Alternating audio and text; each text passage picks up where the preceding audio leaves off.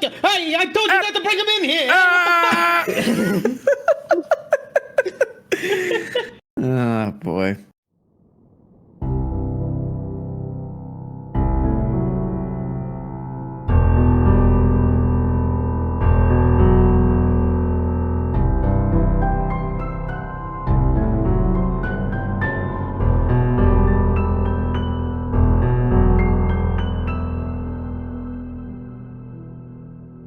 All right, so ready to go? Yeah, I mean, I guess. Yippee! All right, it was beach episode. Yes, Yay. yes, we are at the Harvest Festival. Fair episode. Yes, fair episode. Yeah, actually, not beach. There's no. Well, there is a beach nearby, but neither here nor there. Yeah, it was a fair episode. You guys got to Harkinstrum, and it was immediately the day of the harvest. So you guys had some fun times. Games were played, and you got to crane game with Robin. Which is the best idea I've ever come up with. All the goodies. It was spectacular. Yeah. But no, I mean, it's still fair day. You guys still have a good amount of time to kill and play games and explore around a little bit more. So yeah, we're just gonna pick right back up with you guys at Happy Time Fair. And I'm gonna move you over to the map. Hello again, Harkinstrum. Wow. So, you guys have finished the crane game. You have your haul from that, which just as a nice little reminder, all of that stuff is in the notes for all, in the thingamahiggy, in the Discord. So you guys can remember what you grabbed. What's that? Oh, yeah. Yeah, all your fun trinkets that you guys had grabbed. I don't know what a Discord is. All right, Explain. well, no. Help. Nope. So walking away from crane game with all of your fun stuffs. Real quick. Mm-hmm. I want to take that pipe Yeah. and I want to see if it fits over the end of the decanter. Oh.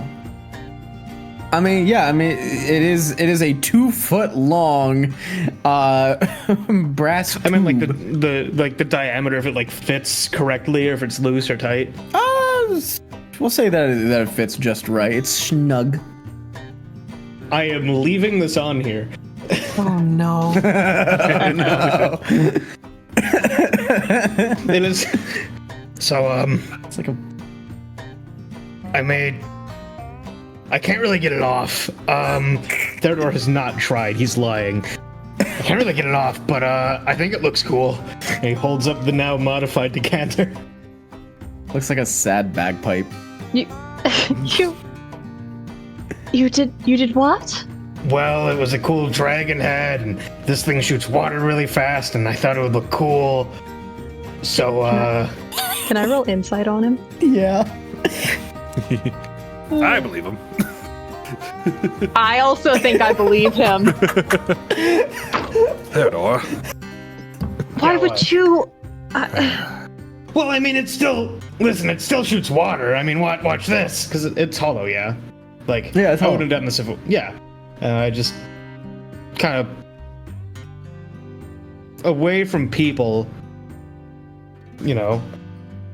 Actually, a little bit up into the air, away from people, you know, geyser, and then let that fire off. Yeah, you fire it off, it shoots up into the air, and a nice mist comes down. Some people are like, what the fuck happened? As it, like, the wind kind of takes the mist and, like, gently dampens a crowd of people. Oops. Anyway, it's in perfect working order, I assure you. Is that the one that shoots the most water? Yeah. Yeah. Oh. Wait, what are they all called? Oh, fuck. I don't know. Wait, let me look at the, user manual. Yeah, the instruction manual. Because I only really use geyser a lot. It just sprays again.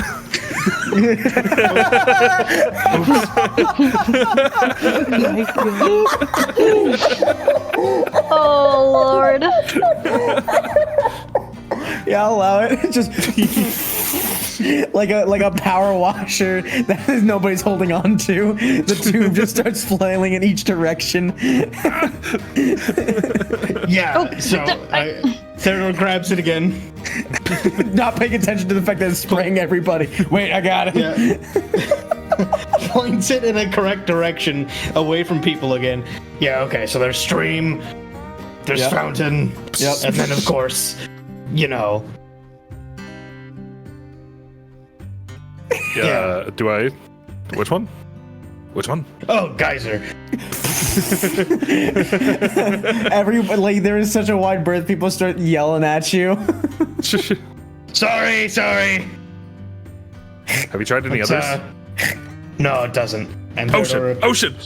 And there's like shoving it back, like putting it away just in case. Congrats, you've made the first power washer. Yay! God damn it. It looks cool now. How are you? It looks cool. That's a How are you dragon. surprised that this is what we've come up with? I say not. we. This is the royal we. Yeah. Do you think?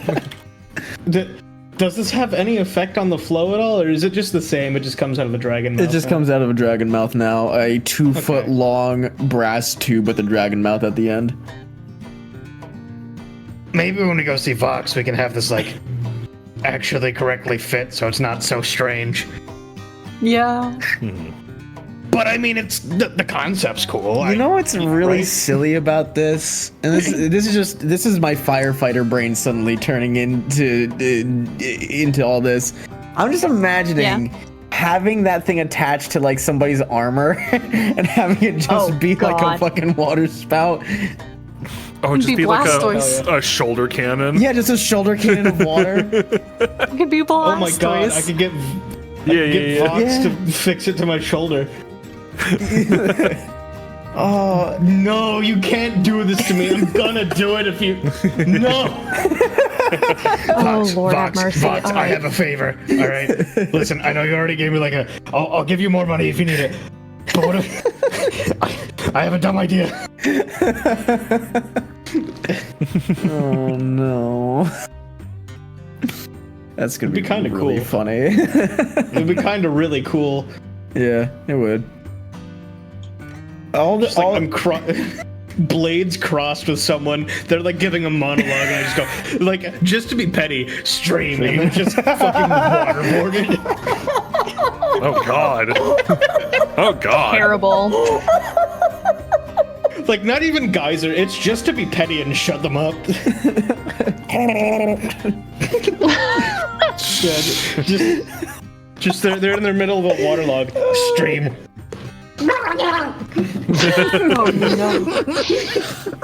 No, that's so terrible, but it's so funny at the same time. That's such a good use for this stupid magic item. It would so give me an unfair advantage in a duel. I don't need to hold it. It's worth it though. It's really funny. Oh god, yeah. Nope. I think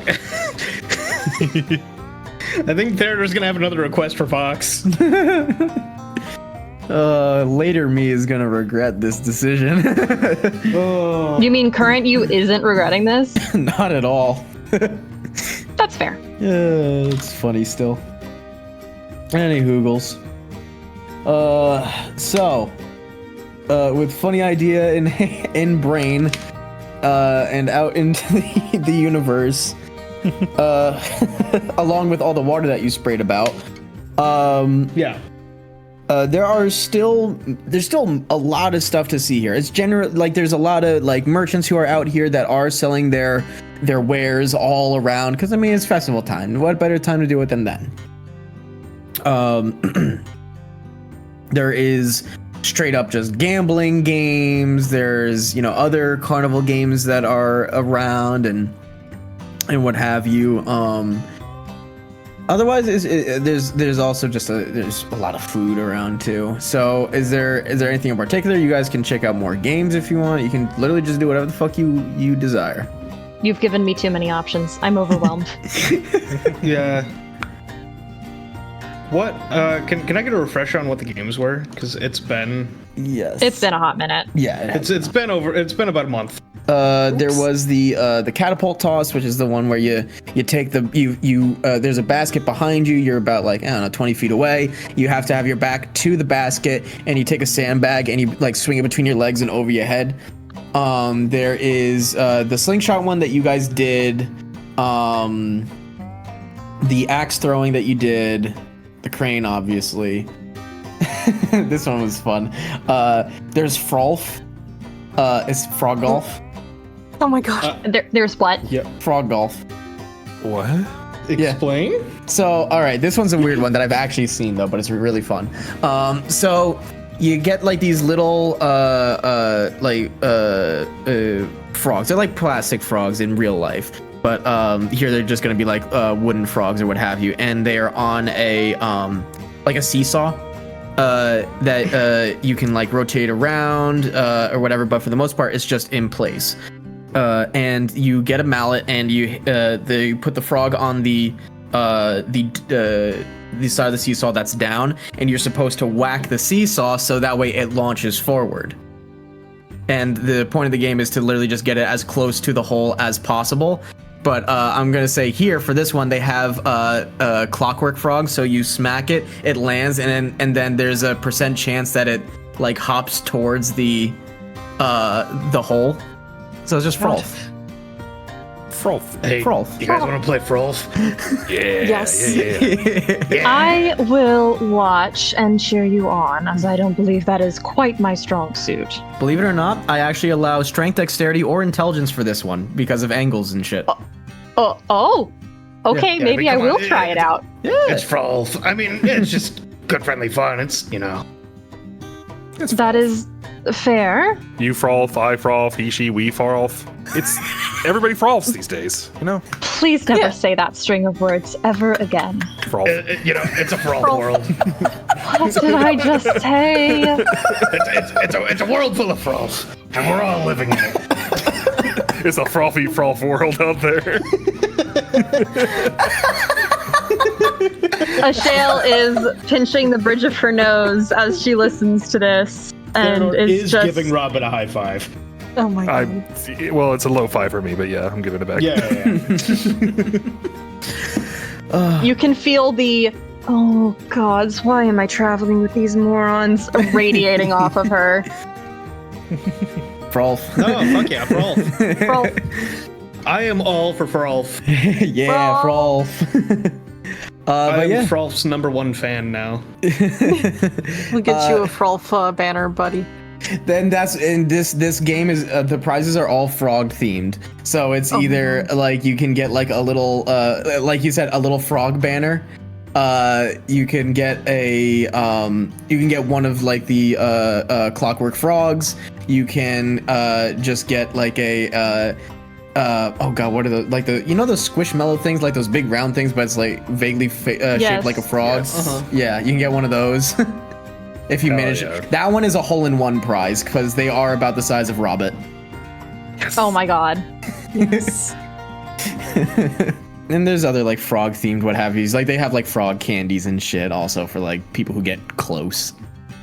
But it is pretty cheap to play. It is literally only 2 copper for a Frolf. A singular Yeah, Frolf. hell yeah. I'll whole pay that Frolf. 2 copper. Hell yeah. Let's Frolf. Who wants to go first? I'll Frolf. All right, you I'll, Frolf. I'll open up. But okay, so what can I use? You can use, they are just a straight stat check. So it's either strength, dexterity, or intelligence. Okay, let's strong Frolf. Okay. 19. That's respectable. 19's pretty darn good. So 19, you step up to the little seesaw. They hand you this little dinky wooden mallet. And they put the clockwork frog on it and wind its back, and you give it a good hearty smack. It crosses this distance. The distance is about 10 feet, 15 feet, really. It's not that far because the seesaw also doesn't give you a lot of room to get them as far as anybody would like. But you launch it. It goes pretty darn far, and it lands pretty close to the hole. So now I will roll to see if it does its jump to get into the hole. Yeah, it does. That's a 97 on the roll. Let me down. With a 97, its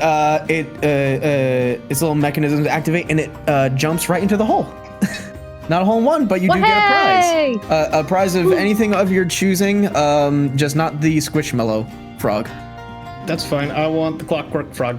Okay, Clockwork Frog is yours. It is. Hell yeah. It like all the other clockwork things that you guys have, it turns and then it'll keep hopping, and each time you would roll a percentile to see if it hops again, and then at a certain point the odds are impossible and it will not hop again. So that's how that works. But congratulations, people cheer, like his kind of clap, because like they're seeing the frog bounce on its own. It's like, but it's not a real frog, but it's still moving like one. Aw, bless. So who's next? I can go. Yeah. So strength, dexterity, or intelligence. There you go. That one. Oh. Oof, ouch, owie. No. Well, the frog goes the other direction. you step up and they put on the seesaw. You give it a good smack, and for some reason the frog doesn't go forward, but I think it's more like the seesaw kind of like breaks a little bit and it launches a little too far back, so it doesn't go forward. It goes right over your shoulder and it launches into the crowd and starts jumping a little bit. Oh no. People start like trying to grab at it, and eventually when it stops, somebody grabs it and brings it back. Oh dear.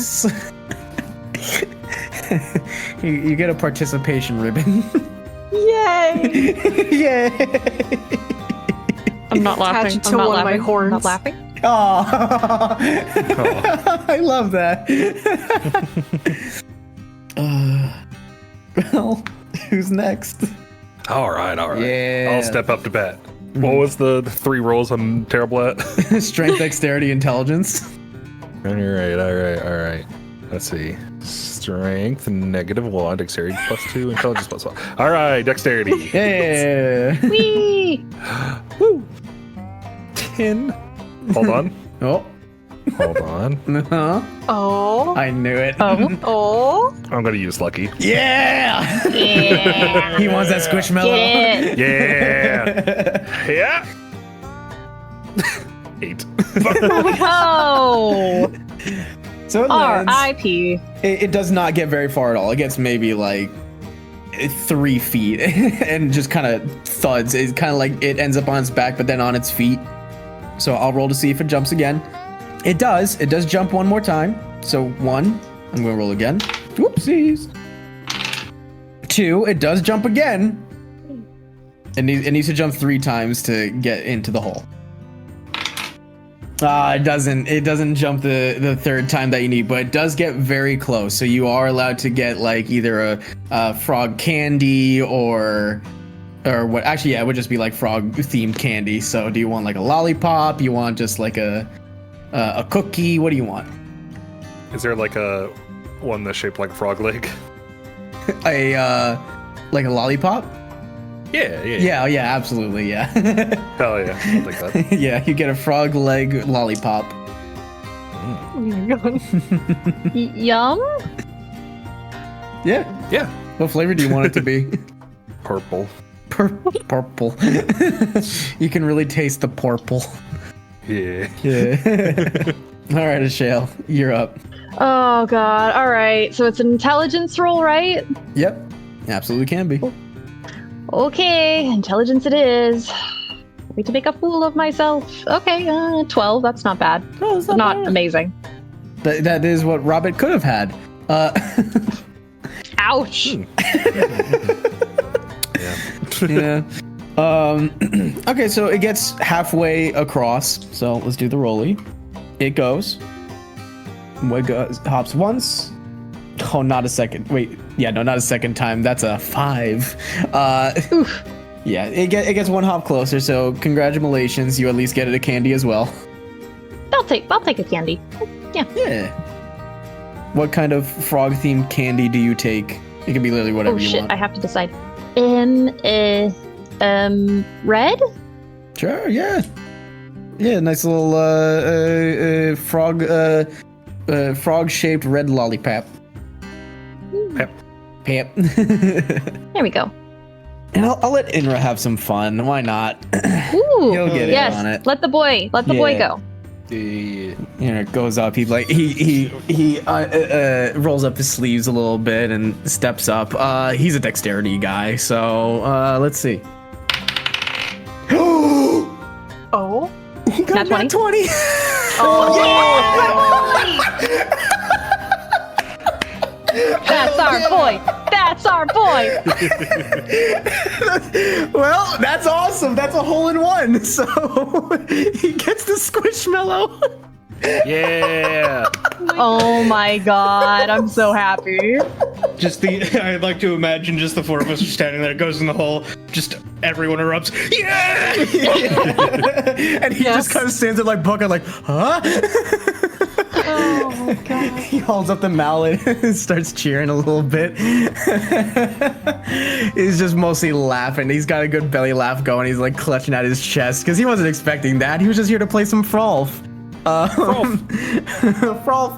And one of the workers of the game just brings over this big, just squishmallow frog. The eyes are like the biggest part of this thing. And it's just, it is literally the Robbit height, so it is gigantic. It's very soft too, very squishy. We love to see it. And it was like, I don't know what to do with this, but I guess he's mine now. Oh, that's lovely. That's so good. I was like, I saw like the dice like bounce. I'm like, is that about to be a 2 or a 20? And then the 20 popped up. Like, We love to see it. yeah. He's gonna put the squishmallow down right next to Robbit for size comparison. Woo! It's lovely. He's gonna. He like, oh god, how is he gonna carry this damn thing? He didn't think that part through. He's just gonna like hold it in front of him the whole time, and it's like you guys can't even like see his head most of the time. It's just a squishmallow walking. Amazing. Hell yeah. Yeah. If we have time, I kind of want to go try the catapult toss. Oh god. You guys hear Inra like speaking and think, yeah, go for it. Oh, bless. So there is a catapult. There were other, just so I can give you guys all the options, and if you want to split up again, you can.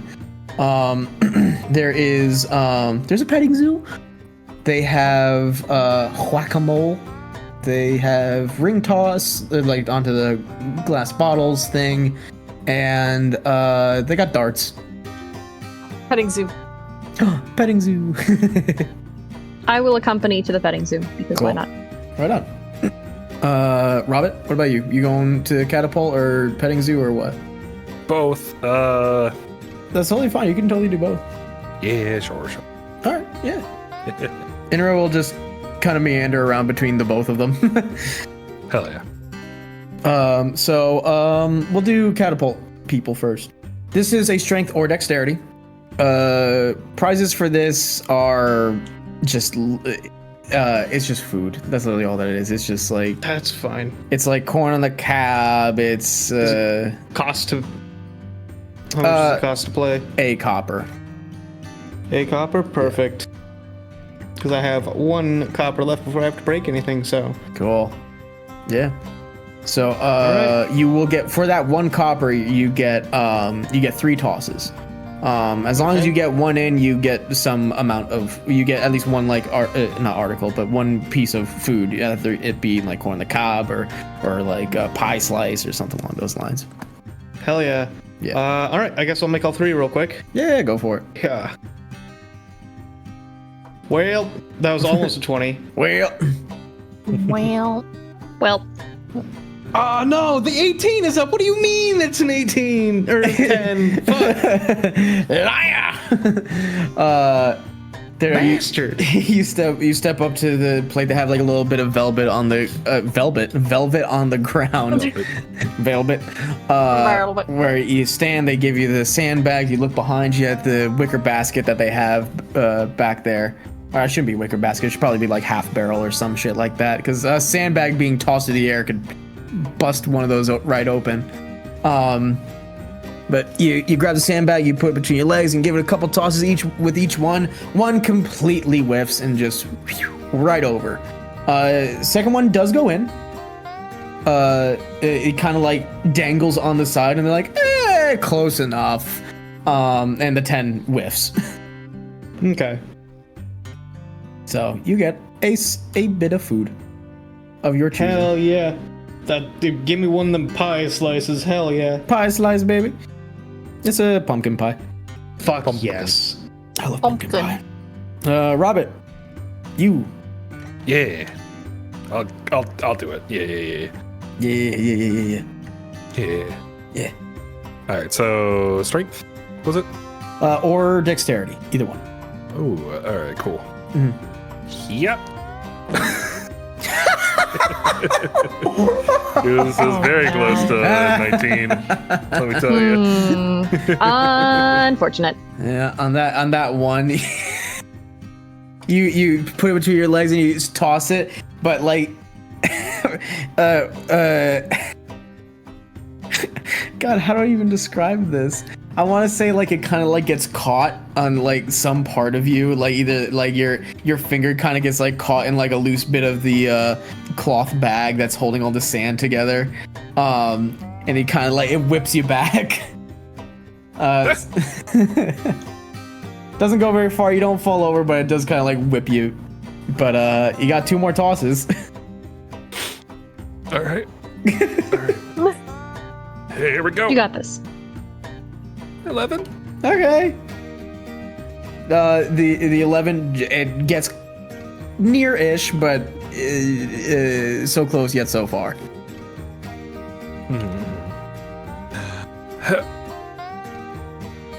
Hey, 19. Hey, there it is. Yeah, that one was just a Nice. fucking swish. You're like, all right, you son of a bitch. It looks like a sky ball, and everybody's kind of like following this tall arc, and then it just right in the middle. And come on in. Yay! Huzzah! So you get some food. What do you want? What were the food options? Or did I just make up? You can make up whatever you want. Some steamed bun of sorts. Ooh, yeah. Oh yeah. Steamed bun sounds pretty rad.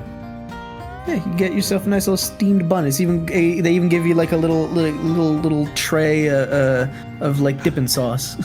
Oh, Hell yeah. Yeah. Ooh. All right. So and when you guys are done with Catapult, moving over to the petting zoo peeps. It's a small little petting zoo. Nothing too crazy. They just got the goats. They got some calves and chickens. Like a lot of just like farm livestock animals. There's definitely like the one thing where they have like a table where it has like those gigantic rabbits. You know, those ones that I'm talking about. Yeah. Yes. Robert, hello, brother. My son.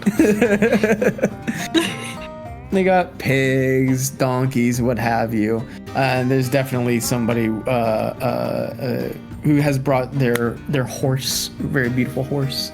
Orps. Yeah, and there's no fee for this. You just kind of walk over and like all the animals are in their little pens, and they have plenty of like alfalfa hay hanging around and seed and what have you for everything, so everybody can feed and pet them and all that. Aww. Yeah. So I mean, is there like specific animals that you want to like look at or whatever? Is there any animal handling checks you guys want? Like, if there's something that you want out of this, feel free to ask. I have no idea. I just kind of followed Val over because the sandbag thing was not interesting to me. The animals were more so. That is fair. I just want to pet everything. Val going over to each pen, in just very like single frame motion, just going over and petting each one. Maybe goat wants to fight me. Amazing. Yeah, it's very fun, very cute. So, all right, that's pretty much like the games and what have you that are around. Before like I kind of push anything forward, is there anything else that you guys wanted to do or explore? Every game here. Every game. He needs to Every master each game. one. Ray said a All short the session, so I'm gonna make him lie. Oh God. Please. So nothing. Everybody good? Yeah. Yeah. Okay. I think so for the moment. That was good. All right. That being the case, we'll say that like you guys just kind of meander around, have your food, just sit down, shoot the shit, have some talks, and you know, just overall just good times about. And as it just before it gets to like the prime golden hour, there are announcements of the parade is about to begin. Everybody, please clear out of the main square and onto the pavements. Please, parade is about to begin, and what have you. And you see that there are people going to like each street. So there's 4 large streets that connect into this center square. And everybody just seems to kind of be picking like where they want to go. It seems as though that like the parade literally goes at simultaneously at each street. So whatever street you're on, you get a different experience. So everybody just kind of starts filtering over there and what have you. Do you guys have a preference in cardinal direction? No. You guys? No, Oh, not not really. particularly. Wait, so we're gathering around. Is it getting late in the evening? It's just about to hit like golden hour, so you're looking at like 5, 6 probably. Okay. So we should sit on the east side so we can see the sun setting better. Ooh. Oh. Good idea. Wow. And then you know what? Here, I'm even gonna make it appropriate for the board, because this would make it east. There we go. That way you guys get the better view of the sunset, technically. Yeah, even the shadows are correct. Hell yeah. Huzzah! Yippee! Continuity. The sun suddenly shifted and nobody is talking about it. Don't worry. Yay! It just happens. All right, so you guys going to the East Street, and on the East Street there is the seems like the internal fortress of the city, as well as I'm gonna have the Shale and Robbit. I'm gonna have you two make perception checks. Oh. 18. Not bad. Perception, you said? Yes. Oh, I'm terrified now. Oh, okay, that's a 17. Okay, cool. As you guys are finding your place on the street, you're both looking around. Right next to the, excuse me, the fortress is a set of, or just a pair of buildings that stand out in this area. It seems to be like a little small courtyard, like that's in front of one of them. And they have like their own paths and seemingly a decent sized street that kind of does a loop around this internal courtyard. And one moment while I grab my notes on this, because I didn't think about this. I should have, but I didn't. Okay, I got it. So those sets of buildings, you can see they appear to be like the university buildings. Like this is some sort of academia, judging by their setup, their design, and seeing that there are some signs for like named buildings and what have you. A Shale I think would have the more of the foresight on this. This is Harkinstrum's like magic school, more or less. Oh. This is known as Arcana Ordis, Ordis, and Robert, you wouldn't know the name of it, but you could recognize the buildings when you see it. I'll have you both make history checks, please. Oh. History. Yes. Great. Ooh, 7. Oh, okay, 18. Okay. Oh. Robert, you won't remember anything. That is a school for magic. For a shale, Arcana Ordis is it's like Argenstead, Arcana Valspar, but not in several ways. It's not strictly for people who are trying to learn arcane formulas like you, or artificers or what have you. This place also tends to people with innate magical tendencies, such as sorcerers, eldritch knights, and what have you. And there's also a branch of it that works in tandem with the local temples, which there are many in the city, to help educate clerics and paladins. And yeah, that's it. Nah, no, Is Jay. Don't worry about it. Any hookles. Listen, you say that and my brain immediately worries about it. I am sure we will all be fine. I'm sure you'll all be fine. So, yeah, that's something that you both recognize and what have you. You find your positions in the street, and Inra will magically just his lawn chair out into existence. Oh, yeah. Oh yeah, good call. I'll join. Yeah. I'll do the same. Lawn chairs out, baby. Yes. Yep. You guys. I've been to enough Wait. homecoming parades. I know how this goes. We got to get there early. Wait. We got to set up our chairs in the front row. Hold They can on. see over our heads. It's fine. Yeah. I realized something. Uh-huh. Oh, no. I don't think Theodore and Robin have seen these chairs before. Nope. What? What the No, fuck are you those? haven't? What? No, they haven't. No, they've always been distracted by something. Or their backs have been turned. Because we've been using them to watch them. Right. Yeah. Forgot about that. So, what the fuck are those? Cheers. Don't ask too many questions. We don't know either. Where? What? Yeah, where did you get those? I You don't just- know. Inra leans Excellent back in his chair. What do you mean you don't know? You just summoned a chair out of nowhere. Yeah, And? You can't just do that. we What is just it even did. made What, out you of? I can't? don't fucking recognize this. I If thought you all think of us really could do hard- it. Maybe you can. I believe in you.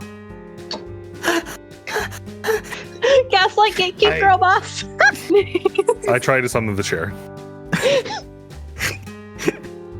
Yeah, Theodore starts thinking really hard about really a chair. hard. Make intelligence it's- checks. Both of you. Yeah, buddy. Yeah, It's just funny because my mine's intelligence is 9. -1. 15.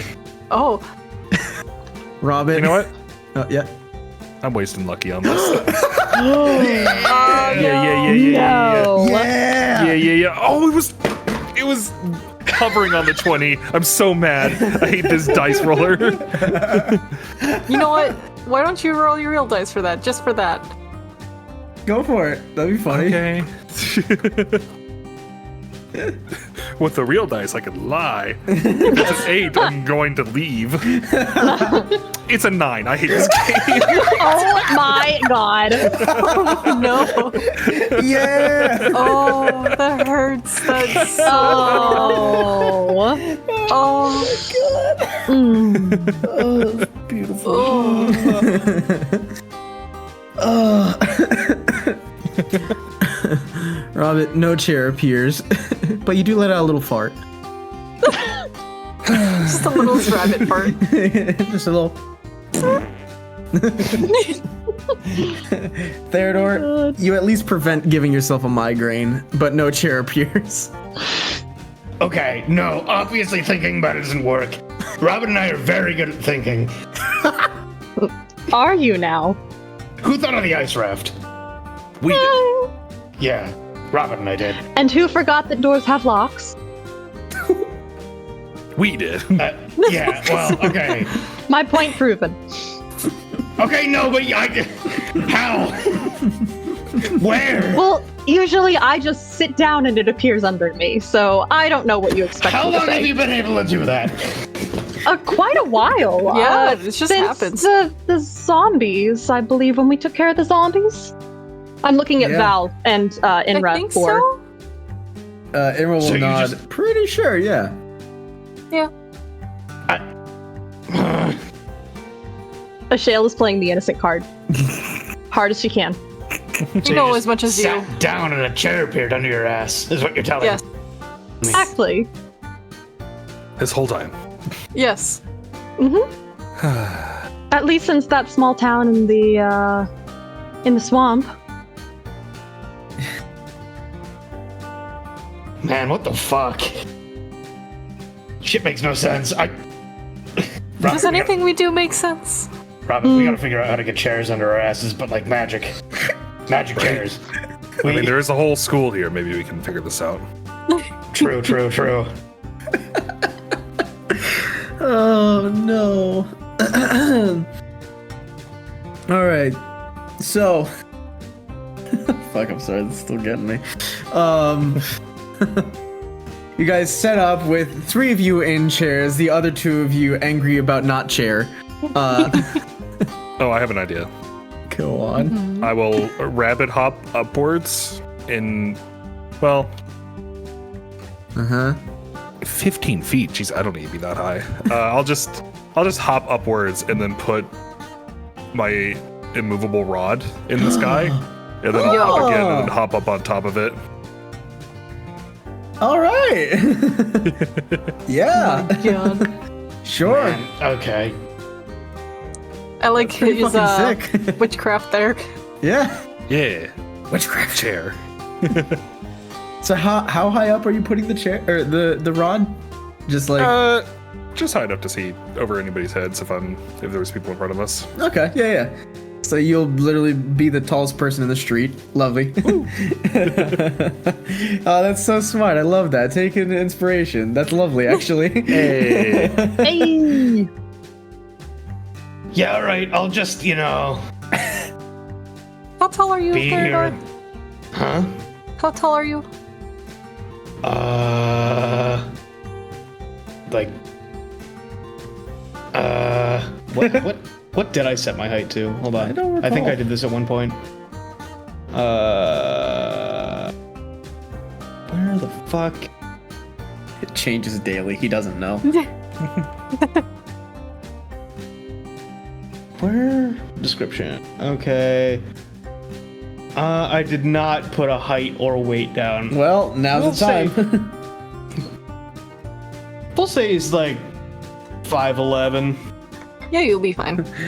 Not even the clean 6 foot, 5'11". Yeah. That's great.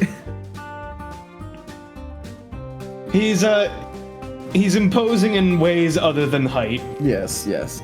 Otherwise, he's just kind of there. Yeah, you're tall enough. You'll be fine. Right on. All right, so everybody set and comfortable. You guys sit chit-chatting away as you wait for the parade to begin. And just as it hits golden hour, right when the sunset is that beautiful color, the sky is that red-orange, and it is covering you all in the most flattering light, the parade begins. And it starts off with minstrels and bands traveling ahead, playing, and you can hear it just like echoing across the city. It's the same music, almost starting. I should say it's almost simultaneous, but you can hear from the different positions how it's a little off in timing.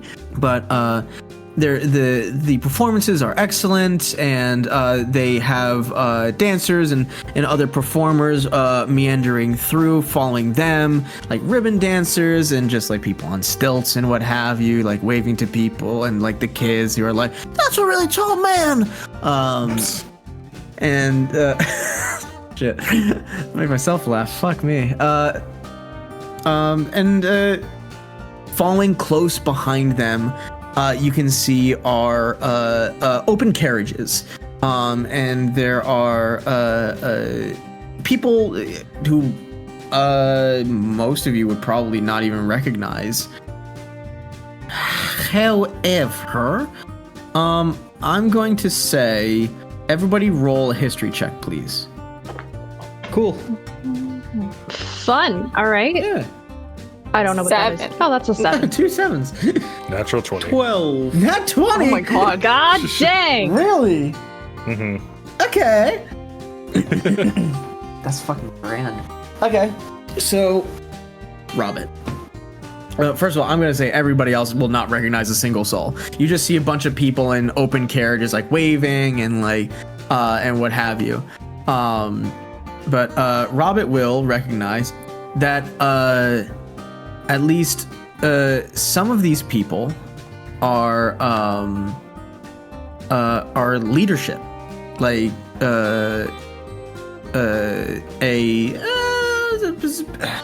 how should I put it? I guess it's just nearby leadership is what I would say. They're like kings, queens, lords, ladies, or people that are just like elected governors or what have you. Where you have this information from, you have no idea. Mm-hmm. But you're only recognizing certain ones, as in the ones that have longevity to them. So like elves, half elves, and there is in particular an open carriage that looks very how can I describe this? It just looks like a horse-drawn garden, more or less. Like this was a gussied up carriage that's full of plants and beautiful flowers and what have you. And seeing the individuals inside, one of the individuals is a dryad woman, dressed to the nines, very very fanciful dress, many natural accoutrement added to it and what have you, and a plantai individual. Now this is actually a homebrew race that I have not like brought out until today. So, in my brain of brains, the plantai are creatures that are just they are sentient plants. There are like tree versions, which are just basically like small treants. There are flower folk that they can look humanoid or they can look very much just like walking plants. And or it could just be like a walking onion where its roots are legs. Like this stuff just kind of happens. Where they come from with Robin with the natural 20 history check. For the most part, they come from the Feywild. They or through magical means of creation, they can be born on the material plane, usually from somebody's garden or fields or what have you. And in other cases, those who look a little bit more humanoid, like with much more like human features, I should say, were born of a dryad and another race. Yeah, I guess that's the best way that I could describe it.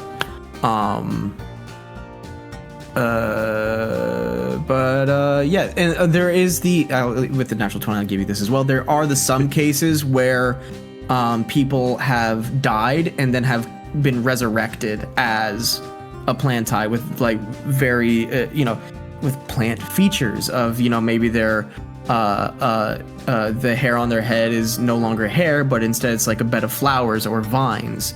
Or they gain like bark skin, or their body changes completely where they turn into a more humanoid-looking plant creature.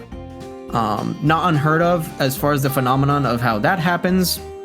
Nobody's looked into it, but for the most part, people, plant-eye people come from the Feywild just naturally. That is their native plane. So one of the individuals in this carriage is a tree plant-eye. This individual, it just looks like a smaller treant, but still very imposing.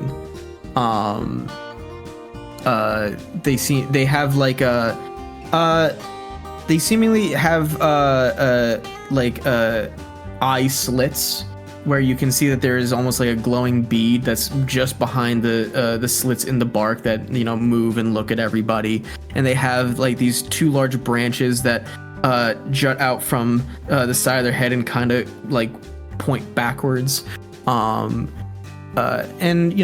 various points where there are branches poking out on them and what have you, but they are also dressed in very fanciful clothes, same kind of accoutrement and like added additions and what have you. And there's a young lady as well in there, not of the dryad, but seemingly a younger plant-eye woman whose hair is it looks like vines, but of like in bloom cherry blossoms. A little bit of like a greenish, yellow tint to her skin, and what have you. So, those people are the ones who mostly clock your eyes. They get a little spark in your head of some sort of recognition. Go ahead. Relay this information to my friends while feeling a little bit more self-conscious about being vegetarian. Whoops. But Tish. Yeah. As all these carriages and whatever are driving by, things are being thrown out. It's it's just like fanciful little I'm using that word a lot tonight. Little like wood bead necklaces or what have you, and of course there's some candies being tossed out just kind of by the handful and what have you. And as you guys are watching this, everybody but Theodore, I'm sorry buddy, you just have such a low passive perception. Yep, nope, that's fair. The rest of you can see that Inra is just soaking this all in. He's never seen anything like this before, as it was established last time that he had no idea what a fucking parade was. Oh yeah, true. Yeah. Bless his little heart. Oh. He's just soaking it all in. Big smile on his face, like just listening to the music, seeing all the people, and not understanding why, like. Truthfully, he's even gonna say to you guys, I don't get why people do this, but it's cool. I mean, just fun. Yeah. Yeah. Celebration. Yeah. He's just kind of, he takes that for a moment of just like, this is just all meant for celebration. It doesn't need an extra purpose. It's just for celebration. And as he looks out again with a big smile on his face, like a cloth just kind of like that seems to have like a little bit of weight to it, like it was meant to be kind of like tossed out for people to have, just straight up smacks him right in the face and just kind of covers him like, huh? Well, I think that's also for fun, but oops. He kind of like takes it off and he starts looking around the dryad and plant-eye carriage. It seems that one of them actually, I'll just say that you have the high enough passive perception, it doesn't matter. The young lady in the carriage was the one who had tossed that out, and it just so happened to have landed her right on his face. And she seems to have clocked that. She's like covers her mouth to try and not show that she's laughing. And he's just like, the hell? What happened? Oh. I think it was tossed off on the carts. The Dryad lady. Oh. Okay. Do I like... What do I do with it? Do I just have it Keep now? it. Yeah, it's yours. They do that at parades. Okay. I think it means you're the next to get married. What? Hold on. That's at weddings, Robert. Oh. Inra's Sorry, looking up Robert. at you. What? I mean, you can also just like wave. That's fine. Yeah. It's a gift freely given. Okay. But it's not something you have to think hard about. Okay. I'm not gonna think hard about it. He puts it in his pocket. Is he thinking hard about it? Make an insight check. Oh, God dang it. Fine, I guess I'll make another insight check. Oh, that was on a 20. All right, 6. Boo womp. Wow. He seems to just be like soaking in a lot today. Of just so fair. much happening, so many new things and new experiences, and but he seems happy. Like outwardly, he seems very, very happy. But as the rest of the parade passes you guys by, you see them all collect. Like all the carriages, everything collects in the center square, and all the individuals that were in the carriages step out and begin to like kind of mingle, but within like this like carriage circle. And people start to like pile back on into the streets to then head towards this square. And as everybody gathers, you can see that some people start to quickly put together. I don't want to say a soapbox, but a stage, just a small stage. And as everyone is gathering, there's plenty of chatter, and you guys having to kind of yell over the crowd to just hear each other.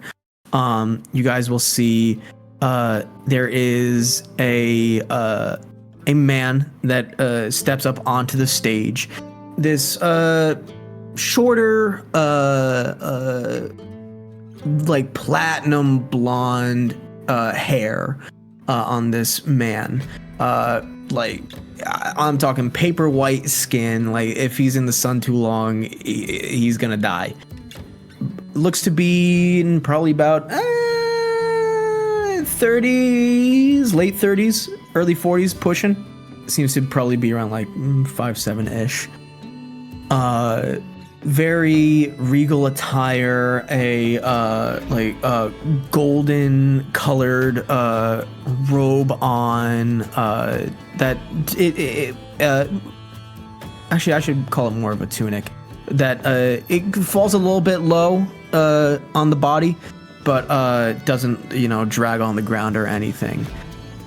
And stepping onto the stage is a woman and 3 children. The woman has black skin and this kind of longer curly hair to her. She has this oh god, I don't want to call it blindfold because it's not that, but it's an accessory, I'll just say an accessory that covers her eyes like completely. It's very ornate, seems to have some iconography on it that you guys cannot see because you're a little too far away, but kind of matching attire to the man in some cases, but on her dress there is some deeper reds and red oranges to it. And as these 2 individuals step on to the stage, a hush kind of hits most of the crowd. And the man takes out a wand and puts it to the side of his jaw, and his voice is amplified. It's just basically thaumaturgy via a wand. He begins by clearing his throat.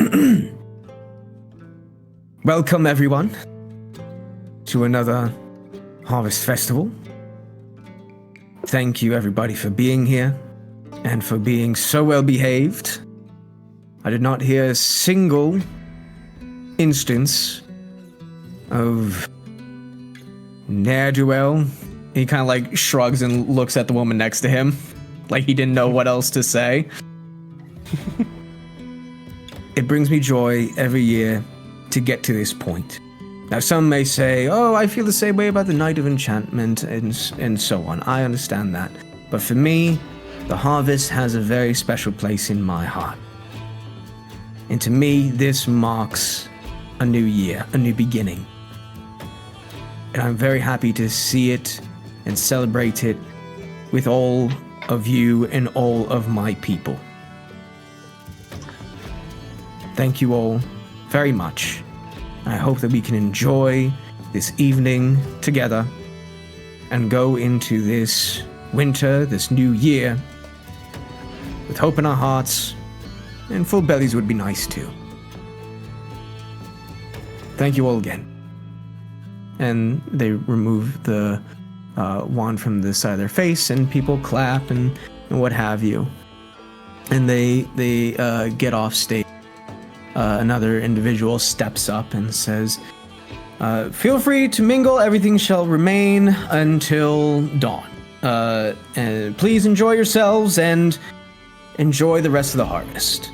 And people begin to disperse again, some claps, some cheers, yay, and the carriages are given way, and all the people that were on the carriages seem to begin to actually like filter into the square and like go to the tents and the games themselves. But they all seem to have like their personal entourage of guard and what have you. But as everybody disperses, a band gets up onto the stage and begins to do their own performances. So this is another opportunity for you guys. If I will give you the go, if you want to like talk, if you want to do more here, tell me what you want to do. Yeah. I know Jinra. I mean, you know, that lady that threw the handkerchief at you, maybe she wants to talk, who knows? He looks at you with the, like, heftiest raised eyebrow. Ooh. Looks at the other two that are doing the oohs with the same eyebrow. Ashale's hiding her laughter behind a hand. Listen, I'm just giving you a hard time, but... I mean... Okay. I'll talk, I guess.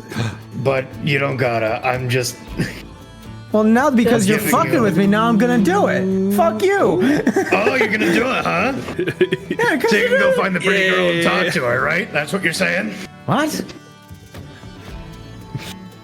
Fuck you. Yeah, all right. He's like, fine, I'll hold on to the squish, and gives it to Robert. Yay! Amazing. I'm coming back for that. We'll hold you to it. Yeah. Do try not to get into any trouble. Looks at Ashale. There's like a twitch of a smile that immediately is hidden. Oh, I'm so reassured. Sorry, I'll do my best. We'll keep an eye out. Shout if you need us. Yep, sounds good. Be back. Fuck you, Theodore. Yeah. And then gets lost into the crowd. Always the last shot across the bow.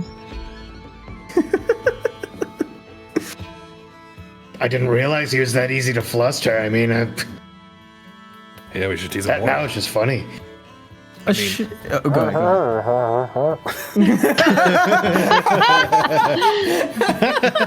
Robert, here, and Theodore like kind of lifts the squishmallow up so he can talk. Yeah, we should tease him more. Yeah. Do you want this back? Yeah. Okay. Don't suffocate yourself.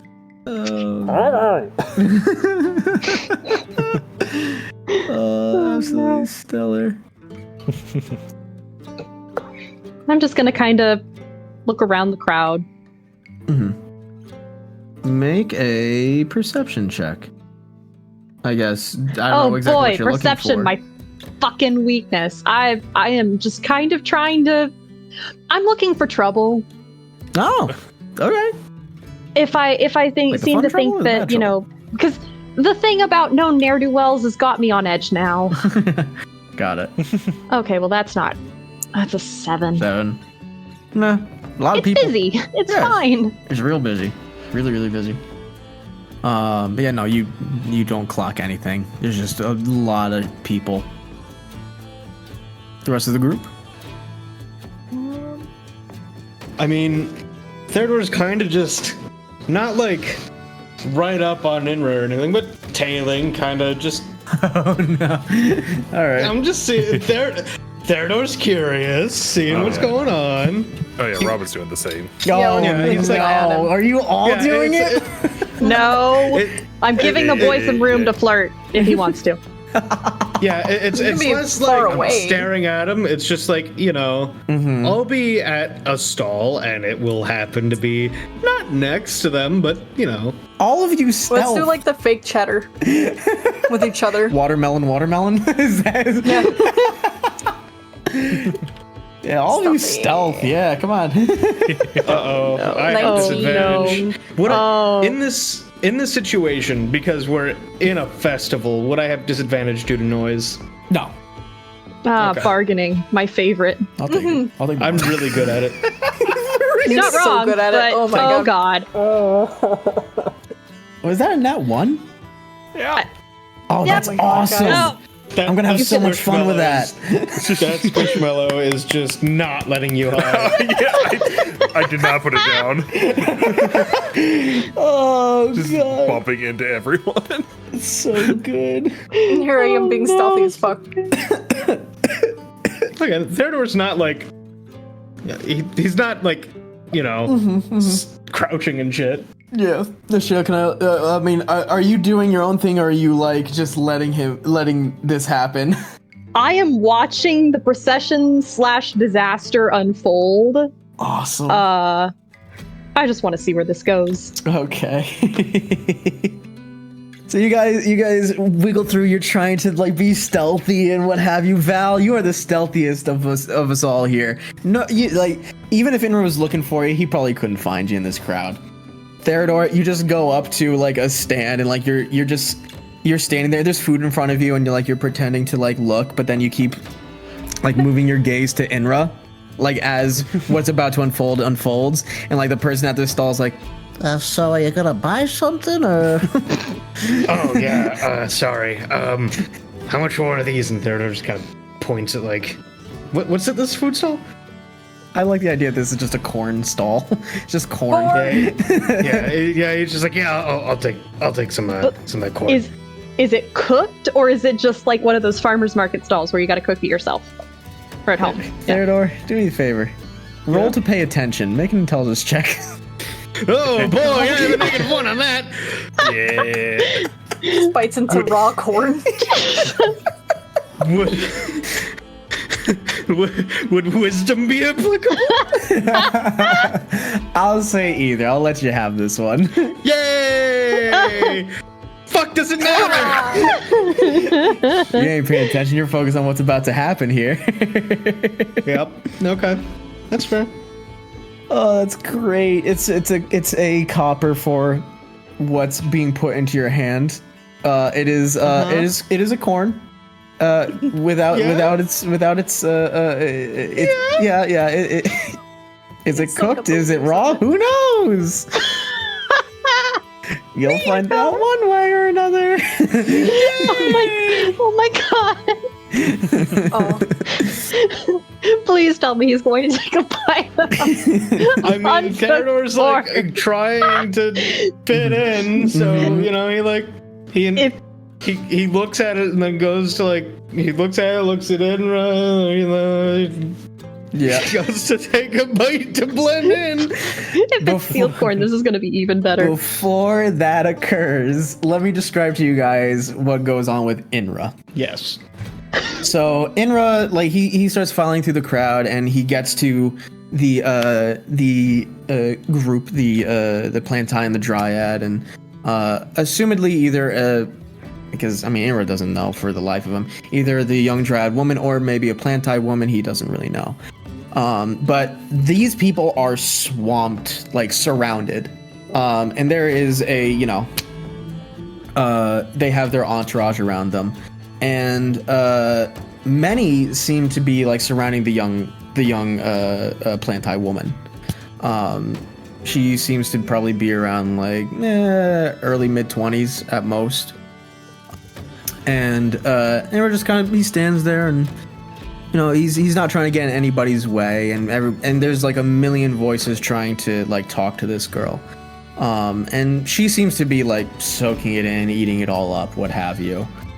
And eventually he just kind of like, people are moving, and like he just kind of gets like bumped forward, and he kind of gets shouldered like ahead, and he looks at the entourage and the guards, and then looks at her, and she looks at him, and she says, "Hello." Hi. He just kind of like stares at her for a second. Oh, Jesus, we gotta teach this boy to have more game. So you hit me in the face with this, and he holds up the God, handkerchief. Inra! I'm going to die. And she just kind of like covers her face. She says, "I am very sorry about doing that." And he's like, "It's fine. I felt like pointing it out, I guess." Are you fucking with me? Boy. Man, I hope she likes morons. Bless her heart. Oh, Jesus. And she just kind of like smiles at him, and he says, "So it was quite a surprise, because I've never been to a parade, and honestly, I didn't even know what one was until today. So, I mean, I got a laugh out of it." And she like kind of juts her head back a little bit, and she's like, "What? You don't know what the parade is or anything?" And he says, "No, I don't actually." And like behind him, there's like a couple people who laugh, and he like kind of just turns around and looks at each of them, and looks back to her, and she says, it's like there's a little like click of the tongue. "Oh, that is very cute." Oh, we got the cute. Oh. Yeah, and Inra kind of like tilts his head, and he's like, and he raises the eyebrow and says, "Excuse you?" And she says, "What?" "Well, no, excuse you. Last I checked, calling somebody cute wasn't or at least like that, wasn't a compliment." And we should have gone with him. Oh my God. I am in pain. I'm gonna have to take my headphones off. This hurts. Oh, sorry. At this point, Theodore, you take, like, you're hearing this, you're like, "Oh God," and you take the bite in the corn. It's not cooked. Fucking choking out loud on corn. Oh my God, I'm in pain. Very good crop you have here, sir. I gotta go. Yeah, okay. Why the guy just do that? Why do you just bite into corn uncooked? I don't fucking know. What is wrong with this man? Is he even from here? Oh, it's great. Theodore, you start to like move away. The conversation between Inra and this Plantai lady continues, and she just kind of like looks at him, and she says, "Well, excuse you." He replies, No, again, excuse you. What? Last I checked, calling somebody cute that way is calling them naive or ignorant. And what, just because I didn't know what a parade was? Come on."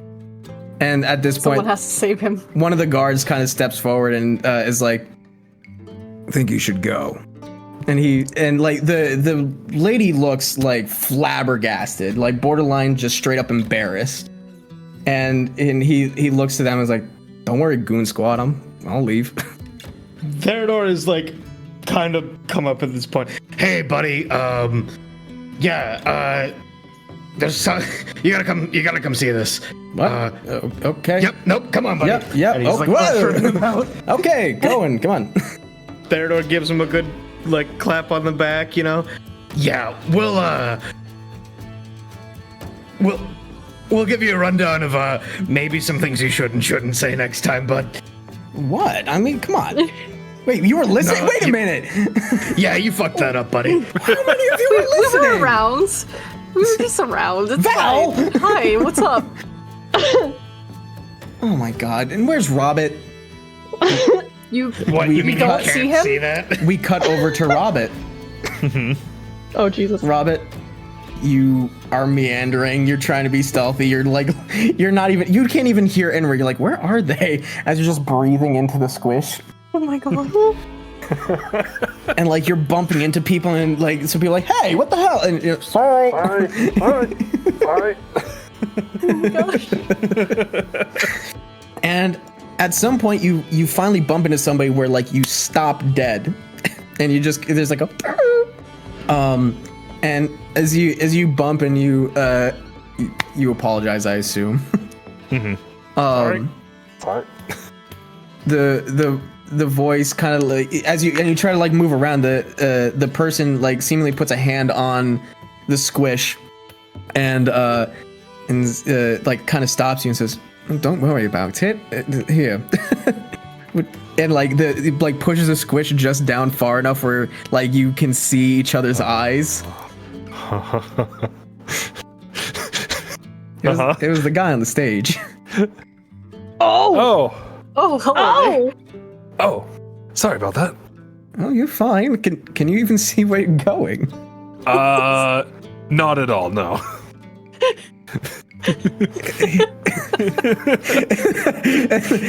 He starts to laugh, and like he looks around, and like the entourage like suddenly realizes that somehow, some way, they did not recognize you. Like walk right through them. Congrats, Oh. you nat one through the guard. Oh my god. This is the real lucky. And like some of them start to filter over, and like you see the gentleman like just kind of wave a hand. I'm sorry, what's your name? Robert von Breath. And I'll try to reach over in the squishmallow to shake his hand. He takes a hand. Soler Harkinstrum. Oh, Nice, Holy nice to meet you. pleasure. So are you enjoying yourself? I see that you've won quite the big prize. Yeah. We've been winning quite a lot of prizes around here. It's a lovely festival you have. Thank you. We like to have fun here while we can. It's good. Good. And you see one of the children that's around him, like kind of pokes up behind him. I like your frog. Thank you. Make the frog dance. The kid like starts giggling, and they're getting a kick out of it. Oh, thank you for being such good entertainment and for being a good sport, and like looks towards the guard. And don't worry about them. I'm sure you are fine. I'm not too worried. Yeah. You never can be too careful, I guess. No. In certain circles, in certain worlds, yes. But here, right now, I like to step away from that when I can. That's why I'm out and about, meeting as many people as I can. It's nice to actually know, the people who listen to you, who follow you. But that's not for you to hear. Sorry, I just... Introspective thinking becoming dialogue. Excuse me. Are you from here? Do you live in the city or what have you? No, I'm a bit of a traveler. Oh, very nice. Now do tell me, where was the last place you were? Still shore, technically. Technically. Still shore. Oh, so Argenstead's territory. Very nice. Well, you came quite a long way then. Yeah, I've been all over. No kidding.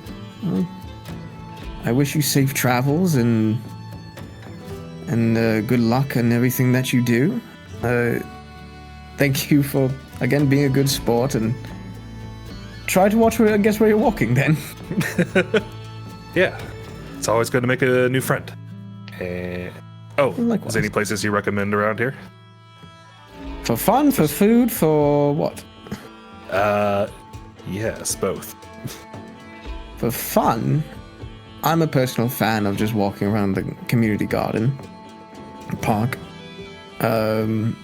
which is any kind of points way past all the people that way.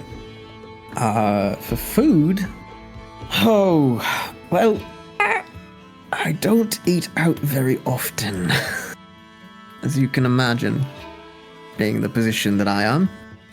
Right. So, not the person to ask, sorry. Not even takeout. I was trying to think of a clever name for DoorDash. Ingredient household, sadly. I like snacks, but... Well, it was nice to meet you again. And I offer another handshake, trying my best to crawl up onto the onto the squish. Squishmallow. Yeah, he shakes your hand again. It's very nice to meet you, Robert. I'll pick up the Squishmallow and I will start walking in a direction and bumping guards on the way out. I'm going to have you roll intelligence real quick. Yeah. As a player, I'm realizing I have a message for this guy. Well, technically Yeah, you no, rolled, I've though. been sitting here like, Yeah. Oh, shit, do we? Oh, fuck. Yeah, that's why I'm having you do the intelligence. Ooh, 19. I remember it was specifically. Yeah. Yeah, and the 19, it will click with you. That was like the last thing that Dean told you before he said, get the fuck out of here and don't come back till you fix your shit. Which was to tell the King of Harkinstrum that he says hello. That Dean says hello. I turn on my heel and then run my Squishmallow right back into him. Squishmallow just like jostling back and forth, the head kind of like bopping up and down as you run. Just before you get past the guards, one last time, there's just a little pitter patter of your feet going across the stone, and you bump back into him. Just oh, yes. I hop up so like both my hands are on top of the Squishmallow so I can like look up at him. Yeah. He's here. Dean says hello. You do not need an insight check for this whatsoever. I hope this is a mistake. You see the smile immediately like drop. oh no. I mean immediately drop. And you see a complete tonal shift in this man's face. Oh Jesus, oh Jesus, oh Jesus. He looks at you and like and unblinking, unwavering eye contact. And you start to see tears form in his eyes. Oh, Oh. oh no. I'm sorry. What did you just say? Dean says hello. We met him in Still Shore. There's a sharp inhale. And like you can see like he's about to cry, like his mouth like starts to quiver and he pulls himself together and like looks towards the sky.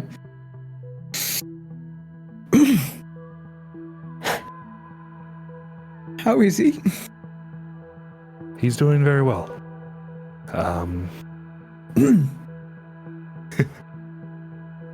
He was very gruff and hard to get along with, but I liked him a lot.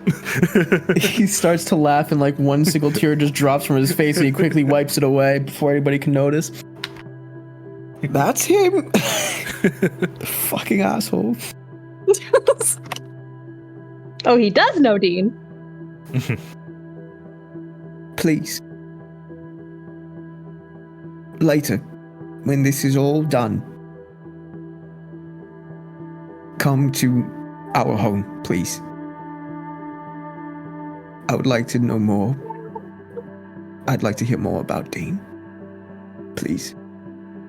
If you don't mind. Of course. Believe I'm me, sure your home won't be far to find.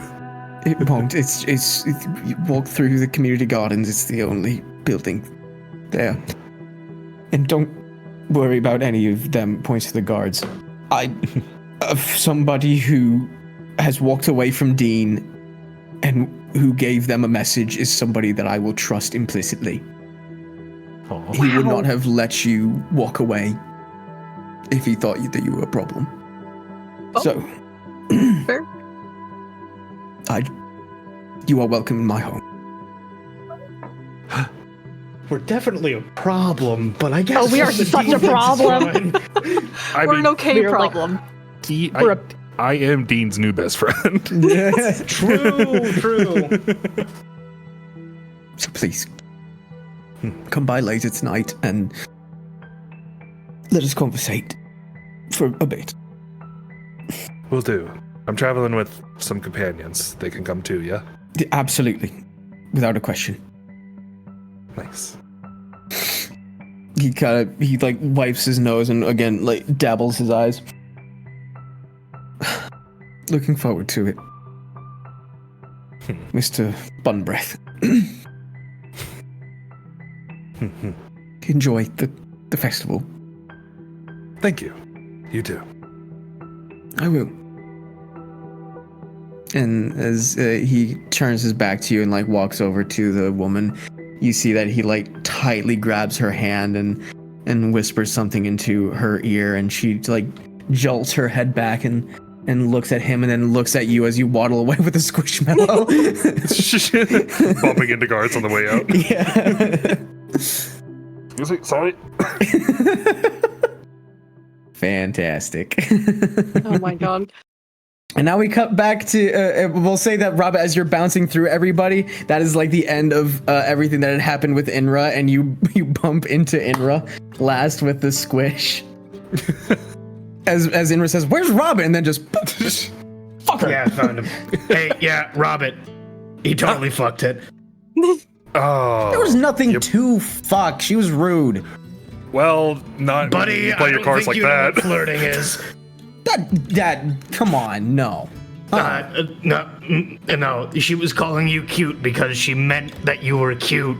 As Like in, clumsy cute. Like it's an actual like it's cute. What? And Ra, I don't. she wasn't making fun of you. He does not believe you. He's no inside checks needed. First of all, he wants to not feel like he was an idiot. First of all. Oh, fair. Second of all, there's a part of him that it's like he knows it one way, and he doesn't fully buy that it's meant to be also another way. It's like he's in that catch. He's like, all right, well, I mean, but I've only had people say to me the other way. I don't know. Hey, bud. Hey, it's not your fault. Gaps in knowledge exist. I have plenty of them. But Oh God. yeah, it happens. Just don't blame the nice lady. All right. Sure. Fine. We all fumble. It happens. yeah. You're good. Yeah. This is Fine. Hey, Yeah. it's no big deal. Fine. He just keeps repeating that. I feel like you're not listening. Fine. Do you want What? Do you want old Robert to give you some pointers? I have my way with words. Looks to you. All right, Robert. Shoot. What do you got?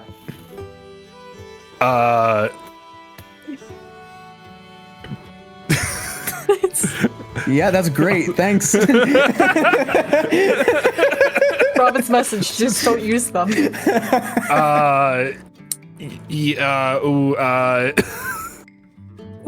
So, Two you birds need to walking a bar.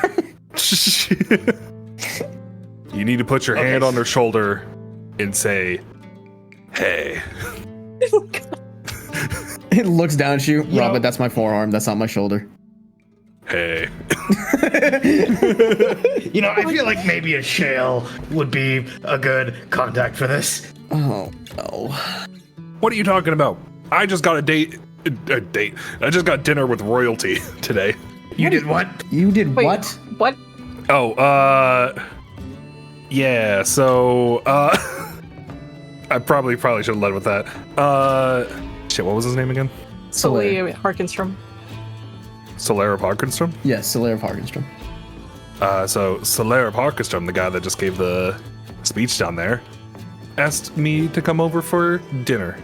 And also, and all you guys. What? Oh, that's Dean's friend, huh? What? Yeah, that might have been how I... Inra didn't know that.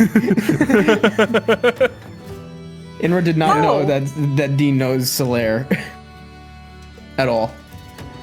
Yeah, I told him that Dean said hello, and he seemed to be really emotional about that.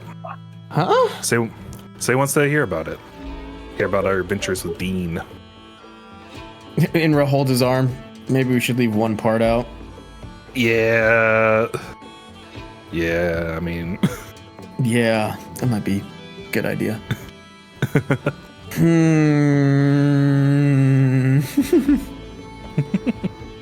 So, moving on a little bit. As you guys mingle around and like everybody just kind of giving Inra shit and trying to explain to him, brother, listen. Eventually, like you guys kind of like spread out and it turns to night, and the energy does kind of die down a little bit. People are starting to go home, especially those with younger children who are way exhausted from the day of festivities and what have you. But the band continues to play, and they're boisterous. They're doing in betweens of like some quieter songs and some more uplifting things to keep people going, and also just giving people some moments to just relax and enjoy the closing of the day with some peace and some nice music to be introspective to at certain points. And as you guys kind of like spread around and do your own things and mingle, what have you, you guys can see that Inra is like, he's staring at the stage and like he's like tapping his leg. He's got kind of like his finger to his lips. And everybody can make an insight check if you want. Oh my god, it was on 20! What the fuck? 16. Okay. Michelle, Robert, you both will clock this. He's deep thinking, but he's like transfixed on the stage. And it looks like he's plotting something. Oh. I will just sneak up behind him. Mm-hmm. What you thinking about? Ah! Oh my god. God! Damn it.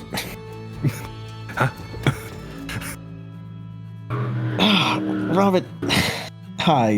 He kind of like, as you're behind him, he reaches his arm behind and like grabs you by the back of the head. What are you doing, buddy? Coming to see what you're doing. Thinking About? doing something stupid. I like stupid. I know you do. You want me to go get Theodore? No. God, no. It's not that brand of stupid. Damn, okay. We got a brand. Yo. So it's stupid for me. It's my brand of stupid. Yeah. Do tell. He looks to you, looks to the stage. I'm just gonna show you. Hold the squish. You got it. And Inra kind of disappears into the crowd, and Robbie, you lose sight of him. Ashel, you also do as well. And after a couple of minutes, at a certain point, like the band like goes to a brief intermission, and when they come back to stage, so let me set the scene a little bit better than how I am right now.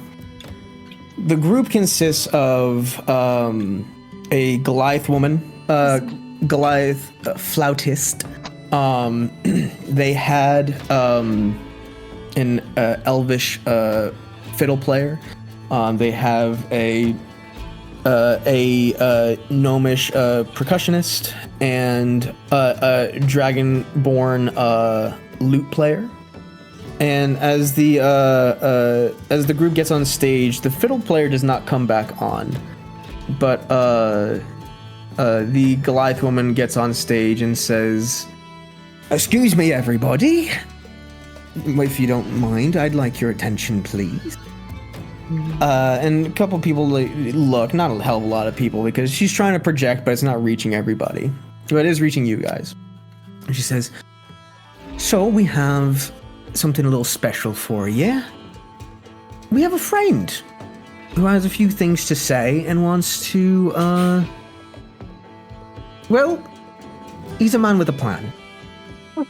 Oh, God.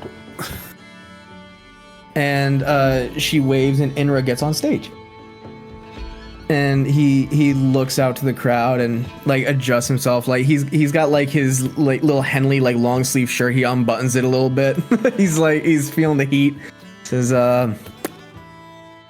"Hello, everybody. So this is a little out of my out of my comfort zone, but I'm here to do a little performance for you all. But it's also for some very special people who are out there right now. Some people who have taken care of me and have taught me many important lessons, have made me laugh, have let me cry, and who have felt like a new family when I have lost mine. So, we're about to be parting ways, myself and them, in short order. They have their lives to live and I have mine. But this is me giving not a goodbye, but a see you later. And that I will never, ever forget everything that you have all done for me. And he takes a deep breath. Can I? Mm-hmm. Can I say that, like, halfway through this, I cast Mage Hand just to, like, tug Theodore and Val over here? Yeah. Yeah, you two feel like a little tug on your armor, and you kind of like come into Inra's little speech, and he is handed the fiddle, and the Goliath woman says, "Now, for some of you, this may come as a surprise, but this young man seems to have the faith that he can perform the burning Piper's hut. So, let's have a good time, shall we?" And the band prepares itself, and so does Inra. Inra gets into the most stiff position that you've probably ever seen him.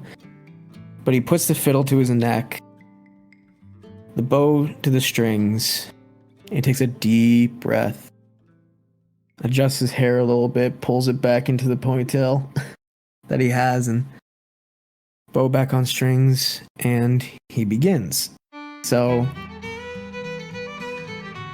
with a jaunty tune, and immediately it clocks with you guys. You guys had no idea that Inra could play the fiddle, yet here he is. Yeah, and now I feel fucking terrible. And he is on that stage, stiff as a board currently, but playing deftly and amazingly, to which it is just him playing right now. No other instruments have joined in yet. And the people around him are, it's like, minorly enthralled. Can we do the thing where like one person starts like clapping to the beat and then the rest of the people do? This is like sort of like Yeah. praise to our friend. Yeah, absolutely. Yeah, you guys start doing the clap to the rhythm, and some others in the crowd start to go with it, and people who weren't paying attention start to hear the clapping and like start paying attention to the performance on stage, and it starts to pick up a little bit more, other instruments getting involved, and Inra, still having his eyes closed, starts to loosen up a little bit and like tapping his heel to the rhythm and letting his body just flow with the music and putting on this performance. And the other band members actually start to look pretty impressed as he's keeping it up. He's doing well, and they, as they're into it, they're starting to put on their stage performance of being a little bit more active and trying to keep the crowd's eyes on them and Inra. And as the song begins to pick up faster with this faster beat, and Inra's hands moving like lightning suddenly, he begins to loosen up, and his whole body starts to move with the music, and bobbing his head, moving back and forth, starting to like just move around in little bits where it seems like he's getting into the flow, listening to the music he is creating and letting it move with him as he's moving with it. And as the flautist comes in, joining with him, you can see that he actually starts just like straight up dancing, and his eyes are closed the whole time. He's just feeling it. He's feeling all of it. He's moving so much, like his hair starts to fall in front of his face a little bit. But at this point, the crowd is completely watching. There is no more conversation. This has turned from a festival to a concert. And right now, Inra is owning the goddamn stage. Can I do something? Absolutely. Can I cast Major Image to have 3 spotlights from the floor on each side of him, and then 1 spotlight that's above him and pointing at him? Yo, absolutely. I also want them to make that like song or sound when they turn on. Absolutely, yeah. As you do that, it turns into this jaunty part of the song where people start dancing to the performance. The spotlights turn on, and Inra is completely illuminated. And as he is, like, you guys can see like the beads of sweat on him. He's starting to glisten a little bit, but he is into it. He's owning what he's doing, and everybody is dancing along and smiling, and people are really just leaning back and enjoying what is happening here. And there's some people who are starting to like cheer as the jaunt like continues, and it even gets faster than you could have imagined. There's just smiles, cheers all around. And there's the bit in each and every one of you that looks at Inra on that stage, seeing what he is doing, making people as happy as they are right now, that there's pride in him, and you just can't help but feel the happiness along with everybody else. As the song begins to reach its end point, and his fingers going across the string, his arm and hand moving like mad across with the bow, his hair finally falls in front of his face, just clouding him behind it. And with the final hit of the bow on the strings, it comes to an abrupt end, and everybody just fucking loses it and cheers. Fuck yeah. Yeah. Hell yeah, Inra. He's breathing deep. He looks up and looks at the crowd, deep breaths, holds up his hand. Thanks. Hands Gotta back. work on that finish, but Ashale is biting, like almost crying, but is holding her shit together because. Robin is cheering. Val's Yeah, no. Whistling, but using where is it? Thaumaturgy to make it louder. Yeah. I love that. Yeah, Gray, I think you've experienced me clapping at full force. Yes, I have. It's scary. How deafening it can be. Yeah, no, that Theodore is just loudly clapping and cheering. I love that. I would thunderclap, but there's people near me. Yeah, no, don't want to do that one. Low. And you guys see that Inra speaks with the band members for a little bit after the performance. But then he steps off stage and meanders his way back to you guys. He's sweaty. Whenever he gets over here, we're gonna hug the shit out of him. Aww. Oh, yeah. He accepts the hug and just holds you guys for a while. Shale murmurs into his hair very quietly. I'm very proud of you. Thank you. Thank you very much. Always. Also, Inra, before you leave us forever, can you please, like, tell us more about yourself? I don't even know if you played the freaking anything. First off, we had no fucking clue. Yeah. Surprise. That was so good. Thanks. I played the fiddle for a long time. My mom taught me that. And I didn't perform in Hilkati at all, but I did at home. And a lot of the nights I think it was only Igmut who ever knew that I was performing. Because I'd just go into the stable and perform around him. But You seem to enjoy yourself. I did, and I do. I really enjoy it, but yeah, I didn't have a fiddle for a while. Yeah.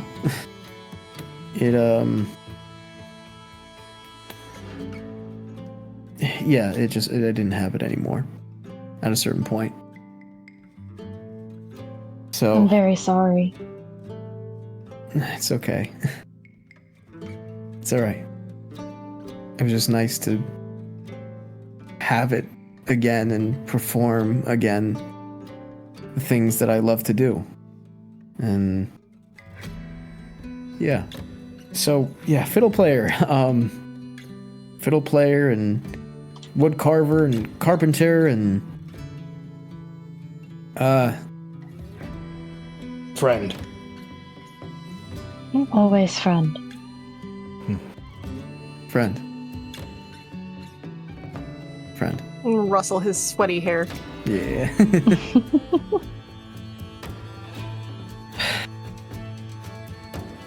feel like I need a wash bucket before I go meet the fucking king. Jesus Christ. Whatever that is. Well, wouldn't you know it? I believe we have something that can assist with that as long as you don't mind. Being Well. soaked. Yes. I promise not to do the highest setting. All right, Theodore, hit me. Yep. Theodore pulls it out. Mm-hmm. Hold on. We are in a crowd, by the way. Probably move away from the crowd before we do this. Yeah.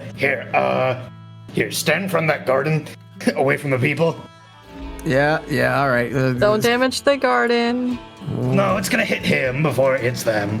Oh yeah. So you guys make the jaunt over to the garden, and like as you get to like that area, you see that the stone walls are like 20 feet high. They're pretty hefty. But you can see like trees kind of poking out from the top, and you can see that there are glowing bits that are like in between the trees and also kind of reaching up towards the sky a little bit. But as you stand by the wall, Enver just kind of stands there, arms out. All right. You want me to hit you directly, or you want me to spray it in the air so you can like kind of He's almost just shower? just hit me. Just hit. You got it. Stream. Yeah. and he like squints and closes his mouth, and his hair gets all blown around. You just completely douse him in water. And when the stream is done, he just kind of stands there, and like you guys can hear the dripping hitting the ground. Yeah, they got it. Yeah. It tips Hey, wait. over, like squeezes out his hair a little bit. Wait, Robert, you have Gust, yeah? Oh shit! I don't remember if you do. I think I might have changed it. Oh no! Oh no. Oh no! Ah, we have the perfect wash combo. Fuck. I could do this. I thunderclap. Oh no! No. Shoots bad water idea. off of him. Oh. Oh no! Oh no! Doesn't Thunderclap do damage? Yep. I'm over 5 feet away. Oh my god. So, A, that hurt. Huh? A, that hurt. Did it get him dry? No. Oh really? Don't do it again. Why would I learn this? Oh, incredible. So, as night falls and the festival comes to its end and people meander back to their homes, you guys walk through the gardens, and it is a beautiful place. Trees, all sorts of vegetation and flowers that have not yet been sullied by the cold weather, and there is a smattering of ever-bright crystals everywhere just to illuminate the area. You can hear that there is some flowing water as well. It seems to probably be just like a man-made pool or a fairly large pond. And there's a walking path that brings you like just right around all of it. And there are chimes hanging from so many perches and trees that just the gentle blow of the wind makes it all just gently sound. And by the time that you reach your destination, it is literally the biggest building in this freaking area. You can see it from over a mile away. And it's a continuation of those same stone walls, but taller, with a large iron gate. And the guards are posted out front. And again, for brevity, you guys announce who you are. And after some time goes by, you are allowed passage. There seems to be like that immediate walled off area, then a secondary walled off area, but you all are let through both. Entering inside, it is a fairly large, wide open space, made of wood and marble in certain places, and plenty of well-cut stone. Just there's a smattering of all sorts of decorations, tapestries, and everything. There's fire. There's a large fire going in a fireplace that you can see just across the way. You can see that Solaire and the woman who you can hypothesize is probably his wife are standing in front of this fireplace. His wife is sitting in a chair, and he's standing just looking at the fire. Both out of their fancy clothes and now in more just comforting attire.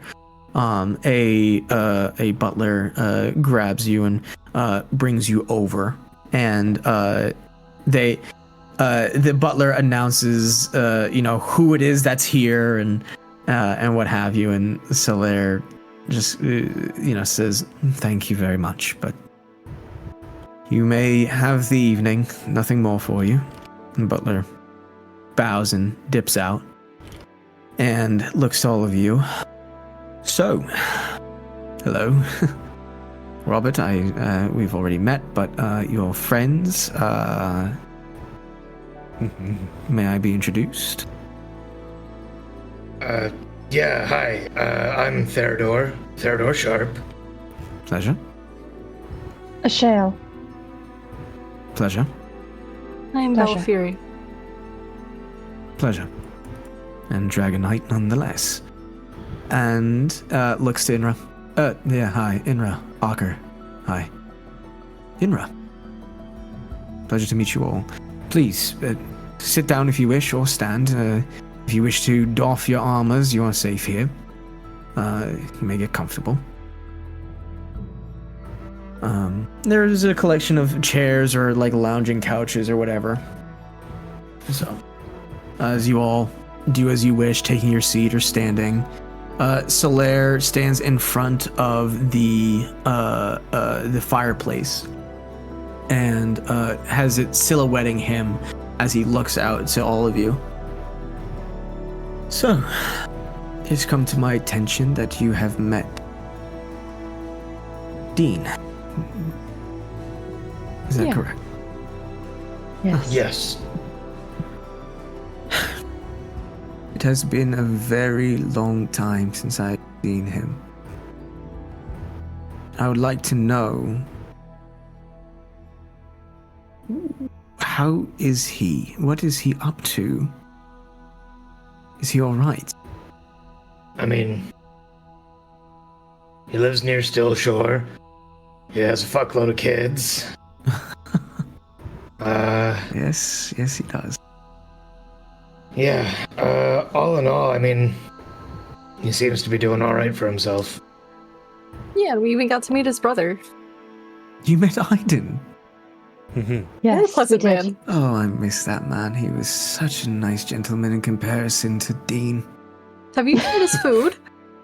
It has been such a long time.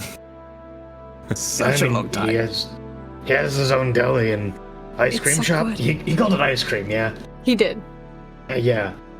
It's like wild magic ice cream or something. It was fun. Yeah. It was very fun. There's a pause and a smile goes across his face. Oh, that's lovely. I'm so sorry. I got overexcited. This is my wife. I apologize, dear. And she says, "Don't worry. I know this is very important to you. It's fine." And she stands up and gives a bow. I understand before I say anything, the naming conventions are going to sound quite strange. He is Solaire and I am Solace. I understand. Trust me. I know. That's beautiful. What a coincidence, then. Some Michelle just very quietly face palms. a coincidence indeed. She sits back in the chair and just looks at all of you, and you can see that she doesn't have the facial accessory on that was blocking her eyes. She's blind. Oh. Okay. But you can see that like across her face from like temple to temple, there are severe burn scars. Oh god. But to the more perceptive in the room, which will be Ashale and Robert, she still, as each of you talk, she still looks at each one of you. Like her eyes trace who is talking. Just as an aside. Solaire continues. So, you had met him. So what exactly did you all do that involved him, that he felt the, I want to say, audacity to trust you with giving me a message? What happened? So We found out we have similar pasts. yeah. We sort of Histories, accidentally if ran you into will. him though. Like we didn't mean to. Similar path, you say? Yeah. Looks to you, Robert. Robert. Where were you born? Shit, do I know that? No. Just out on the road. I don't know. Parents were also travelers. Deception. Parents were also travelers. Yeah. Oh my god. Oh my god, and that one. Please, I R.I.P. That is like the third nat one I've gotten today. It is. Restoroni and pastoroni, man. That's don't lie to this guy, honestly. I give him big rapid eyes. Your eyes shift back and forth rapidly. No. So you were all amnesiacs as well. Yeah. Inra pipes up. I'm not, for the record. No, he's Yeah, not. he's Yeah, we kind also of just found this one. along. He's our friend. He's our friend. So, wait. He's the normal one. Oh no. Our thoughts exactly. Solar starts laughing. Oh no. And his wife starts to chuckle as well. Oh, Inra, you were just found by these people, huh? He's like, yeah, what's so funny about that? Solaire says, oh, this is just history repeating itself, isn't it? Oh. Really just is. You see, Dean and I... Well... he stumbled upon me. You're our Inra? You're Dean's Inra? I am Dean's Inra. Oh no. Oh dear. And Inra's like, oh, fuck. Hey, Inra, I'd maybe prepare for a larger life than you expect if that's the case. Inra's Fuck. royalty. Oh my Yo, god. that's great. Look, you're like, guys, I am not royalty. Come on, don't be starting this shit. King Inra, long live King Inra. So Larry starts belly laughing. So Solace. Solace, excuse me. Solaire says, yes, well, long live if you get there, I guess. Oh no. Well. Oh no. Yes, no, Dean stumbled upon me when I was about Inra's age. Maybe a little bit younger, actually. Oh, it really is history repeating itself. Oh no. Absolutely. Say, I have a question. How, in what state did Dean pick you up? Like, were you doing okay? What was going on? Oh, I was on the run. Oh, so Oh. unfortunately similar. Very similar. Sorry, dear, to Why Inra. is this actually repeating itself? Well, I'm Yeah. scared now. I want to see how exact it is. Were you being beat up on the side of the road? No. Did you fall in love with an escort?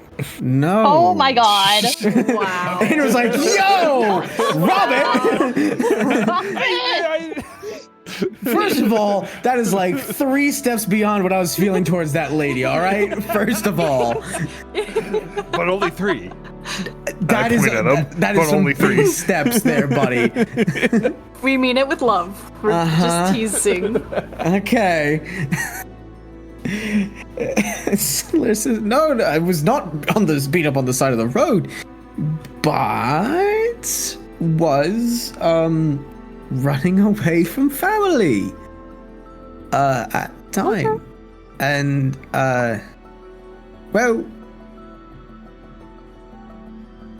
kind of. Also, not with an escort though. Look, it looks at Celeste. Oh. We were maybe exaggerating a little bit. Yeah, we're just actually teasing Inra. Inra's just red and looking at the ground. Ashale will gently pat him on the shoulder. Well, so yes, that is how Dean found me, and Dean was quite keen at first to bring me back into my situation. But when I told him some more, he... well, he did as Dean does, to put it lightly. He killed a lot of people. Well, really yes, that good at does sound that. like Dean. He does do that. Yes, He's he, really good at it. he's very good at killing people. But his violent tendencies aside, I found him to be a very, shall I say, inspiring and important mentor to me. He taught me a lot of lessons, and sadly, a lot of them the hard way. Also sounds like that Dean. sounds familiar. Yeah. Let me tell you, a lot of them the hard way. I was a shit. I was very much a shit. And he did try to be gentle about it at first, but then one day he just decided that I need to be taught a lesson about how the world can be. That was the most important one. Oh, use He the was same gentle with phrasing. What do you mean he was gentle? We didn't even get to see that. Well, that was before it was before I started... Before I was a complete asshole to him. But then he got sick of it. And as things were going on and we were traveling, I wasn't understanding how things should be, how they were. I was very sheltered before everything. And one day he just decided to stab me. Oh, Hey! okay. that does sound quite familiar. You are. Oh, Yep. you too! Yeah. Oh, solidarity, my friend. You'll get over it. Oh my god. And Inra's Okay. like, what? Oh god, who's going to be the dean of our group? Dean. Let's Oh, not God, think I about hope that it too isn't hard me. right now. and Solaire holds out his hand, and you can see there's a big fucking stab wound right through his hand. Oh, Oh, Oh. Wow, okay, that one's rough. Eh? What'd he get you? Inra rolls up it. Like, he takes his arm out of his sleeve and puts up his shirt, and he sees it right through the bicep. Ooh, at least you got the meaty part. You hit my bone. Oh, that's fair. Oh god. Mm. oh. Not saying that you got it easy in but like, oh. Solis is like, can you move on? Sorry, Solis. So like, yes, sorry, dear. You must have really done something to piss him off. Looking at Inra, he's like, I did nothing. No, this was a lesson for us. He happened to be caught in the Inra's crossfire. innocent. Actually, it turns out Inra's too innocent. Oops. Really? What? Yeah. So, You see, yeah, what happened? we'd rather forgotten to inform him of all of our circumstances. Basically, we didn't tell him Before- that, like, hanging out with us could be danger, and then he became the danger. I mean, I we see. did tell him it was dangerous. Don't get us wrong, but Didn't tell him all the things. yeah, things kept on happening, and we kept on forgetting to tell him the exact nature of things, and That was on us. I understand. I see. And not telling him the exact circumstances, are you referring to Dean or Inra? Inra. Enra. This truly is history repeating itself over and over. Oh, You see, when I was traveling with Dean, Aiden, everyone else, everyone was very keen to keep me around and to have me join them on all these grandiose adventures. But Dean was not. Dean was always fighting to get rid of me as soon as they could. And it came to one night where I got upset because I was becoming such good friends with everyone else, but he always just seemed to be as if the disapproving father and just wanting to get rid of me. And it just felt like I was looking at a part of my family that I couldn't get rid of, it felt like to me. And I exploded. I lost it. I lost my cool on him. To which then he explained to me in the most calm demeanor that I'd ever received from him since him having to teach me some harder lessons. About how it wasn't because he didn't like me. It was because he did care about me. And that he was trying to keep me out of the danger. Keep me away from certain things that he couldn't tell me. And don't get me wrong, there were some very dangerous things that were occurring. I was a prince on the run, and many a time there were dangerous things that were happening directly to me.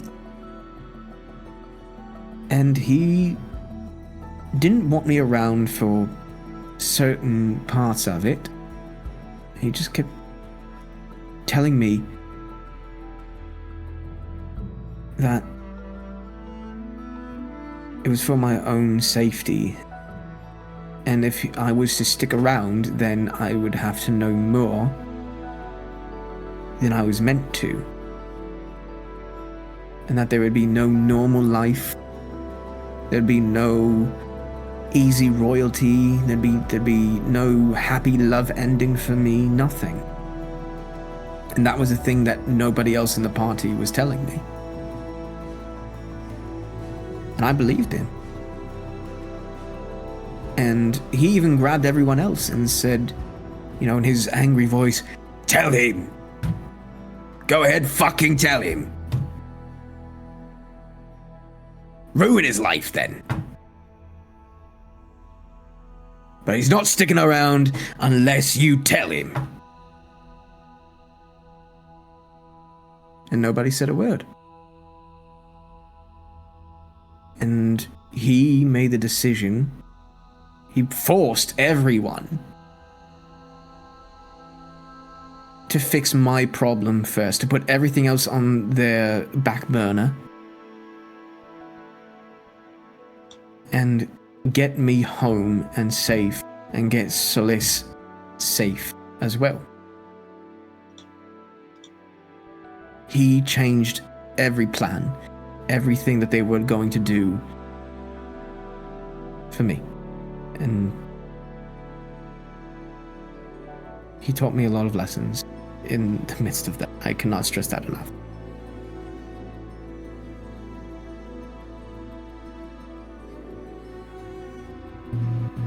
He's an asshole. I know. He definitely was not kind to me for most of my time with him. But he never claimed to be a good person.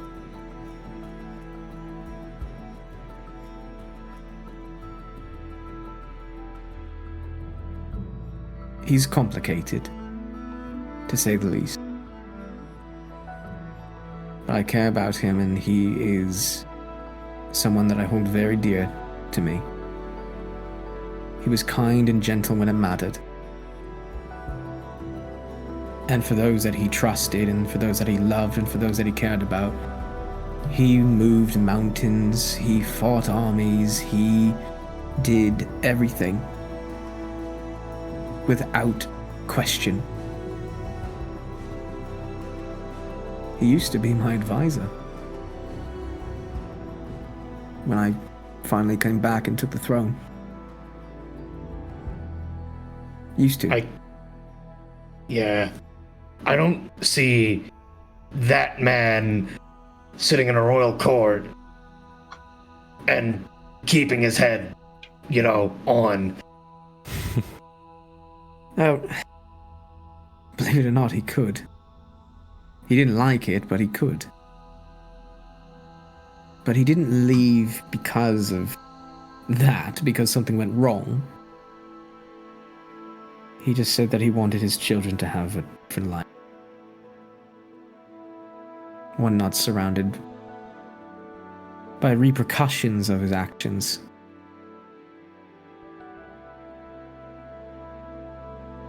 And his wife agreed as well. Again, they all knew something that I did not, and I was not bound to question it. How is Araya? By the way, I feel terrible for not asking about her. She She's gone. She was not present when we were there. What do you mean? She is passed. As far as we can determine, Dean was no, not she keen to definitely talk. was. We don't know that. You see that there's I mean- like a look of serious concern, almost borderline betrayal. Why did he not? He could have told me. I would have. How? What do you know? DM, you're gonna have to refresh my memory. She Didn't was he say that she traveling? got sick? The Aarakocra, the Faye, the Tavern Keep in Stillshore said that the last that they and anybody else had heard was that she had gone to tour for a concert, and she never came back. Okay. Right, okay.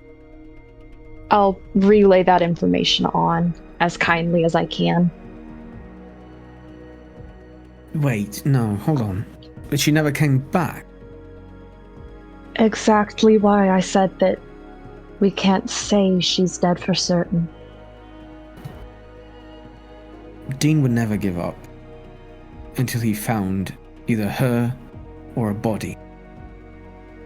Dean also has a gaggle of children to take care of. I understand that. I do, and that's why I'm thinking something's different. He knows something else. Dean, damn you! Why didn't you tell me? Damn it.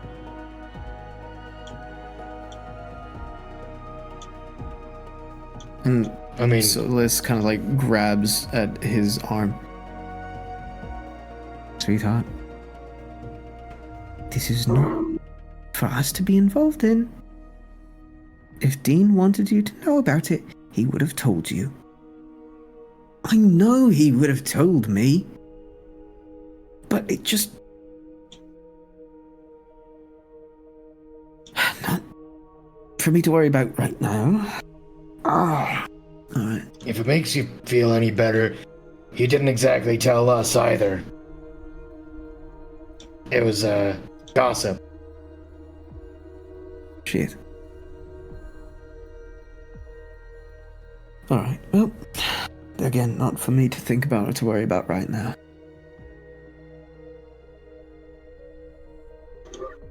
So, tell me, in short order, what kind of hijinks did you all get up to? I must know what happened. And this part doesn't have to be in character, this can just be like, tell me what you want him to know. How long do you have? All night. So, yeah, what Well? parts do you want Solaire to know? I guess is the question. With, like, probably everything with Dean up until, you know, the bounty hunters. Uh-huh. Because I think I also wanted to talk to him about Maxwell. Since Maxwell is prominent enough of a figure that he may have heard of.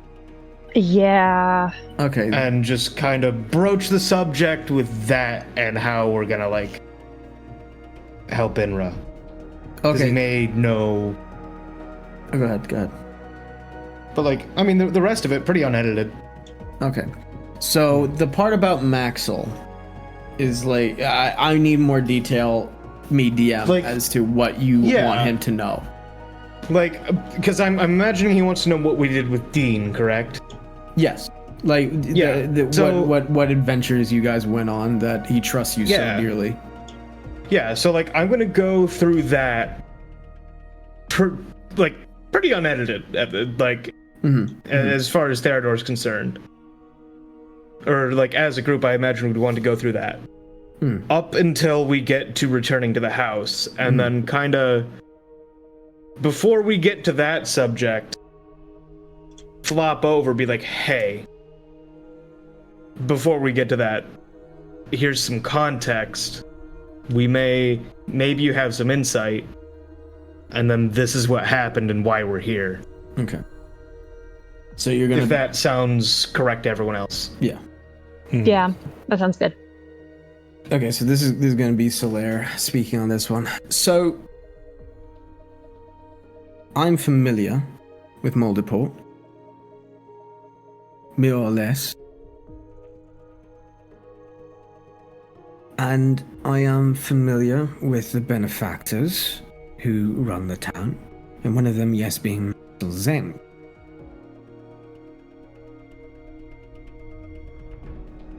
You are implying quite a bit. Now, I want you to understand that I have no control over Moldeport at all. Of course. Yeah, we understand. Are you telling me about the attempted political assassination? Well, it wasn't an attempted assassination. We told him we were leaving him alive on purpose. We did tell him that. Maybe We told him, hey, just we don't say they're- want to hurt you. How do you want to portray it to this guy? Yeah. an altercation, a confrontation, perhaps. Here. Are you guys gonna let Theodore talk? If I think you're gonna say something that's gonna get us in deep shit, then no. Theodore's going to portray the truth kindly. I'm going to say that there was a confrontation that did not end favorably for either side, frankly. Okay. Upon hearing that, Solaire puts up his hand. As long as you don't want to incriminate yourselves in something terrible, we can leave it at that. Understandable. Again, traveling with Dean, you can imagine what happened. True. Yeah, that's why I'm like kind of trusting of him. He traveled with Dean, guys. I mean, that is fair. But we're not I Dean. I still think we can at least let him know a little bit. Well, is there an extradition treaty with Moldeport that you have? There can be. And I mean can be as is. In certain situations, we have extradited before. So that's why I say.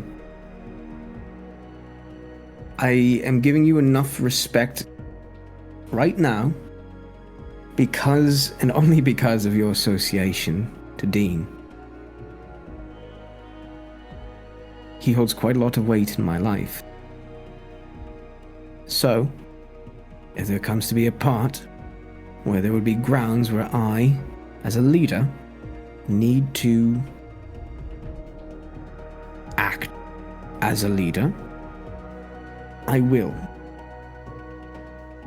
There's been enough corruption in this city before. And whether it be bad or good corruption, we'll say, to put it simply, I won't have it for too much, for too long. If you understand me. Here. I think what I can tell you will be agreeable between my group and I. If that's okay, if you guys trust me. Yes. Yeah. Okay. The thing with Maxwell, we were investigating corruption. In short, he was, for lack of a better word, making indentured servants whose debt kept rising faster than could be paid off. Okay. And balancing the books. Well, editing the books to make sure that they could never really pay him off. And we were looking into that. And an altercation broke out. We made sure not to kill anybody. We made sure to leave everybody alive and well, able to go back to their families. And he now is saying we attempted assassination. Sorry, okay, fair. He's now saying that, he's saying some uncouth things, and he is sending bounty hunters after us. And they've threatened us. They've threatened Dean. They've threatened his children. And we're on our way to go make that right. Can I get a read on what he's thinking? Insight check. Absolutely. Oh god, okay. Okay, 14? He is weighing his options. You can see that he's thinking heavily. In short, we never wanted to, and we never did, kill anyone involved. We don't want to. But we also can't stand by with what's going on. We're dropping in Raoth. And we're going to go, well, we're going to go try and set things right as we can. Okay. So, here's what I'm hearing. Alright? What I'm hearing is you are currently wanted individuals. Obviously. And people are being sent after you. They threatened Dean. I'm sure they did not live. No. Oh, not at all. You know him no. so oh, well. God. They held his kids hostage. They didn't live. I'm not surprised. And their bodies will never be found. Not at all. No. No. They were turned to paste, basically. Dean was pissed. Seen him do that To say 3 the times least. over, trust me.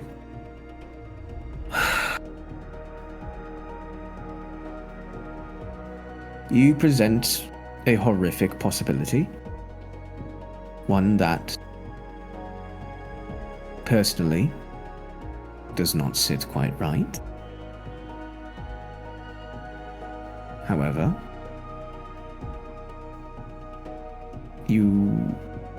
I hypothesize, have no hard evidence besides your word and, well, all of your words. I cannot look at paperwork, I cannot understand, I cannot conversate. Actually, I did make a copy of the ledger I took. Indeed you did. I will hold up a finger and I will go through my pockets until I find the ledger, and then I will flip to the pages and say, if you would like to have a look at the ledger, this is not the actual object, but I can attest to its accuracy. I copied it myself. So this is your writing. This is my handwriting, yes. I did not wish to keep the ledger that we acquired in case someone decided to be wise and try and track it. I do know where it is, but it is a bit of a jaunt. For my own morbid curiosities, where would it be? Well, currently, excuse me while I pull up the map, because I do remember the town. I just need to look at it. It's Pulpero. Yeah.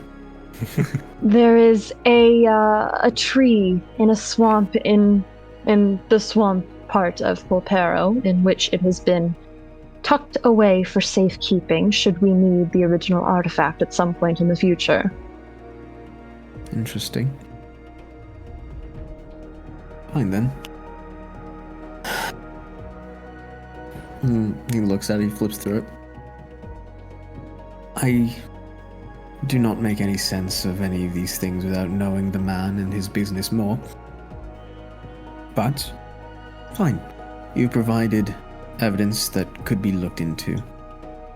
Now again, I hold no sway over multiple. At all. Of course. But what I do know now is that you are wanted individuals who are potentially wanted for some erroneous reasons, but still nonetheless wanted. I'm sure you understand the position that I am currently in with this. I understand that you I understand. And believe me, again, you are allowed to be here simply because of Dean. So in this I offer you. I cannot assist you. I cannot help you. Of course. But what I can do is let you leave. That is all that I can do. So I recommend that by tomorrow, you leave the city and figure your shit out.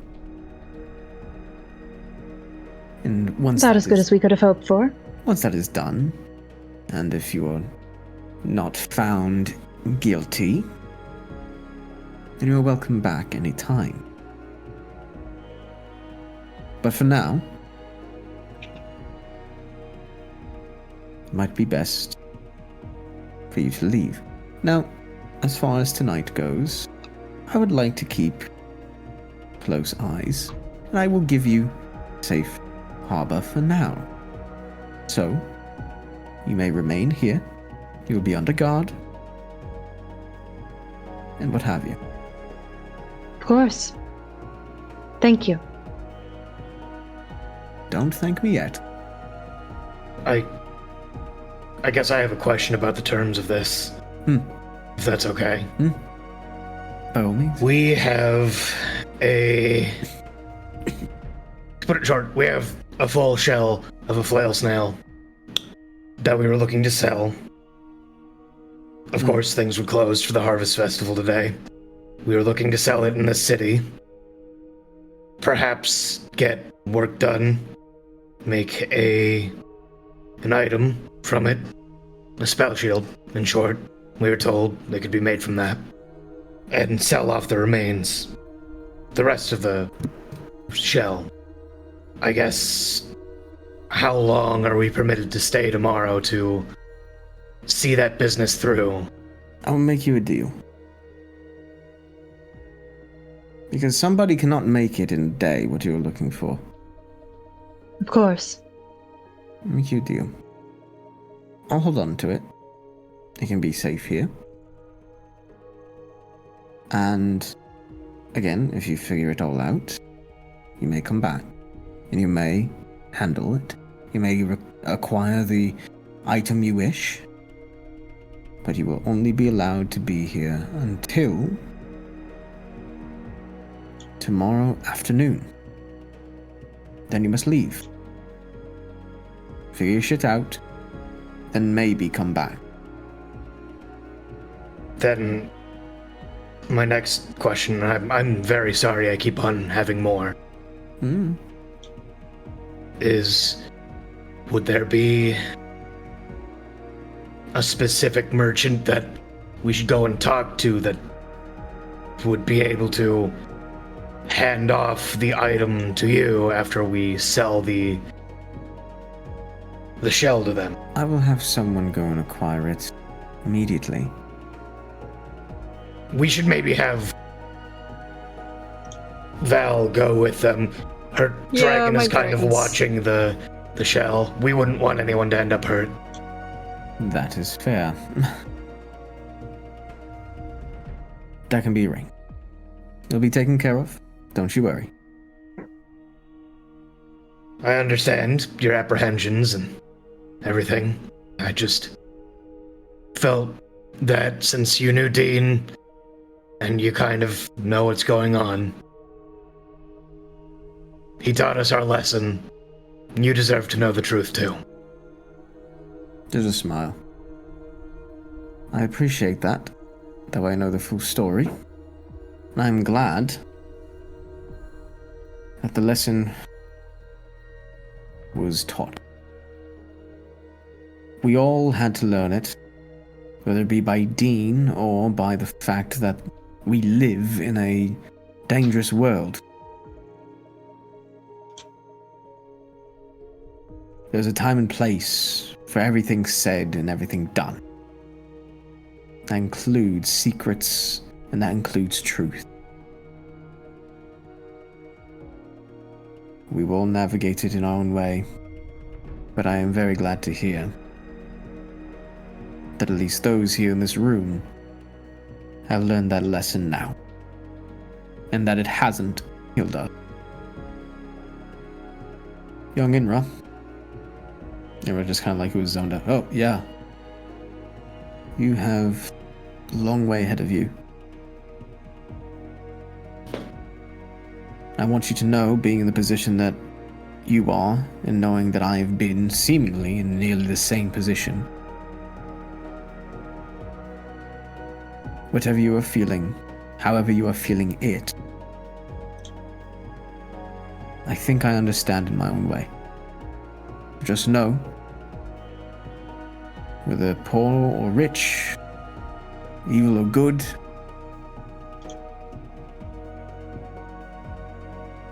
people will understand. You're not alone, is all I'm trying to say. In my own stupid way. I'm not the best orator. I'll leave that to Celeste. But I hope you understand.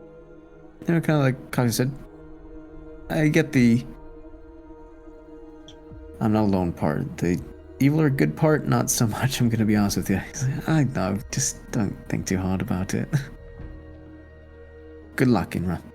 And good luck to all of you. Thank you.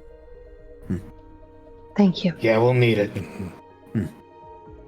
But, and with that, for brevity's sake, you guys can disperse as you wish. The shell will be taken. It will be put into storage, essentially. Yep. And you guys will come back for it at some point. I'm not getting my armor from Vox. No. Well, not via that. No, not via that.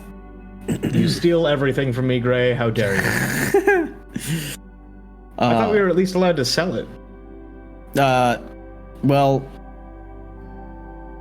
for what you want, like the shield, that would take like 2 weeks, which you guys do not have here right now. Yeah, I thought it was more along the lines of like, we'll hold the shield. I thought that's what was being said. Oh, I apologize. No, it's just you take care of it when you take care of it. Be there, when you can be there, etc. But nonetheless, we'll just say it can be held on to for now. Okay. And there's a reason why I'm doing it this way. Trust me. Yeah, no, that's fair. I'm not like trying to question it. I got you. I'm trying to understand what was said. Yeah. No, and I'm just explaining to you where my brain is, because there are reasons. But you guys will stay there in some pretty lavish guest rooms, each one of you, guarded completely. And by morning, you guys will be escorted out. No goodbyes to be said. It is the doubt that is needed here at this point of, well, don't know where they went, don't know when they left. If I have a chance to, are they going to like escort us out of the city? No. Okay. They're just going to escort you out of the home proper. the store that you go into. Again, it was just you were just kind of told, look for the store with all the little things in the window. You can't miss it. And we'll just say again, you find it. And you can, if everybody's going in, we can have this be the whole kind of group thing, or it can just be a Shale, because a Shale, you were the one who wanted to do this specifically. I thought the whole group was going. So it's up to you guys, whatever you want. Yeah, I'll go in. Okay. Yeah. Cool. Yeah, so you all walk in, and it's a toy store. It is for the most part a little toy store. They seem to also sell furniture as well. And the family is there, all of them. And as you walk in, what do you do? Good afternoon, or good morning at this point, wouldn't it be? It's morning right now, yeah, right? It'd be morning right now. I'll even change the ambience. Ambience. There you go. This store is like right in this vicinity. It ain't far. So go. So you walk in. Good morning. I believe I spoke with. Hold on, brain. I took note. Amelia. Amelia. I spoke with Amelia yesterday. Lenore.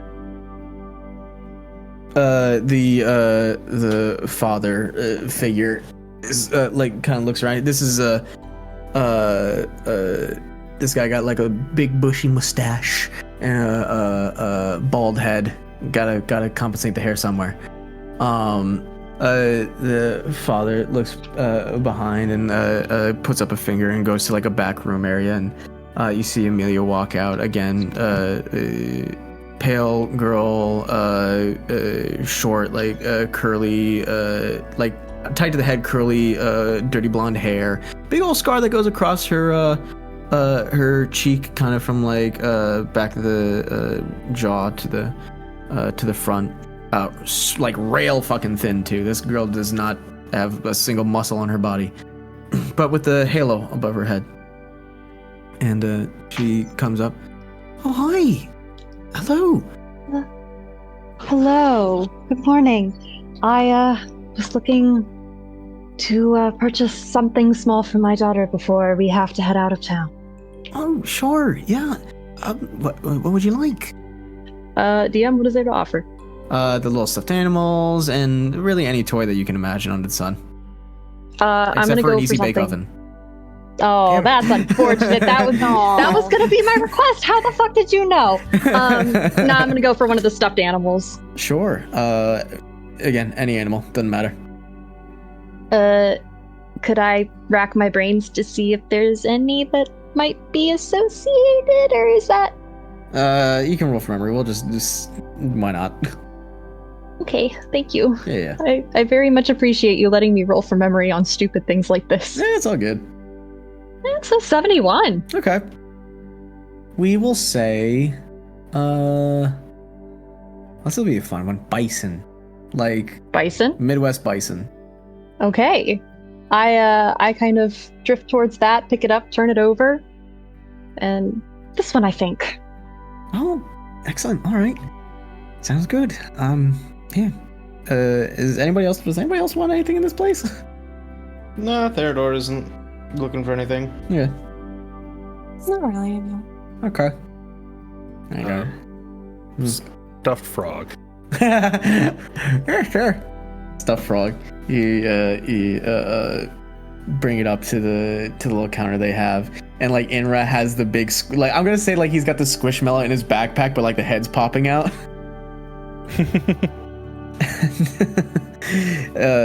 So each of these will just be a silver. Okay. I will have to break a gold, but Damn. I have 9 copper. Yeah. All right. So you guys buy that up, and as Inra's just kind of like looking around with a big thing hanging out of his backpack, Amelia looks over to him. That's a nice little friend you have in your backpack. And Inra turns around, huh? Smacks something off the shelf. Oh shit. Picks it up, puts it back. Thank you. I won him at Frolf. Have you ever been frolfing? Are you We asking? love to frolf around here. Are you asking for real? Nah. Okay. She laughs.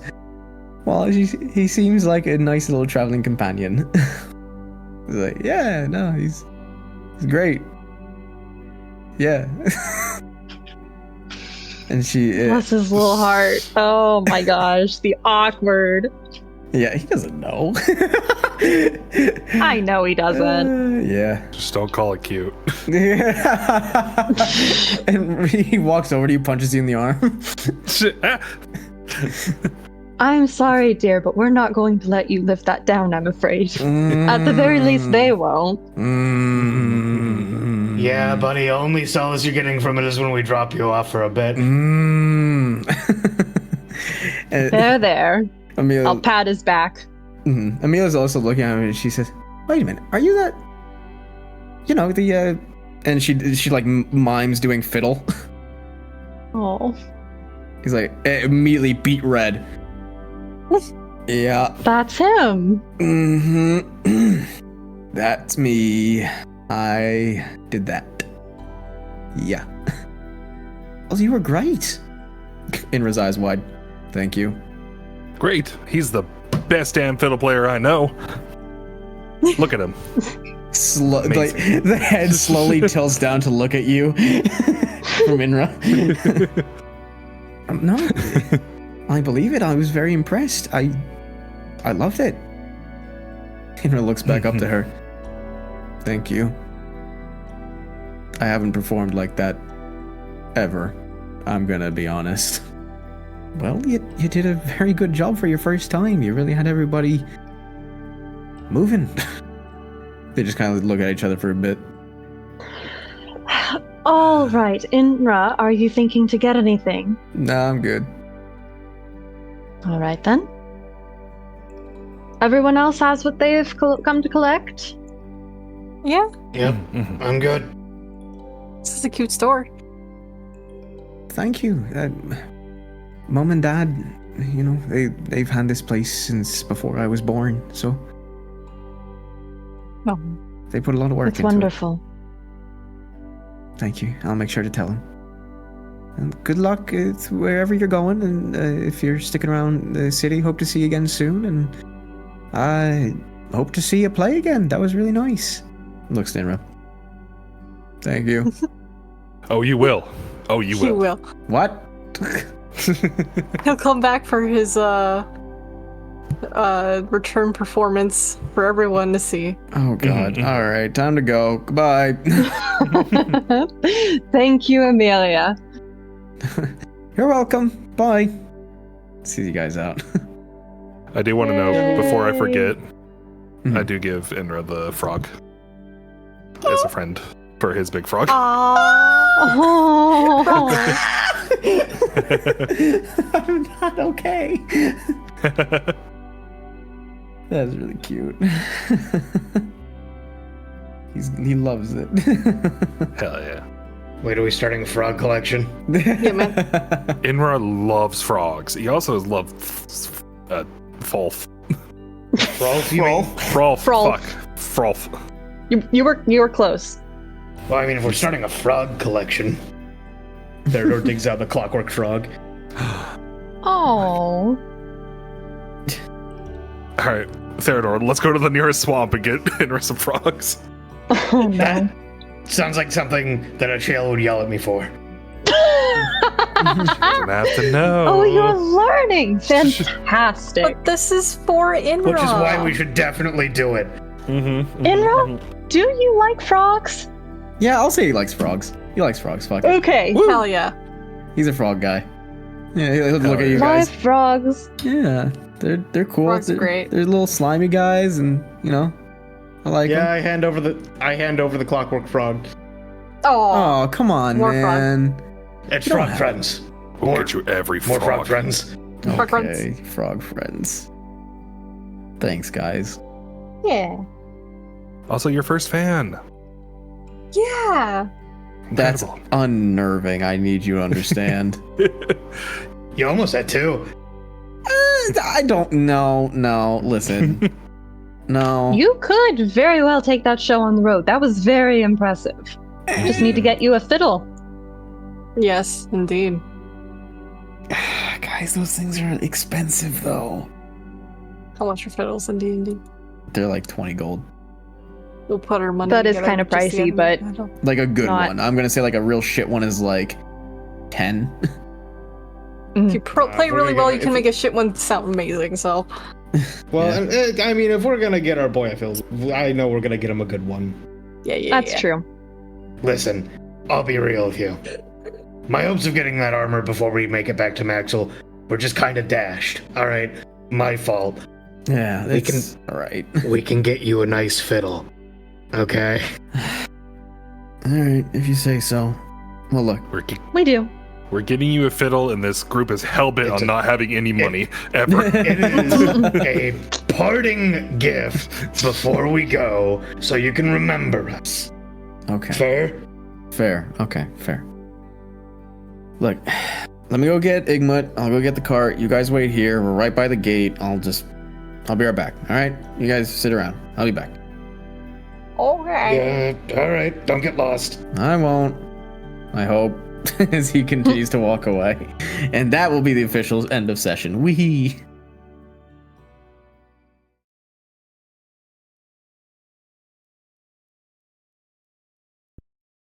Well, for all the people who are seeing this, you may notice that we don't have the regular group. I killed them.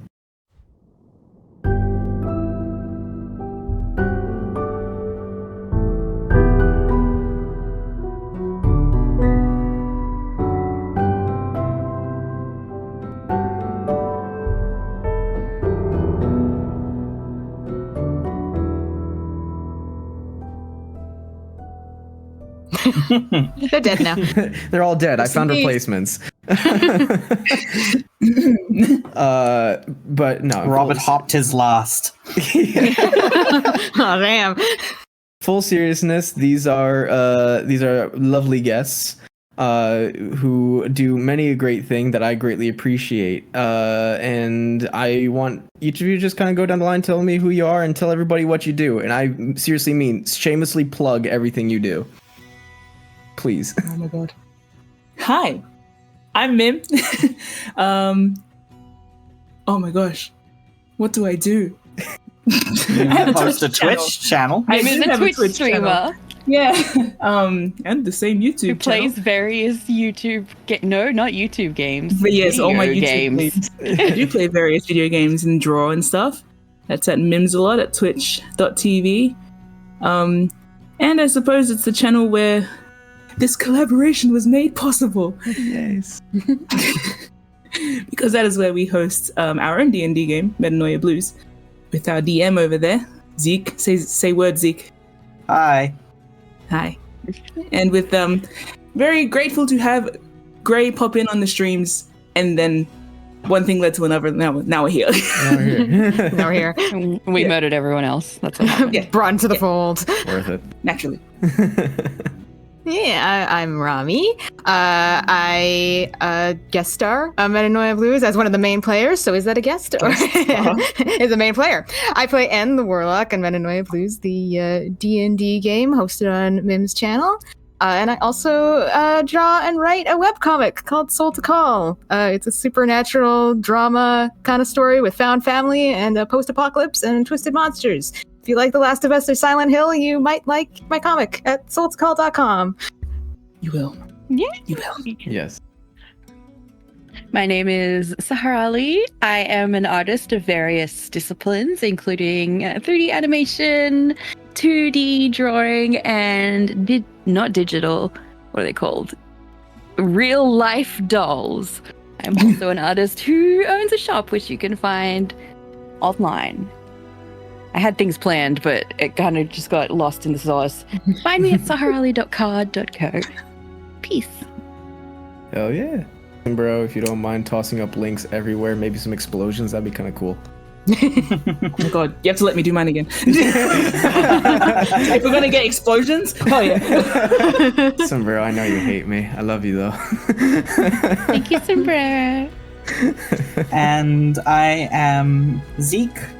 I am the Dungeon Master for Metanoia Blues. I am a guest here now, not DMing for a change.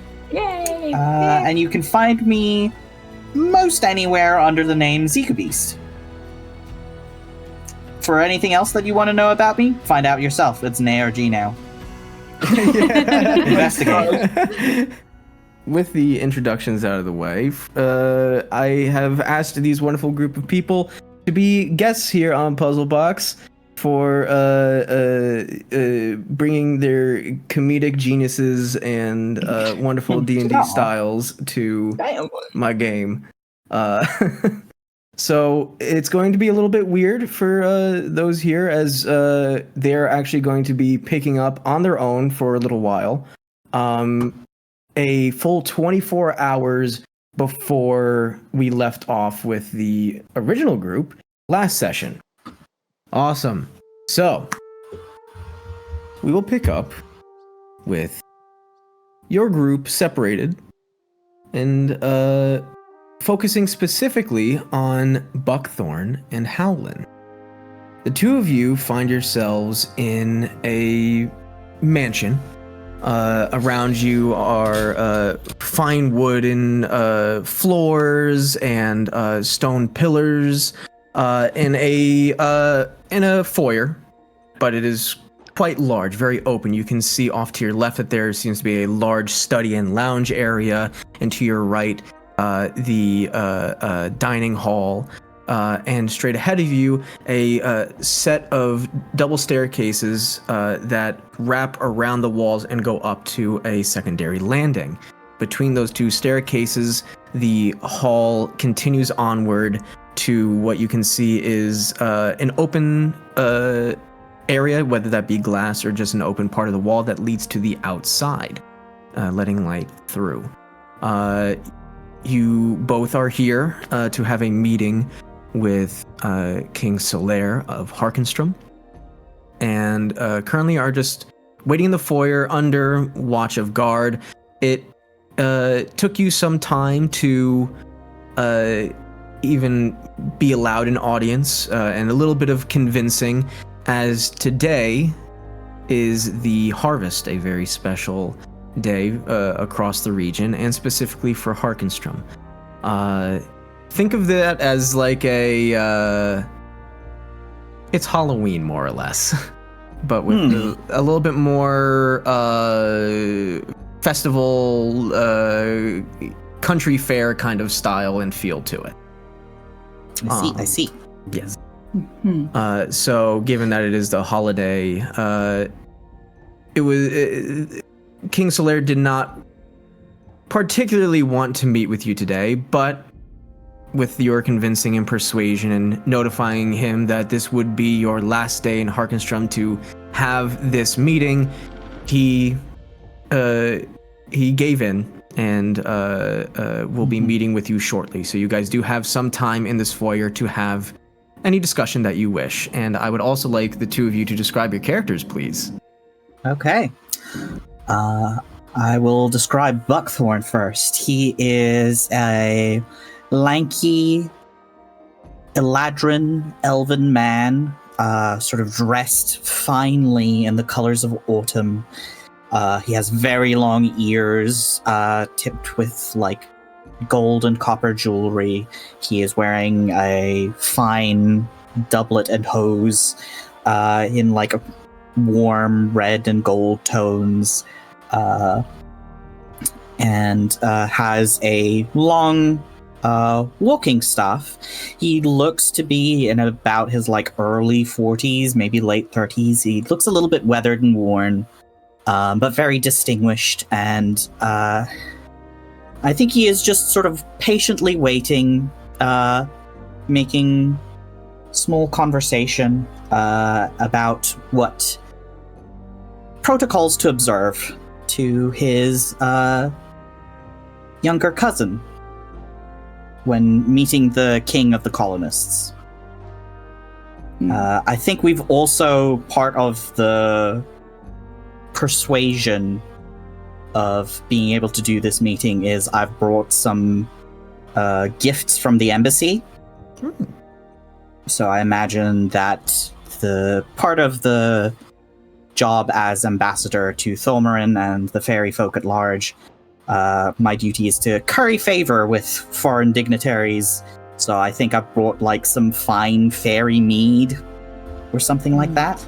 Sure. You know, like nice little consumables, tokens of gratitude and hospitality. I'm not dressed like opulently, but I am dressed nicely. I definitely look like somebody who is supposed to be in this sort of setting.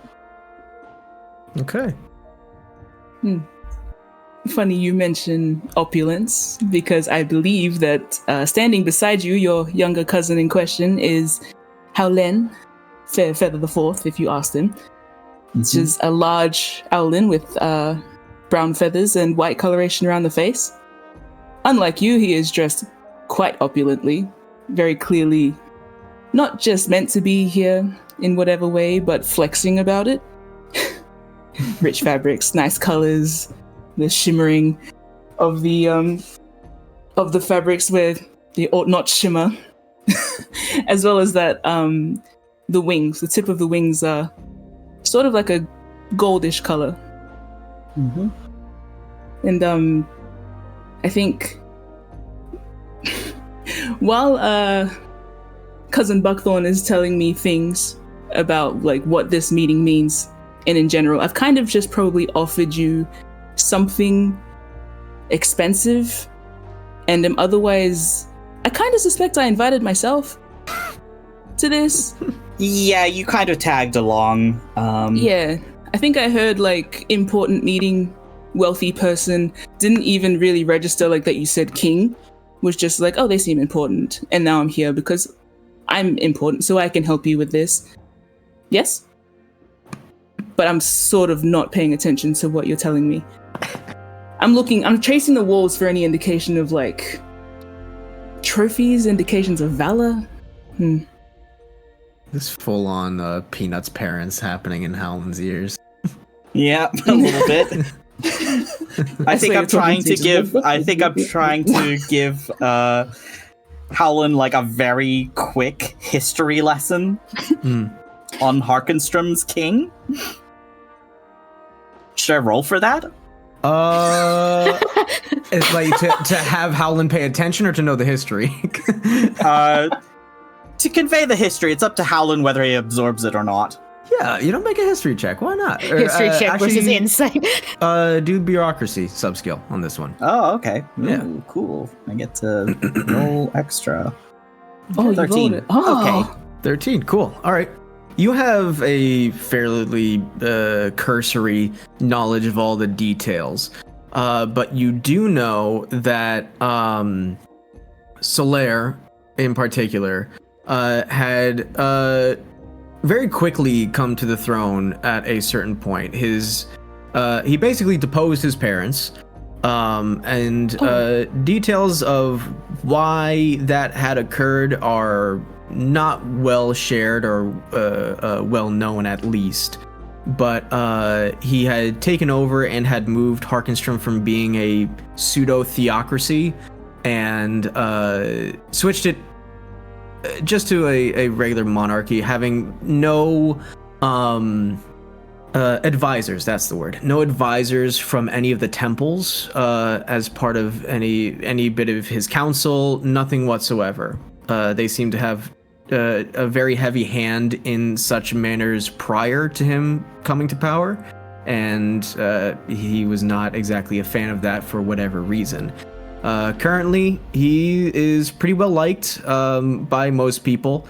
The more rich elites definitely kind of hold him in a lesser regard, because from what you can gather, he's very much a man of the people type, and does not let anybody get away with everything. Well, that's fine in Buckthorn's books because his priority is to smooth over the tensions of the last couple centuries between our two peoples. And if Solaire, regardless of what his reasons are, can be encouraged to make nice with the rest of the fairy folk, then I don't care how he really got into power. Right on. Because that's not my job. Not yeah, honestly. Fair enough. I do think probably, I imagine Helen starts tuning out pretty much as soon as you mentioned that he killed his parents? Did you say? No, deposed. Deposed? Not disposed. Yeah, yeah, deposed. Minus the S. Yeah.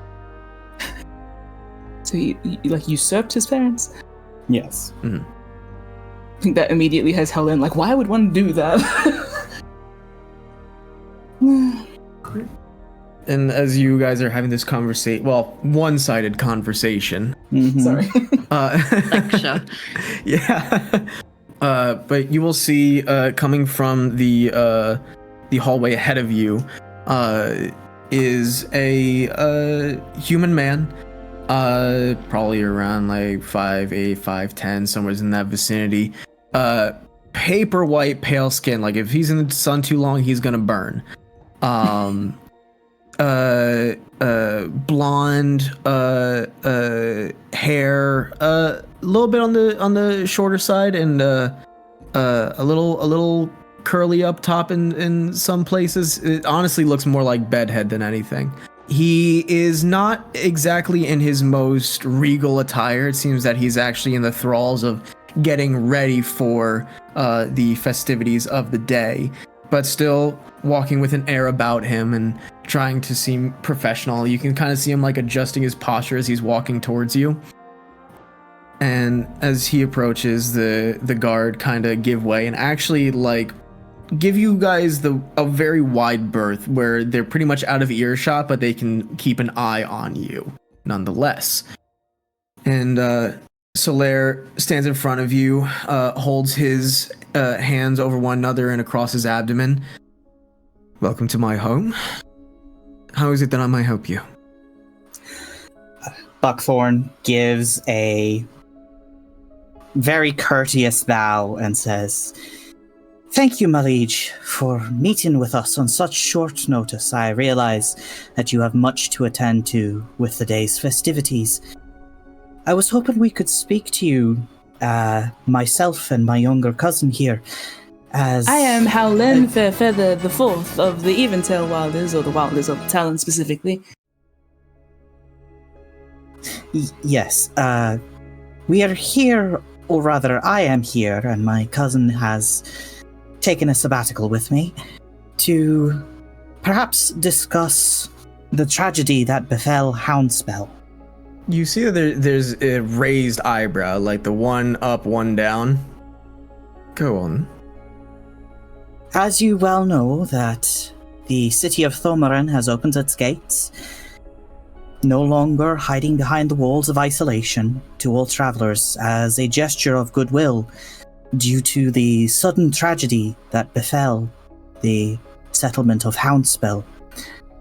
The reports indicated that it was fairy folk who had committed this great atrocity, and obviously that is a great shame to us.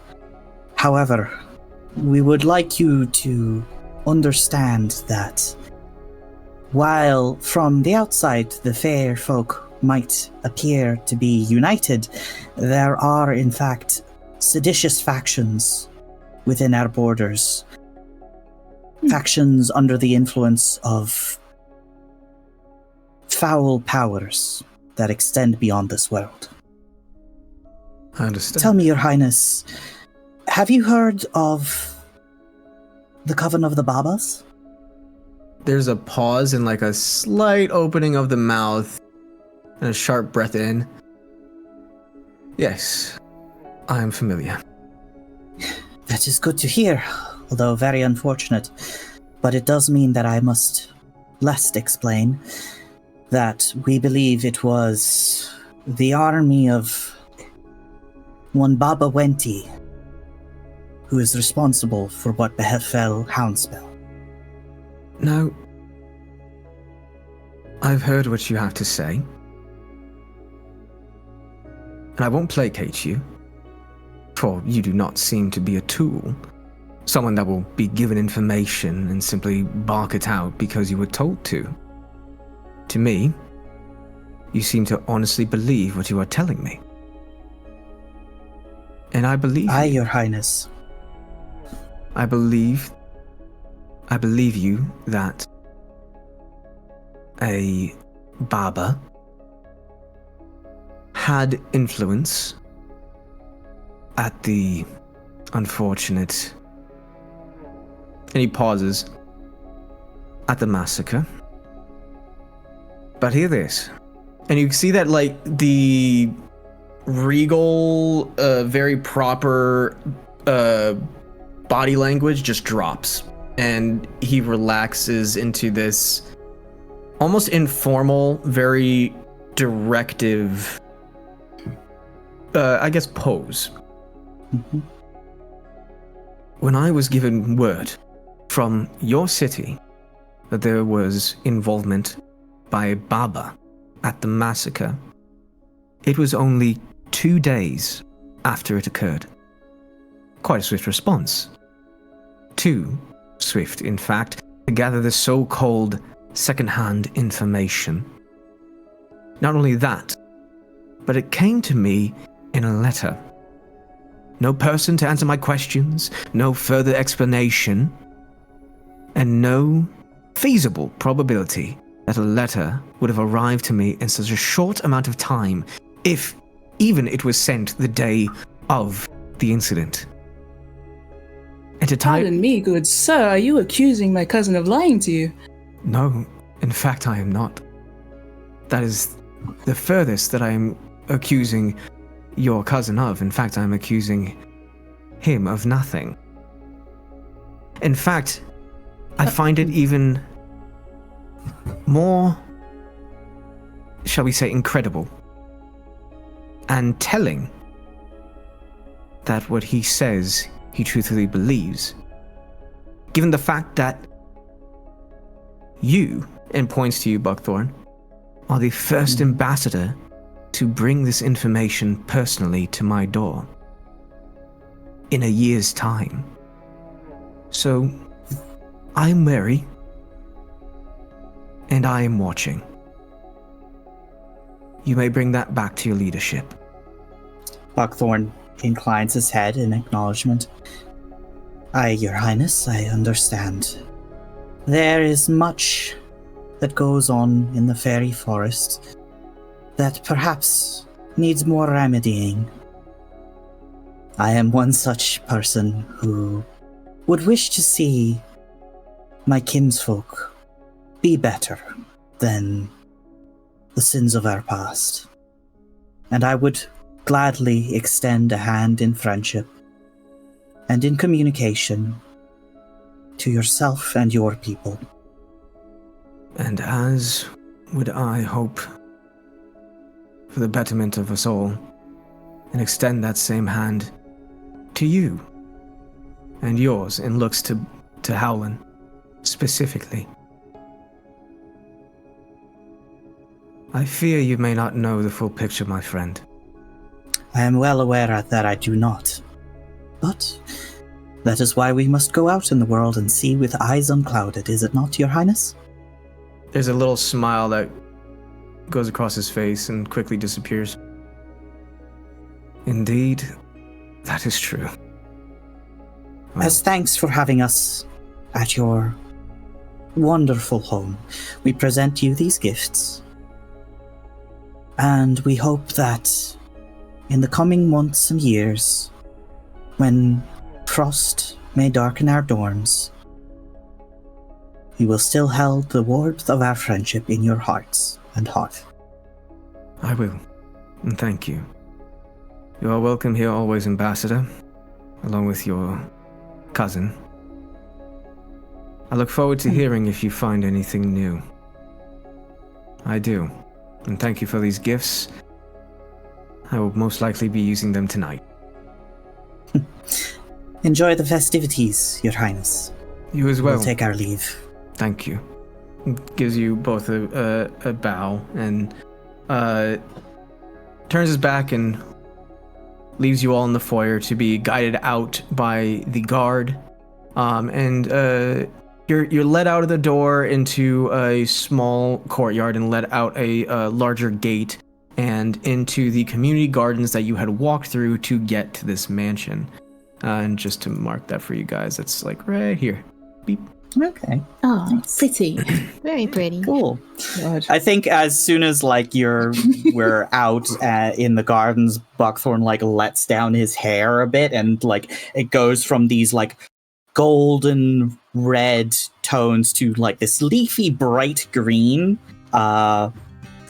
And you can see as like little sort of headdress of antlers grow back in place with all its leaves, and young spring buds go back into place as he just like does a big sigh and stretch and says, "Oh, well, that went about as good as I could expect, though. You were quick to speak up, cousin." Since walking out, rather since seeming to have misunderstood something, but not really understanding what he misunderstood, other than the fact that you both seem to get it, Howlen has walked out of there looking defensive and confused. Rather, the defensiveness is melting away into just straight confusion. I think it fades, and then he just responds saying, "He is shabbier than I expected, at first. Or rather, all throughout." Well, some of us are born and bred to nobility. Others are forced to take the mantle of it. Because that's what it takes to be taken seriously around here. Anyhow, the message is delivered. And it is good, then. It's a first step. I think Howlen looks burdened by great thought for a moment and then shrugs it off immediately. And probably brings out like a lute and just starts strumming as he walks along. It's the I don't get it. I'll understand later. I'll get it eventually. Right on. All right. So as you guys make your way out of the garden, taking your time, we're gonna go over to the other half of the group. Kim and Asher. You guys, knowing that Buckthorn and Howlin were off to commit some duties, you found yourself just meandering around, recognizing that it is festival time. People were setting up, and stalls were opening. Any hope that you were looking to get into a business, whether that be a shop or even one of the school libraries, are shot down fairly quickly. Everywhere is closed, and it is time for celebration. It is time for relaxation. Something that you guys don't really get all that often traveling on the road. You will find yourselves more than likely in the main plaza area here. That way it is nearby, and Buckthorn and Howlin could easily find you before the large amounts of crowds arrived.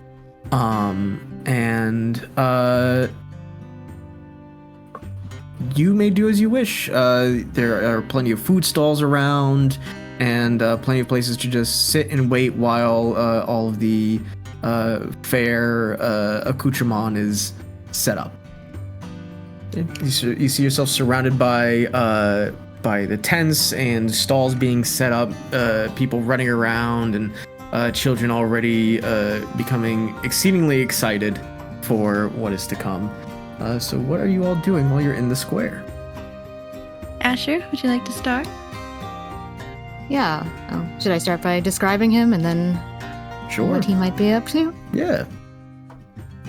Asher is a young half-elven man with pale skin and a lean build, and medium-length copper hair that's pushed back off of his face, though its natural wave often leaves stray locks falling back into his face.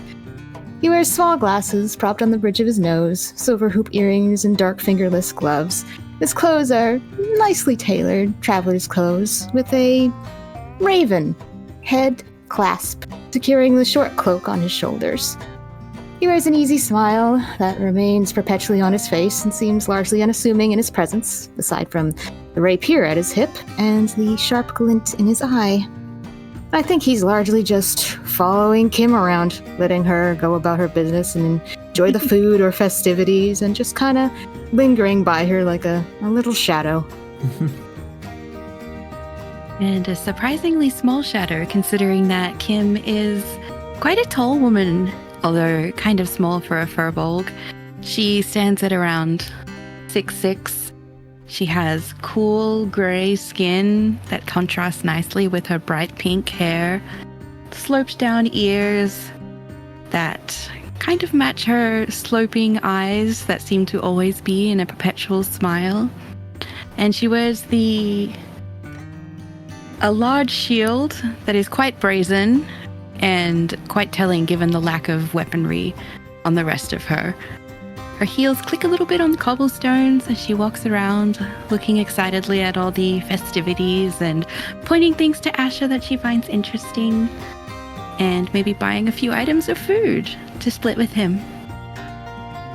Well, he'll gladly accept whatever you hand him.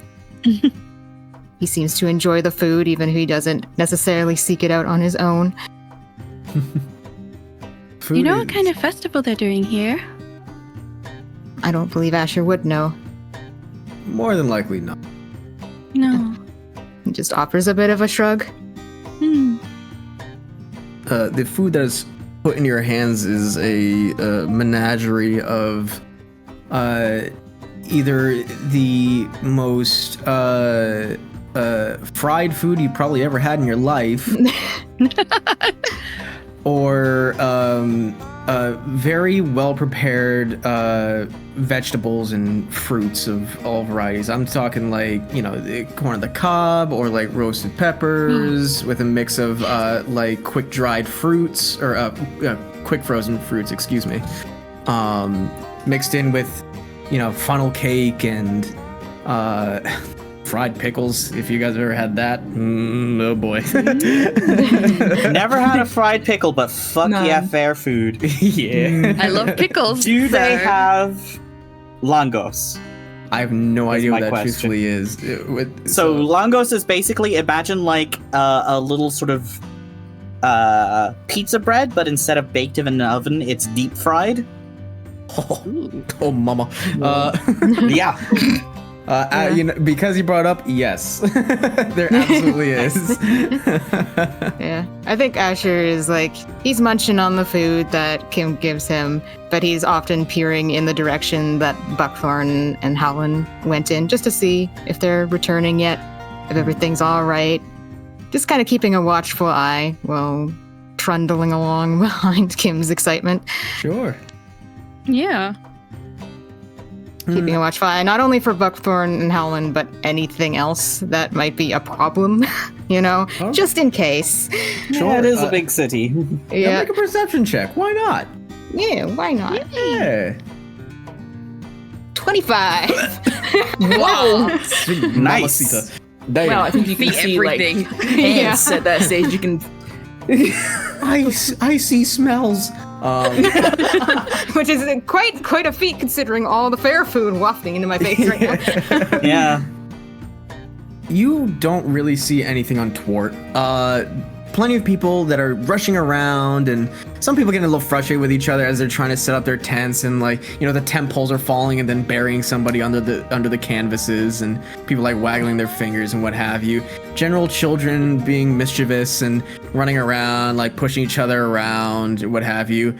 But truthfully, the worst crime that you see is a seagull that lands next to somebody who's on a bench, who's like lightly asleep with some food in their hand, and the seagull just snatches it and flies away. I know. Asher bounces his brows like, oh, that's a shame for them, and then goes back to eating his corn on the cob and following Kim. Sucks to be you. Yeah. Pity. But in short order, you will see Buckthorn and Howland coming out of the community garden and wandering into the square. You guys kind of do the little round robin of, you go the one direction, they're like trailing behind in the exact same way before eventually you see each other across the way. I do imagine that like Howlin has the loot out and is kind of like workshopping something, and it's like Cousin Buckthorn appeared at the palace, handed the king an enchanted chalice. I don't think he did, but like let's just say for the rhyming.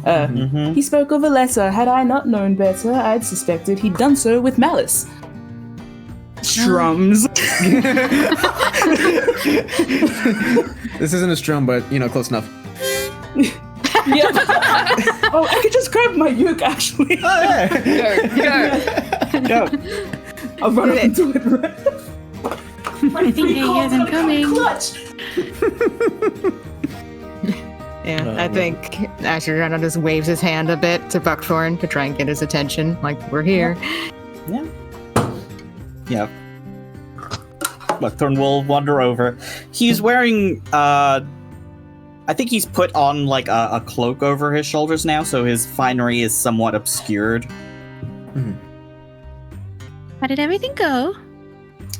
Well enough. How are you guys faring? Cousin Buckthorn is very noble in his approach.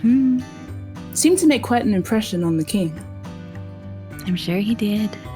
The king was wildly underdressed for the occasion. All things I think the king considered. gets to decide what is considered underdress.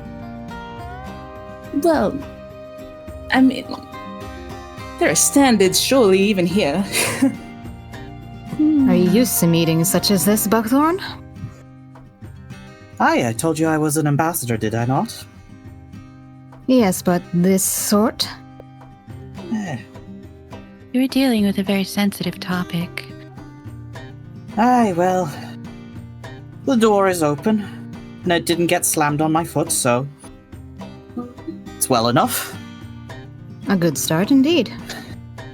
Indeed, and I think an even better start would be if I could get some of this food in me. Asher steps aside and like makes a gesture towards one of the tables, like, be my guest. Yeah. I think Buckthorn will fall to like trying kind of one of everything.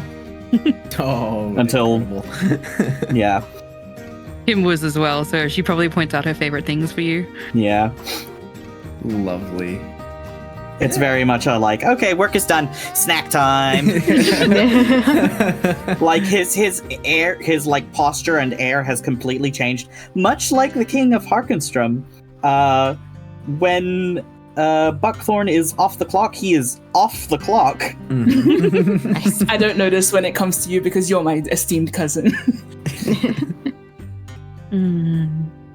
I think Asher like has 2 of one of the fair foods and just offers the other half to Howlin.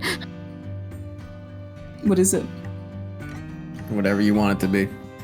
I keep seeing him with corn, so I just imagine another like stick of corn and just offers it to Howlin. I think I'll be fine. I think Howlin's gonna reject that, sorry.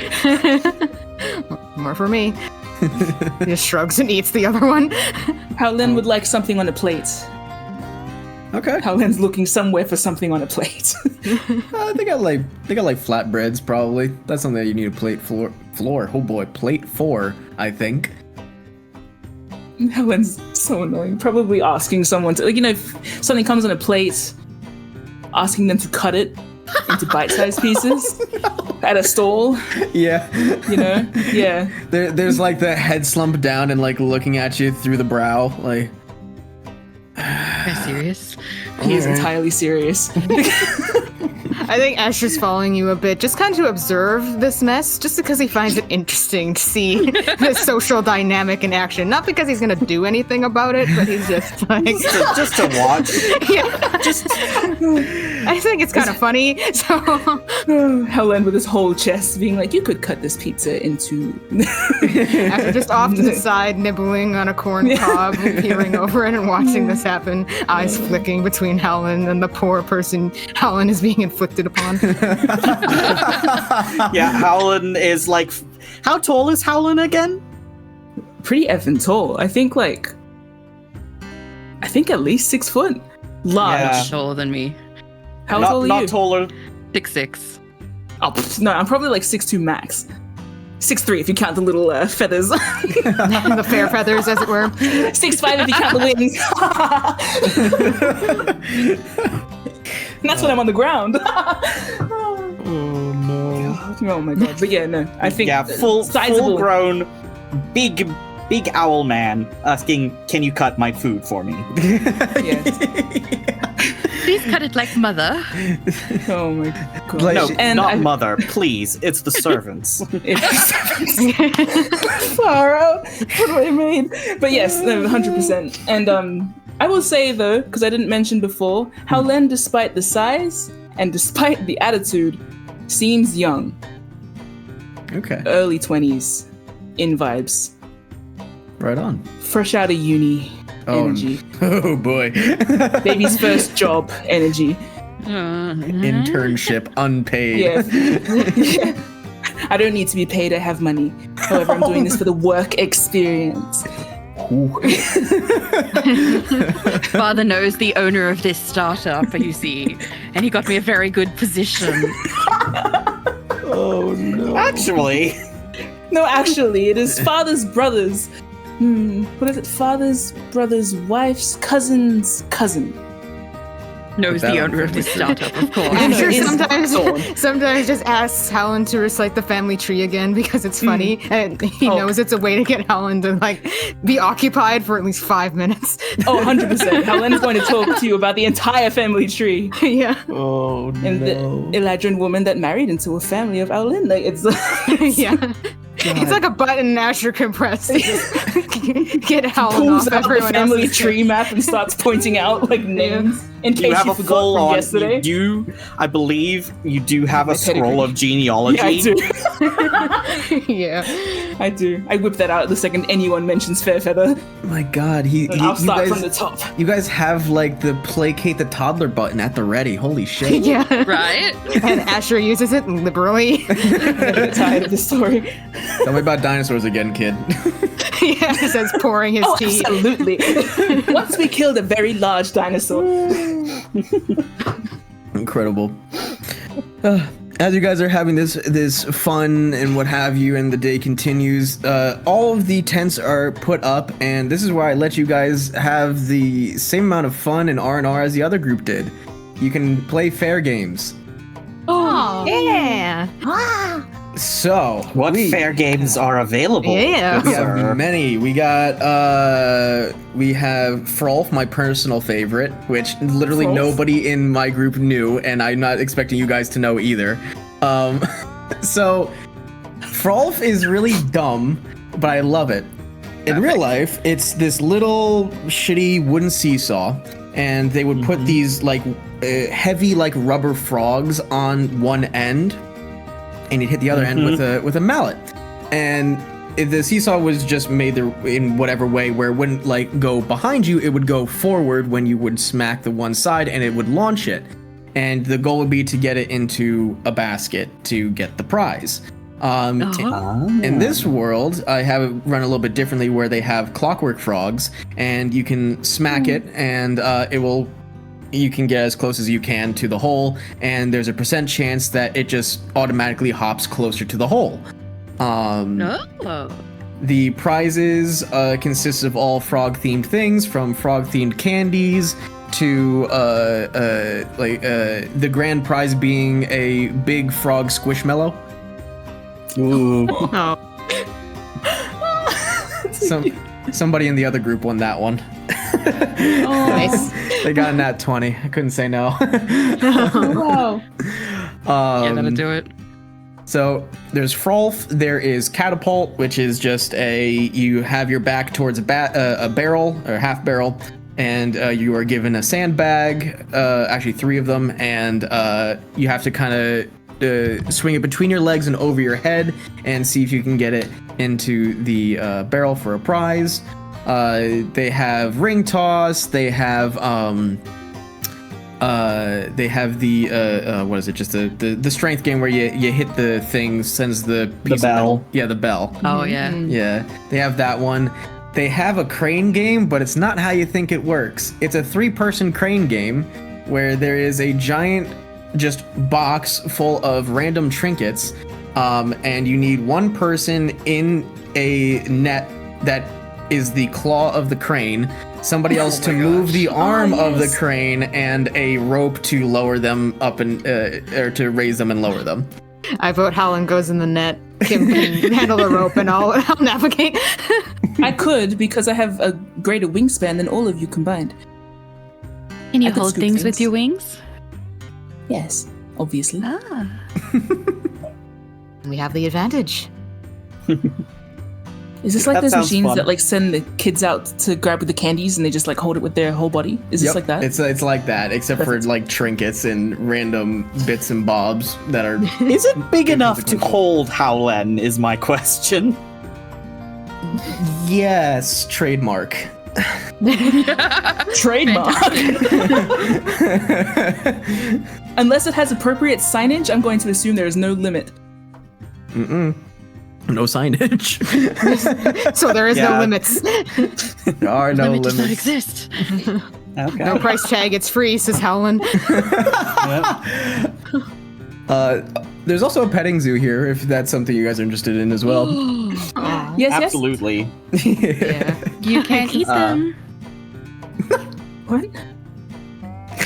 That's what you do, right? You hunters? No, I believe it is different for our fair feather. I didn't even hear what you said. You can't, Can't eat them. the petting animals. The petting animal. You Oh did my not gosh! just- No, if you you said that did to not Howland, just Howland, observe we do him. not hunt to eat, and none of these would make a very fine trophy. Besides, and Howland's gonna look at Buckthorn. I'm not here to hunt. I'm here to liaise. That's a big word for you.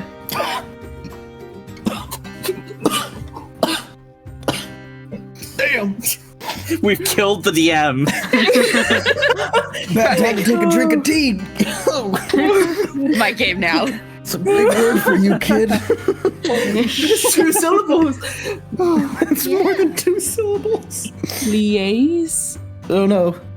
Yeah, no, I'm It's got a lot of vowels in it. Yeah. For A lot sure. of vowels. Anyway. Yeah. Liaise. Liaows. I don't think he knew you just roasted him. I think he's just gonna go, yes, I do have a very wide vocabulary, and keep going. After just I love watching Howland. him go. I love Howland. He's so terrible. God, he's such a little shit. I would So like to fun. play mini games. Please. Alright. I feel One of like everything. while you guys are sizing up the various games, Buckthorn is asking the stall attendee, does it have to be a clockwork frog? Could it be a real frog? Like they're all looking at each other like there always has to be one every year.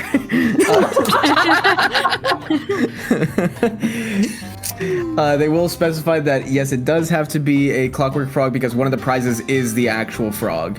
They have several of them. It's like live frogs. Can't bring home a live frog. Sorry, kid. Oh, the clockwork frog. Okay. Yeah, the clock.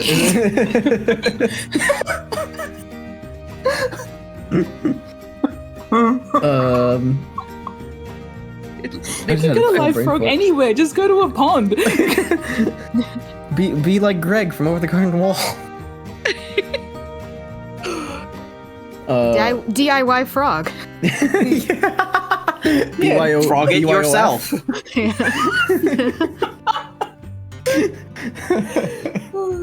Oh no.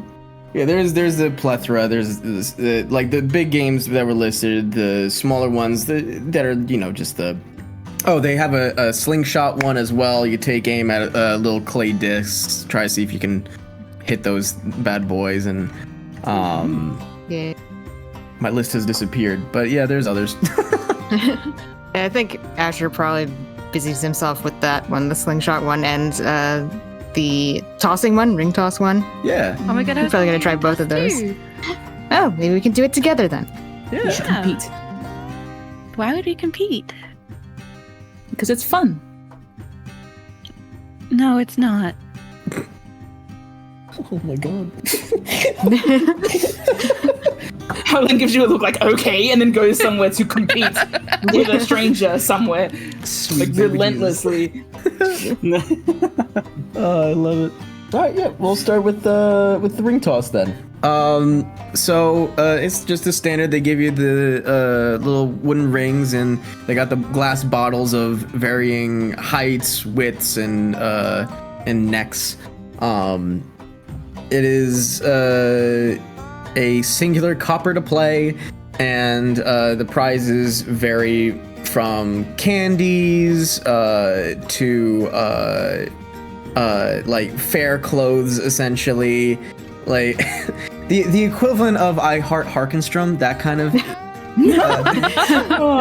Asher holds up one of the fair clothes, like, something for Helen. Oh, lovely.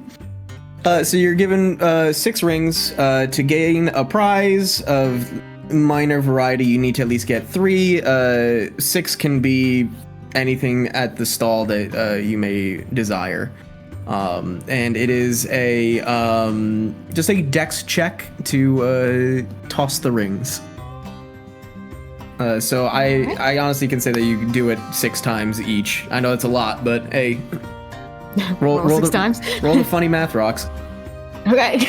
All right, success. Yeah, you need a 13, by the way, just to get it on the Yeah. Okay. roll, so. That's 3 in a row. 17, 15, My gosh. 20, 16, Oh my god.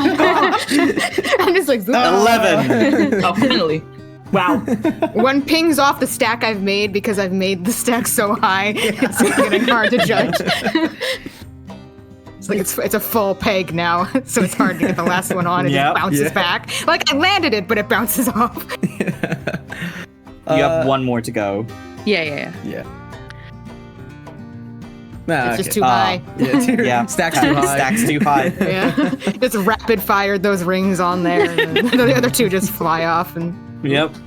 Yeah, so you can choose anything that you wish. There's the candy, there's the clothes, and honestly, if you have something in mind that you want, just toss it at me. We'll make it work. I think candy is fine for Asher. He's enjoying just eating nice food, being on the road. He doesn't get the opportunity to have a lot of nice food. So, and some of these candies he can like stick in his pocket and take with him on the road. So, We'll say that you are given a little tin mug full of the equivalent of Jolly Ranchers. nice. He does a little toast with the mug and then steps aside with a bow to let Kim go. Yeah, you get little claps from people who are watching. All right, I Kim. feel a little self-conscious now, don't I? Give it your best shot. Oh. There's the nat 1. Hit someone with it. A little too much power, grease in the arm. Yeah. Do you hit the Connie? Yeah, several times it seems like. Oh wow. It's just a disaster.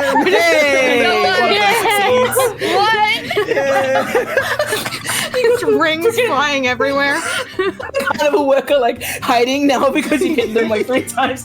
Yeah, I actually, feel like behind Kim gives the carney like a look like you might want to take cover.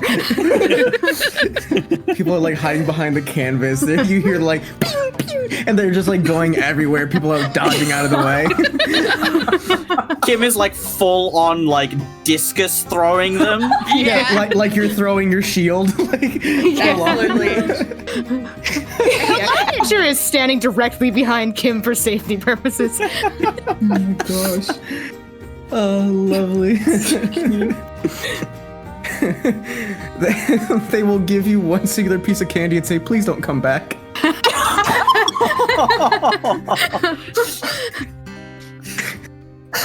Asher pats Kim's shoulder. I won! She shows her candy.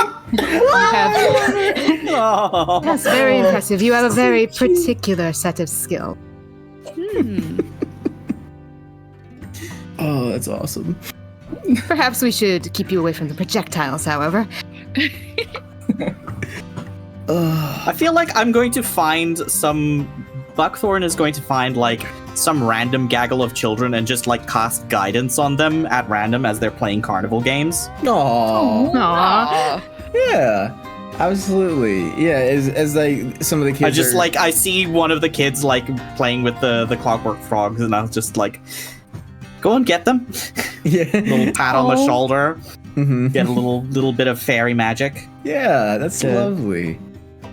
You know what? Take an inspiration for that, and this is a guest inspiration. Aw. So this is gonna be really funny. So, we do have a little inspiration pool to which everybody can pull from, including you guys. It's underneath the the general text channel. So you just put a +1. Right now the group is at 3.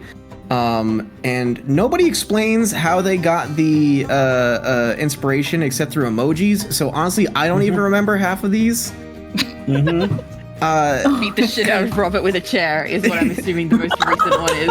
Honestly, I think so. I don't remember. Honestly, Excellent. crowbar, Robert, chair. I don't know. Yeah, you can slap the inspiration in there. Helen, you were looking for a competitive carnival game, huh?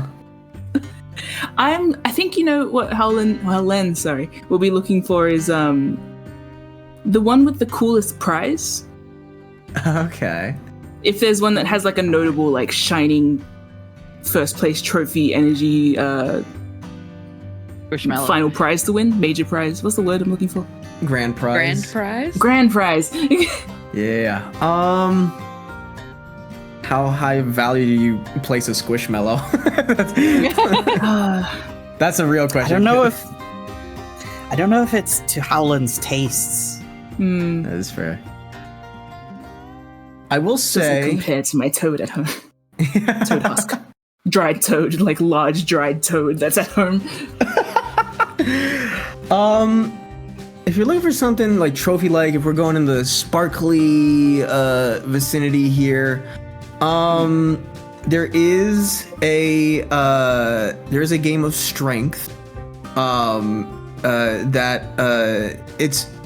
It's gonna be real weird, but bear with me on this one.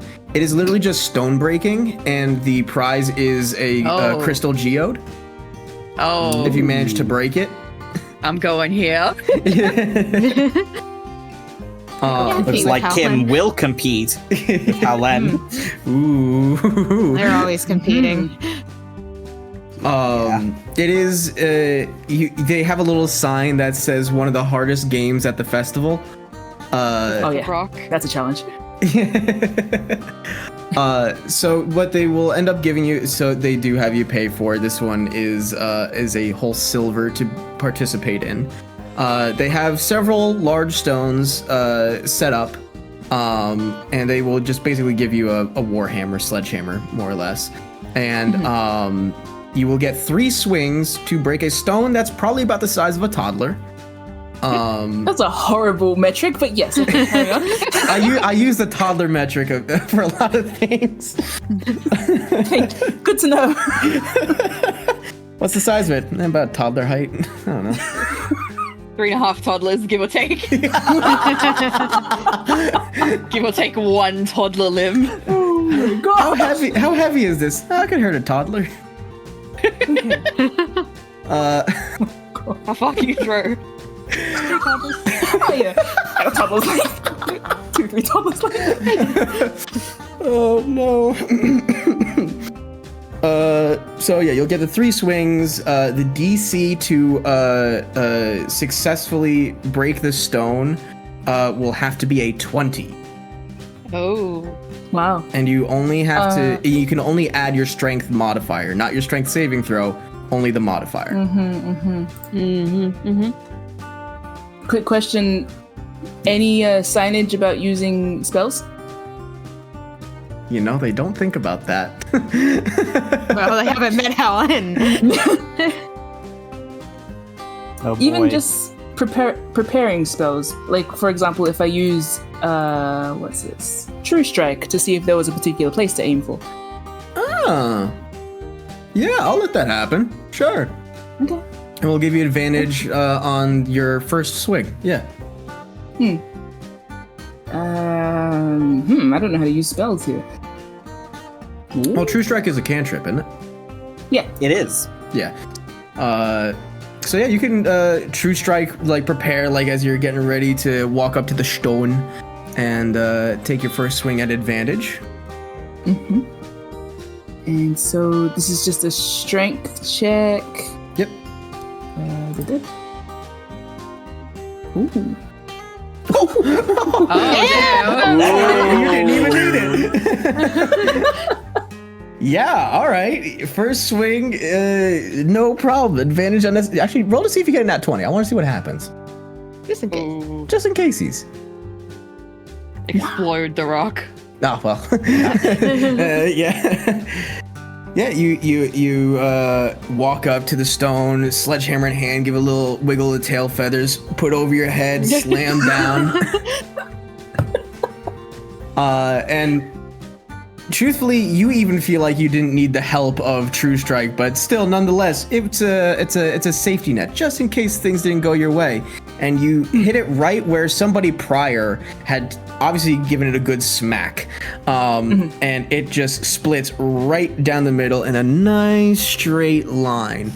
And you people who are watching, give you the claps and a little cheer from somebody in the back, just going woo.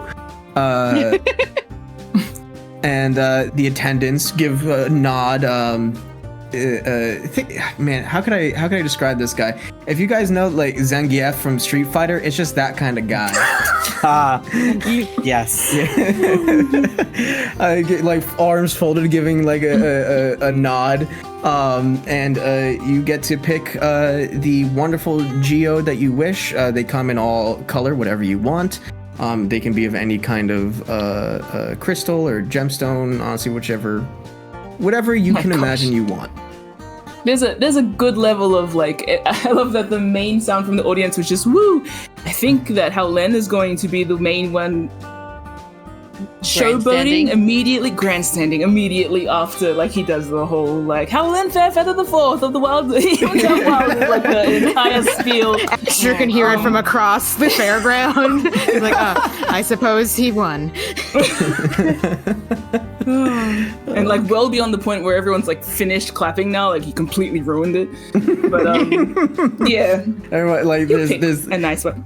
There's like this slow clapping, like people are kind of like looking at each other as you continue. You hear just well done, cousin. Oh, you know what? I think Helen's going to call you over. Buckthorn. Mm-hmm. Okay. Aye, what you need me for? Pick one. Oh, think I'll go for like a hand-sized amethyst geode. Sure. Yeah. They're common, but they're very pretty. Indeed, they are. I think Helen criticizes your choice a little bit, like amethyst. Yeah, you're giving. But we'll respect it, I guess. Would you prefer to take another one? It is your prize, cousin. No. Reward for your good meeting today, I suppose. Ah, very kind of you. I have plenty of these at home. So do I. They're not special. Well, Did you get? You get the amethyst geode for yourself. There's no item for it, but like all the things that you guys collect and grab as far as prizes, just type them into your notes section. I would like to try for the frog. Oh, you want the frog? Yeah, Frolf. I love Frolf. Gosh. Frolf time. So Frolf, you can either do strength or dexterity, either one that you wish. Oh, yep. All right. So this one costs a whole 2 copper, nothing too crazy. Okay. But natural 20 means you obviously get a hole in one and you get the squishmallow. If you get anything, truthfully, above a 20, also a hole in one. But yeah. Okay. Wow. Ah! I just want the frog. Honestly, I keep want doing this one until you get it. I want the clockwork frog. She probably would keep going until she got the little Hunkers bouncy down. frog. Yeah. Sure, yeah. So before you roll again, this one does hop on its own to get closer. So let's just see if it even gets a little. I'm gonna roll my rainbow dice. I love these things. Makes one hop. A second hop. Ooh. And it gets a second hop, so you get just right up to the hole, but it doesn't quite go in. It's just like right there on the cusp. So no prize for that one. No. I'm gonna try again. Do it again. I want that frog. I want the frog. Should I cast guidance on you? You can. Gives Box one big eyes. Like, come on, come here. Yeah, guidance then. Add a default 4 to your ability check? Yes. Or is it an attack? Ability check. Ability check. So add a d4. Strength plus a D4. Is that what Yes. we're going? Yes. Strength. Oh my gosh. I am not doing well. Oh no! Can I give you inspiration? Bardic Everyone inspiration? just gathering around Kim to inspire her. Yeah, you can Well, definitely do bardic inspiration. 7 plus 3 is a 10, so. That's worse than the last one. Oh wait, But does you the frog only keep need to get bouncing? it like one more. You'd only need to get it in like a little bit, so. Yeah, I did just do the roll. It only hopped twice again, so it didn't get in the hole. No. I think I'm going to have to. Can I help in I this don't instance? want your help. Absolutely. You can help if you I wish. didn't ask. I think how Len's going to sort of start the a rally with the people watching. You know, Yeah, just chanting. that's going to be the nature of Frolf! Yes. Asher joins in the crowd. Yes. That's everything I could have hoped for. Okay, yeah, Kim, consider yourself inspired now. You get to roll a d6. Is that your inspiration die? Yes. one. Yes. Oh, 1d8. Oh, holy shit. Ooh. The 8. Damn. Yeah. Holy spumoni. Okay. Yeah. Let's try this again. 16. Hey! 21. Roll the guidance and the inspiration for the funny haha. Let's see how high you get it. 23. Wait, is D? No. The d4. D4. Yeah. 24. Hey! Yeah. That's what you needed. That's a hole in one. You with the chanting behind you and the magic of guidance, you give it a hearty smack. You see the little clockwork frog go ass over tea kettle through the air and land right in the hole. Congratulations! You now get a big old squishmallow.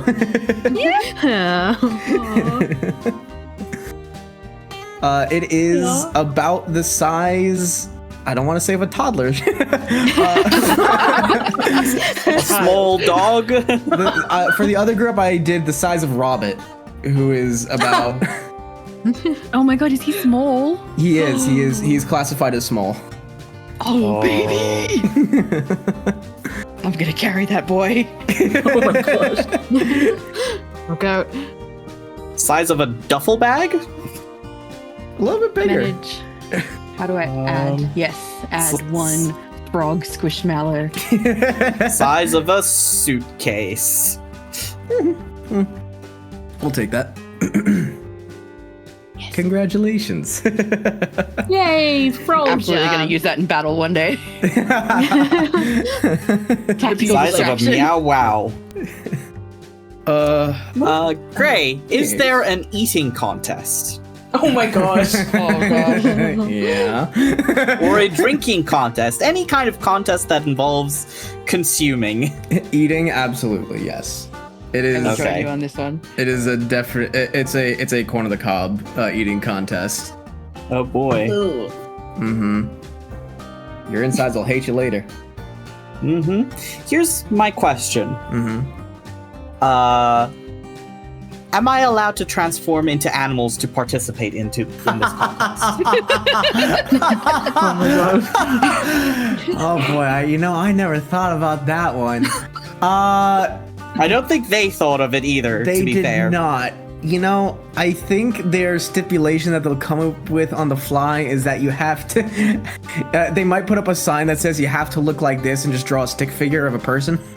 You have to be bipedal. Yeah. Wait a minute. You have to be standing on this many limbs. Well, Okay, that wait, still that could still work because I could be a beaver and sit on my hind legs and just gnaw through the bear. corn. That was a good point. You gotta be specific. Do I know that you can turn into animals? I don't know if you've seen me do it yet. My question I've- is, as I've- a semi-giant, I've made- can I just eat the cob like in Cob? one bite? Cob? Eat the cob included, like the center. Oh my us- gosh, like a That's banana. a Included? choking hazard nonetheless, but I mean, you go for it.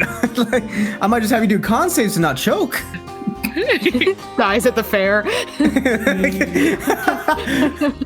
The rest of our session is trying to revive you. What happened? Rest in pepperoni at the Harkinstrum fair. Oh my god, that's really fun. Full seriousness, they will probably say you have to be bipedal and humanoid. Okay, have to be humanoid. Yeah, they Okay. scratch into the sign humanoid. Really pushing the boundaries, you two. I feel like you're nice enough to ask ahead of time. Look, Gotta be fair. These are important Right. questions. Limits on fair, you know. Yeah. Buckhorn is honorable. Yeah. Yeah. Most people can't turn into small woodland creatures, so he's going to ask if he's allowed. Yeah, you will have to be humanoid at least for this. Okay. Well, I'll try it anyway. Yeah, go crazy. I feel like Helen's standing back with Asher, just like, oh god, like this is going to be yucky to watch. Probably. At this point, like, you guys having fun with all the games or whatever, it's probably reached about we'll call it late-ish afternoon trademark. And the corn eating contest is just pretty much set up like they just slap benches into the middle of the plaza right by the fountain that they have, just in case people need water. There's only going to be 6 people, not including whoever of you guys wish to participate in this. So is it just Buckthorn, or did Kim want in on this? I think I'm in. I'm in. I mean, you brought up the whole cob eating thing, so yeah, I just needed to make sure. But yeah, they'll sit you guys down, and the name of the game is literally just eat as many as you possibly can in a 5-minute time. So you'll have a collection of individuals here from mostly just, it looks like 2 brothers that are trying to out eat each other. Lizard folk fella, a gnome, and we'll even toss in a fairy just to be real weird about it. They won't get very far, that's a promise. But yeah, so when they give you guys the go-ahead, a plate of 5 corn cobs is put in front of you, and you must consume as quickly as you can. So I will say, God, how to eat fast? Constitution. Constitution, more than likely. I will vaguely say sleight of hand for speed and Constitution to not slow down. Okay. Okay. Yeah, we'll go with that. So give me those 2 rolls. One sleight of hand first, and then Constitution next. Okay. I will probably guidance myself on the Constitution check. All right, sounds good. So, first sleight of hand. Good. Oh, pretty good. Cousin. Just Oh, no. cousin, but Oh no! Oh no! Brings it up a little bit, but that is a nut 1. Yeah. I am in the ballpark that you can nat 1 a skill check, so I have fun with those. I immediately start choking. That's where I was going. Kim, you go ahead too. We'll do this in tandem. Yeah.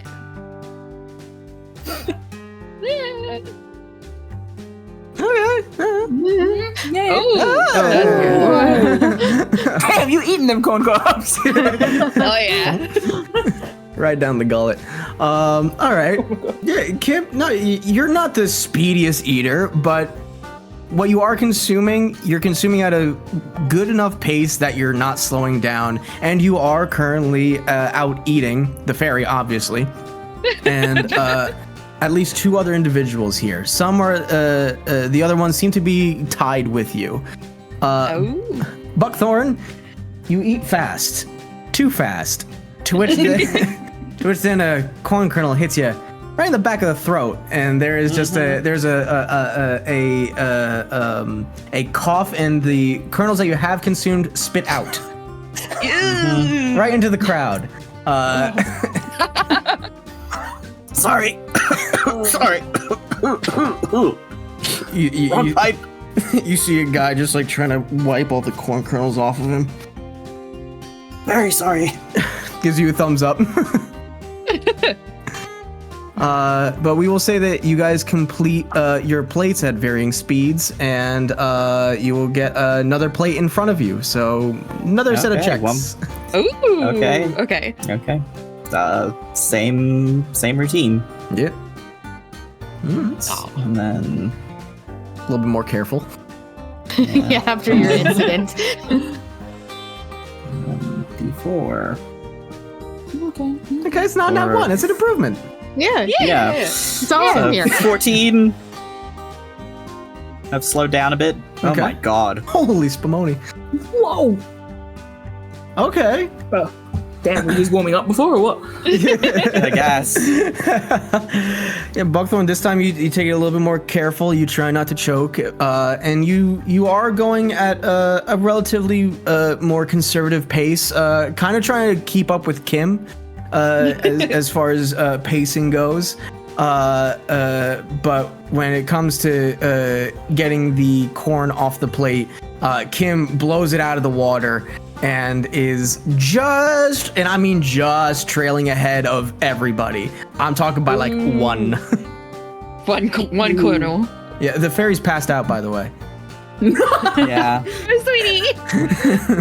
Corned out. Yeah, corned out entirely. I'm talking like big food baby. That fairy's not moving for at least an hour. Been there.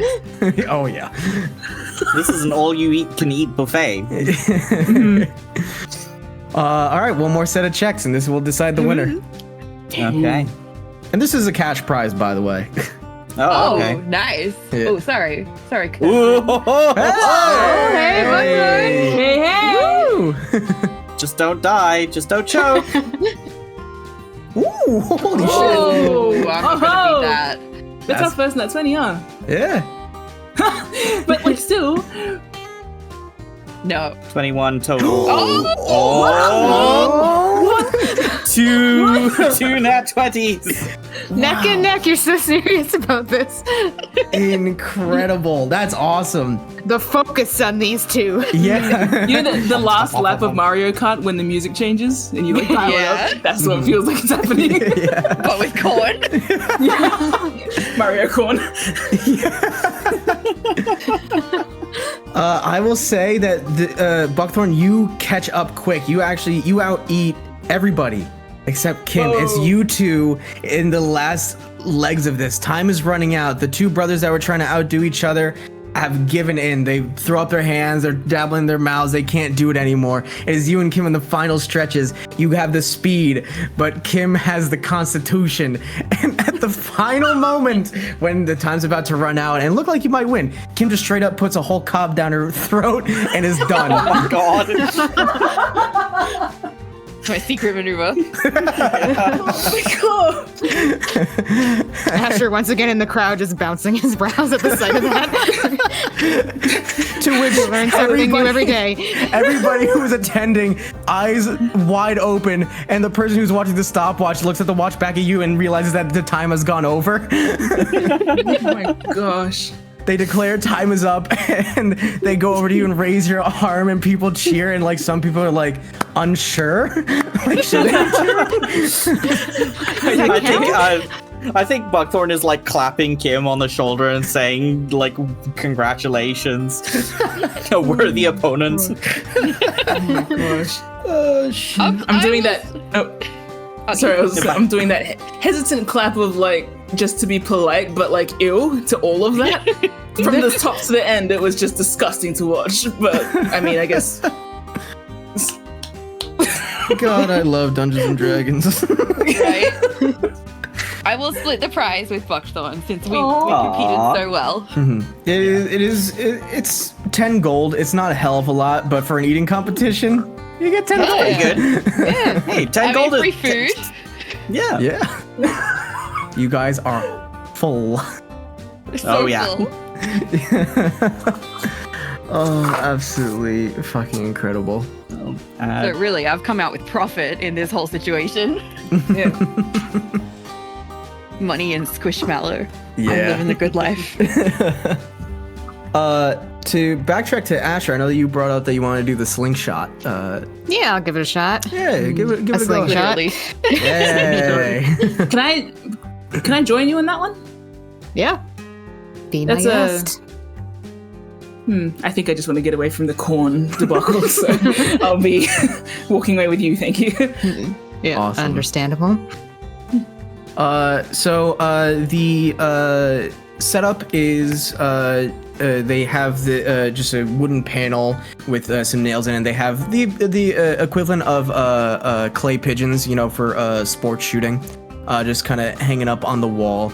They give you these, you know, they're kids' toys, slingshots. They give you 6 stones. Hit all 6, you gain a prize, but you have to hit all 6. The prize you can see is little. Oh gosh, I can't exactly remember the description of these as far as like real world comparison, but they are the little like animal dolls where you see that the I guess the yarn or the threading is like wrapped around an endoskeleton. So it yeah, like with the wires inside and what have you. I don't know exactly what you call those.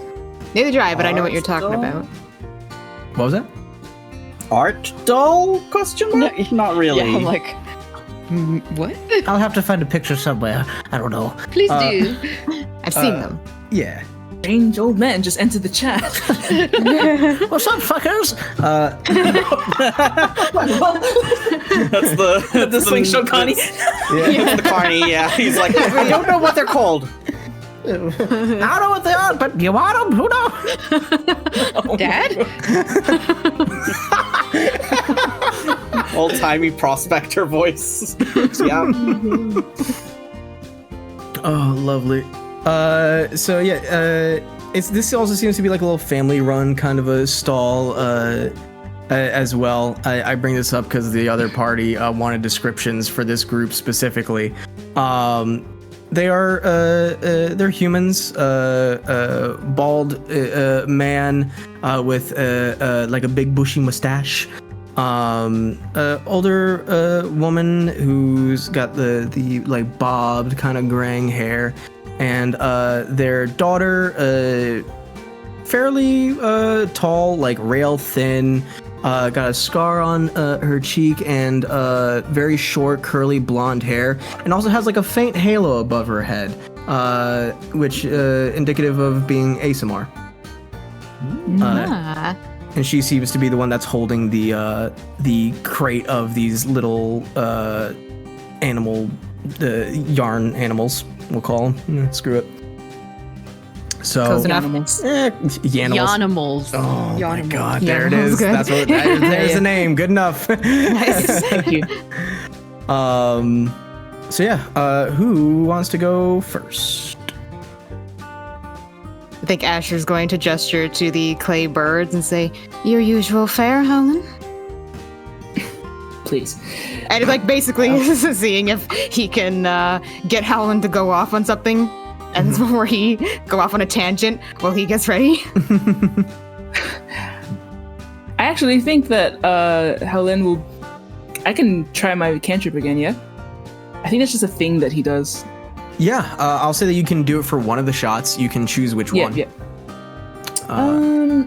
Probably the first one. If Howlin can get, finish the job in one hit, then better than anything. Yeah, so you will have to roll a dex check 6 times for each clay pigeon. Oh shit. Yeah. How many pigeons are there again? 6. 6. Holy Just moly. said that. Oh yes, I just clicked what you meant, yes. That's a big word for Elmo.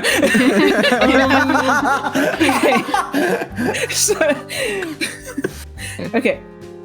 I'll go first. I think that's going to register somehow as a challenge from Asher. Yeah. I think Asher's gonna kind of keep talking to Howlin as he's trying to line up a shot, as Howlin's trying to line up a shot. Basically, like, asking to be told about your hunting endeavors. Bigger than. How big would you say? Like, kind of being annoying like that. Yeah. the conversation of, like, we have long since moved on from small birds, like, that's kind of like the rebuttal as he's trying to focus and get, like, the cantrip up. Yeah. But so can I just roll the first with advantage? Just Dex? Yep, just Dex. Oh, was I hitting the wrong button before? I think I was. Whoops. Are you hitting saves? I was. Oops. Yeah. Whoops. Sorry. Alright. You're right. And do I hit the modifier itself or Yes, the modifier itself should do it. So Dex. Well. Damn. Yeah, okay, that's a success. For this, you just need to get a 14. I should be saying what the DC is. Oh, okay. Well, got. I mean, Hey. Yeah. You did it. I did say I'd do advantage on the first one, so there's that. Yep. Sounds Anyway, good. just another. If my maths is correct, another 4 times after this one. I don't remember. maths is not your strong suit, is it? Ash's commentary on my family's hunting habits is throwing me off. Yeah. Oh. Oh. Yeah. He hit some kind of nerve while he was chattering. Yeah. I think it's the urge to, well, actually, you. What, Yeah, no, that's what Asher's banking on. Asher making wrong statements on purpose.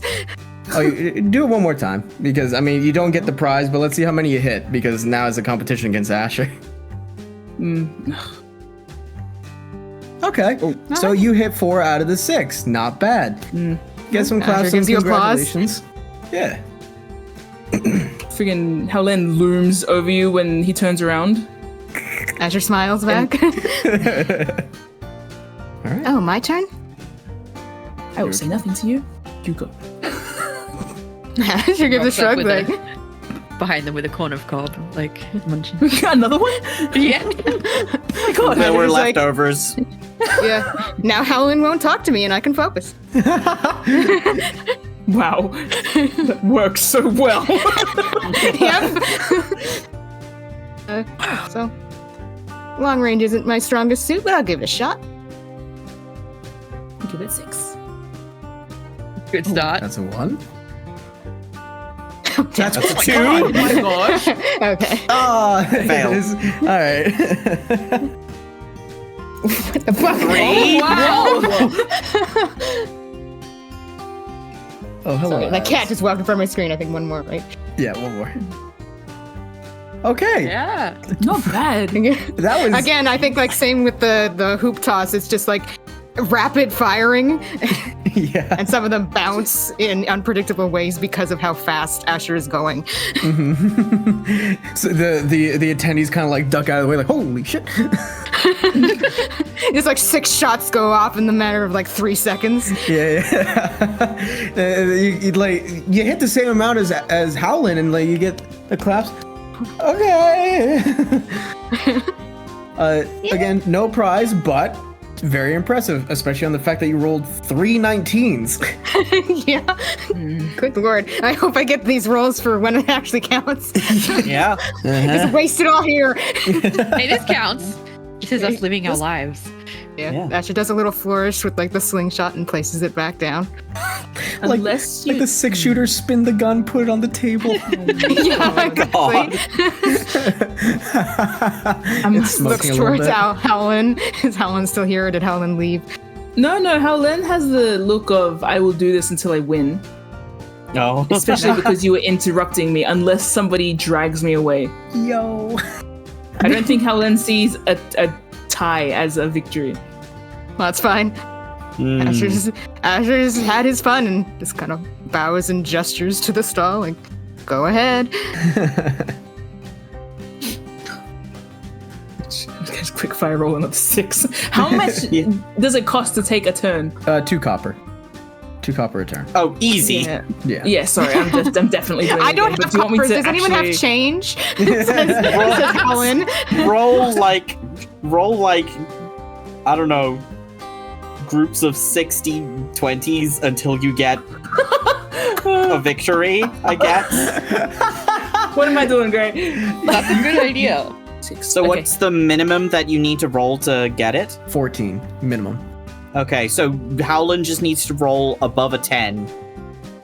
Because it's dex checks, right? Yep, dex checks. So So I've so got you 60 just need 20s to have ready to roll? like yeah, so you just need to roll all of them above a 10. Okay, ready, spaghetti. That's a 1 in there.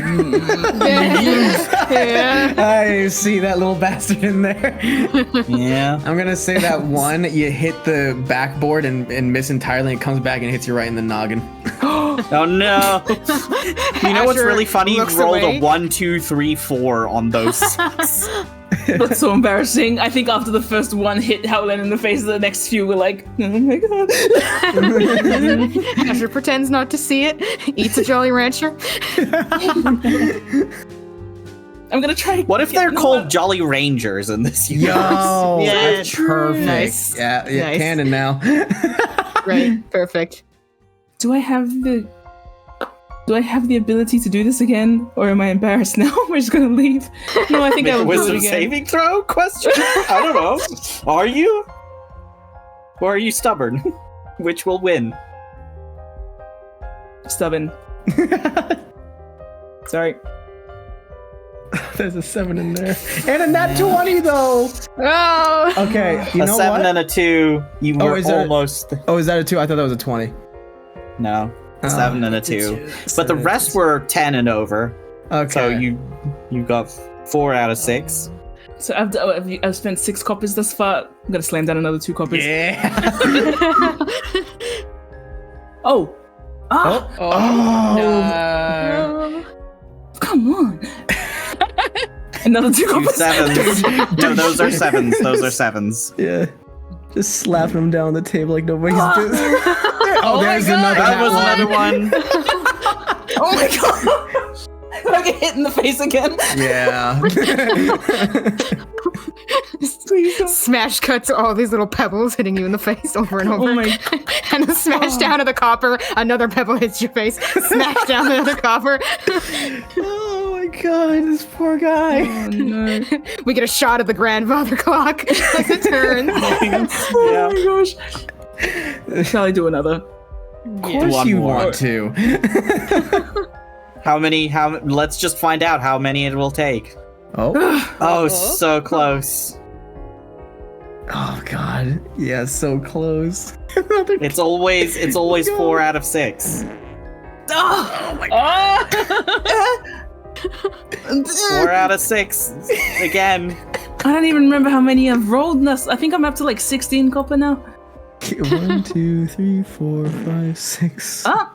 Oh, there's a 5 in there. Ah! 4 out of 6.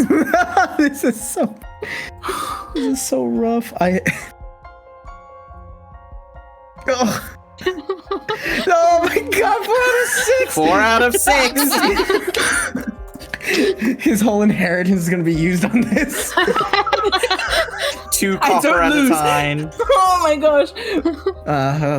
3 out of 6 on that one. Oof. Oh, Sweet. 2 nat ones. Are you shitting me? Oh my gosh! Please, I beg, like meta begs. Cousin, please come tell me to stop. I think. I kind of want to come in as well and like do it to see if I can do better. I think Buckthorn just like pushes the pats Howlin on the shoulder, pats Howlin on the shoulder, and says, "Why don't you give someone else a turn for a moment? Rest your hand up." The double nat one, I think, equals a black eye. Do I have to? Do I need to cast Healing Word on you, my guy, or whatever? I think Helen looks very close to tears, and you can't tell whether it's from like the bruised pride or the black eye. Yeah.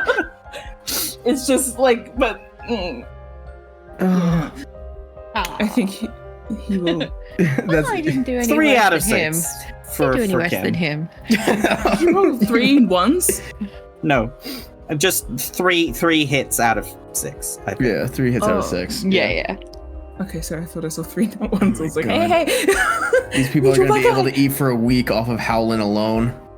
Yeah. I think I roughly gave them like, what, 3 silver? Let's see. Yeah. 2, 4. Wait, 1, 2, 3, 4, 5, 6, 7, 8, 9, 10.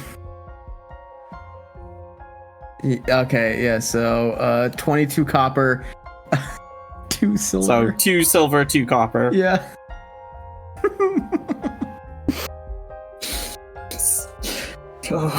I think, you know what? I kind of think that Helen just shoved down 3 silver. Mm-hmm. And kind of was going to play for the entire 3 and will not ask for change back because, please. So, Yeah. Oh, no. You paid for the honor of this black eye. If not for Cousin Buckthorn, I'd still be playing. Oh, God, thank you. Thank you for this gift to me. Oh, all right. Well, with the varying successes and failures of the slingshot game.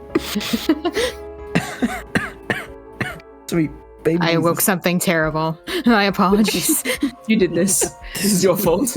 I didn't expect to have beef with Asha, but Hey, Sombrero, can you do me a favor? Can you put like a little like dark coloration over one of Howlin's eyes? Thanks. Oh my god.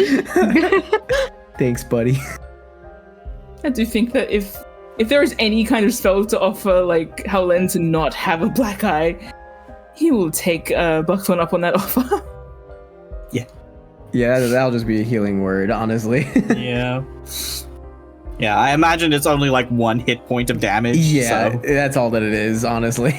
No harm, no foul. But I will expend the spell Actually, you slot. know what? I'm gonna take you away from that for a hot moment.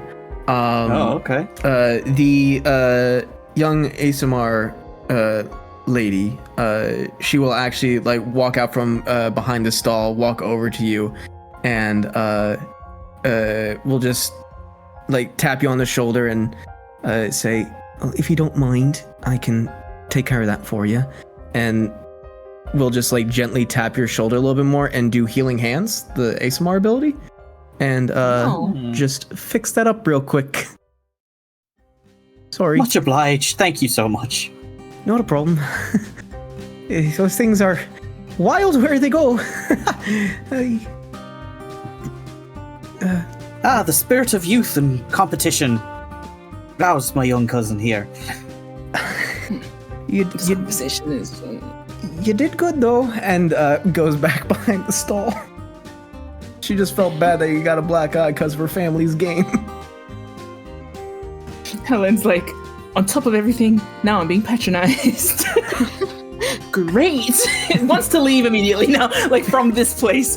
Great, I got pity healing. Fantastic. Where's that crane? You got game? apology healing. You got apology healing. Yeah. Helen has problems. Asher offers Helen a Jolly Ranger. Helen is blitzing right past you. Asher eats the Jolly Ranger. Follows Helen. Oh, incredible.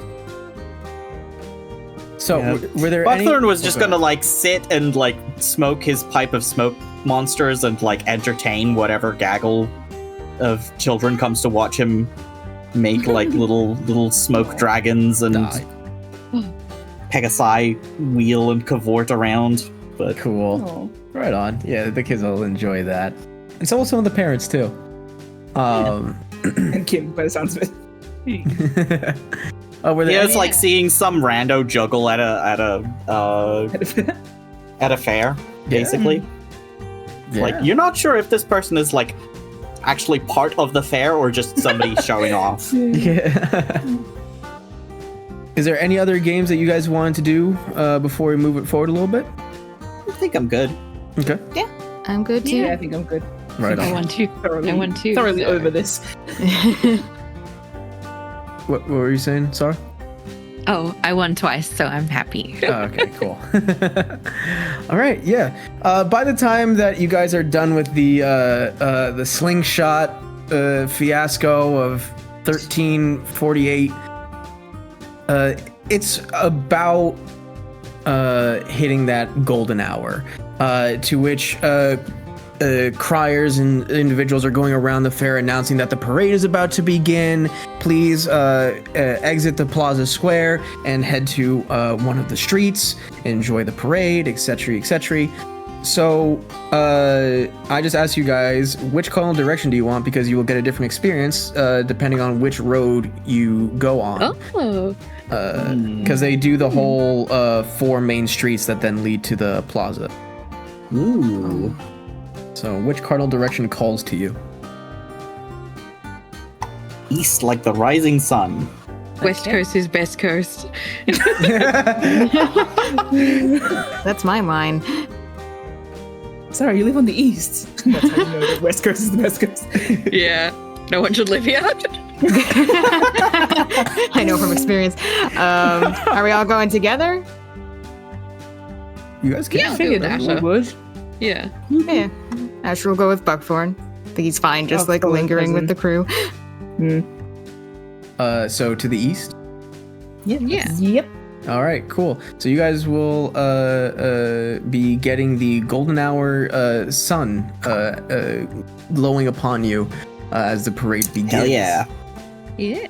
That was my aim. Yeah. We need to look good for the new people.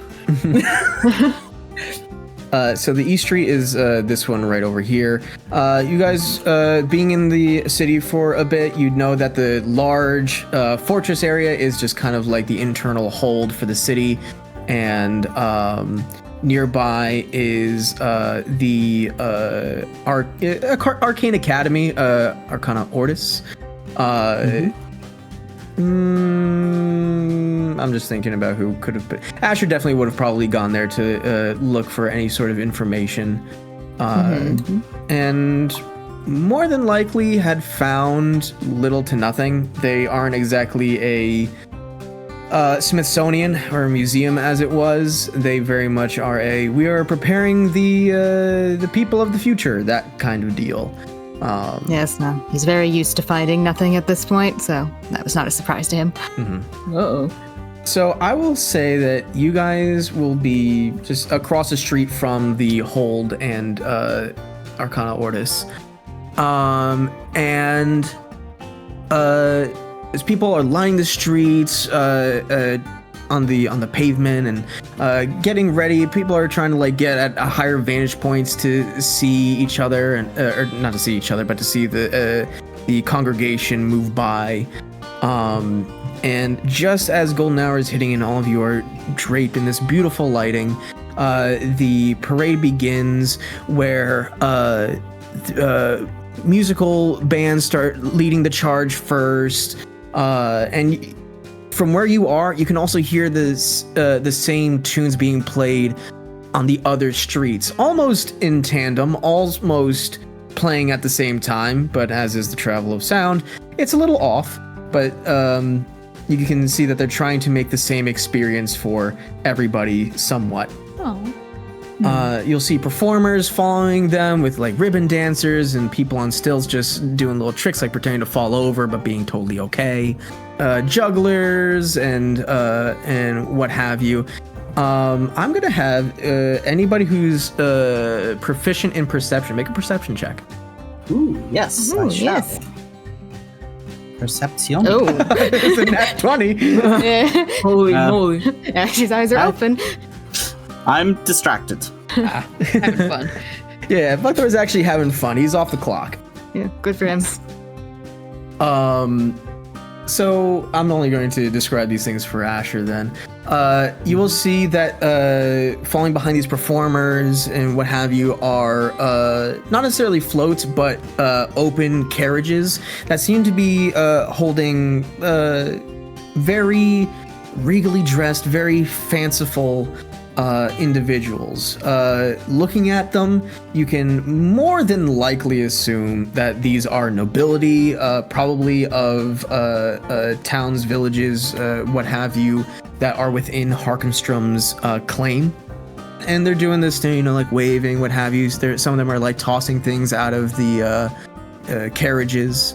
And as you're watching some of these go by, you see across the way from you, it seems to be like somebody is floating, but they're sitting. This is going to be the one connection that you guys get to the other group. They seem to be sitting on a rod, floating midair. The other group has an immovable rod, and somebody wanted a higher vantage point, so Robert jumped up and put it underneath his butt. I see. And you're like, huh. Yes, Asher raises a brow at that. But that's their business. Very tactical. Congratulations. While you're also looking at that group, you will see that one of the carriages that goes by is very naturally decorated with vines coming out of it, flowers attached, very, very floral, very natural accoutrement. And the individuals inside do kind of bring your attention a little bit, simply because you wouldn't expect these types of people to be nobility or rulers of anything within Harkinstrum. First of all, there is a dryad woman. Very like verdant green dress on with like some little golden linings to her. Her hair is this like golden yellow, and her skin kind of has this very slight like green tone to it, but like I'm talking like just very slight. Absolutely beautiful woman. The individual standing up next to her is a Plantai individual, which is this is a homebrew race of mine, where Plantai are just sentient plants, more or less, and their history goes that either they were primarily born in the Feywild, or were the resurrection of somebody who came back, but not as, human or dragonborn or whatever, but came back as that, or an awakened plant, literally. And in certain cases, people who had fallen in love with dryads and being in their vicinity became more plant-like, but instead of becoming dryad themselves, this is a side effect of being in their vicinity. So this individual is basically a smaller treant. Very well dressed. Seems to have like a ceremonial like breastplate. Where the eyes are, there seems to be just like these vague slits where you can see little beads of light moving as they are tracking the crowd and waving. They have little bits of branches that are poking off of them, and in some places the clothes obviously had to be tailored to allow those little branches to come out. On their head they have these thicker branches that kind of go back like horns, but have some foliage to them. And in the back of the carriage is seems to be either a young dryad lady or plantai, unclear on that. She has basically the same attire as assumedly her mother, but her hair is like vines of cherry blossoms. Ooh. I think Asher might touch like Buckthorn's arm and direct his attention towards these folk, and pretty much ask, "Look familiar?" Do I know these people? I'll say make a history check. Okay. Pretty good. Okay, 21. Yeah, this actually comes from your knowledge of being an ambassador, gaining information about what places you might visit, and excuse me, and who this leadership is. They are in fact the leadership of your next stop of Timbermore. Oh, how convenient! How convenient. They being a I guess we'll call it an ally of Harkinstrum. It makes sense that they would be here. And as they're passing by and waving to everybody and tossing some things out, you see that their daughter tosses a like what looks to be like a handkerchief out, and it lands right on somebody's face. And there's some laughs and everything, and that individual who got hit in the face with it looks very confused as to what just happened. But actually, before I get too far ahead of myself, I will give you the names of these individuals. So the plantai individual is Lord Hardpine. The Dryad woman is Lady Seraphira. And their daughter is Lady Time, like the plant Time. Buckthorn kind of recognizes them and is like, huh. Perhaps I'm not done working for the day. Oh? Those are the rulers of Timbermore. Our next stop, I believe. Indeed. Asher kind of bounces his brows and peers back towards them. Alright. Tracking that, you guys watch the rest of the parade. It's very fanciful. Beads, things, food, candies, all things are being thrown. I can imagine Kim, for some reason, holding out her shield and just like catching shit. I don't know. Oh yeah. Just like a basket. Yeah. And when the parade is done, and the final carriage passes by individuals, everybody kind of files back into the streets to go back into the plaza. Everyone kind of gathers around. There seems to be like a wooden stage being set up, and you guys can see King Solaire actually at the ready to get onto the stage, seemingly with his wife and children. I'm not going to give the verbatim speech that he's about to give because I cannot find that in my notes anywhere. So Sombrero, do me a favor. Can we just like put the audio in here? That'd be great. Welcome, everyone, to another Harvest Festival. Thank you, everybody, for being here and for being so well behaved. I did not hear a single instance of ne'er-do-well. He kind of like shrugs and looks at the woman next to him, like he didn't know what else to say.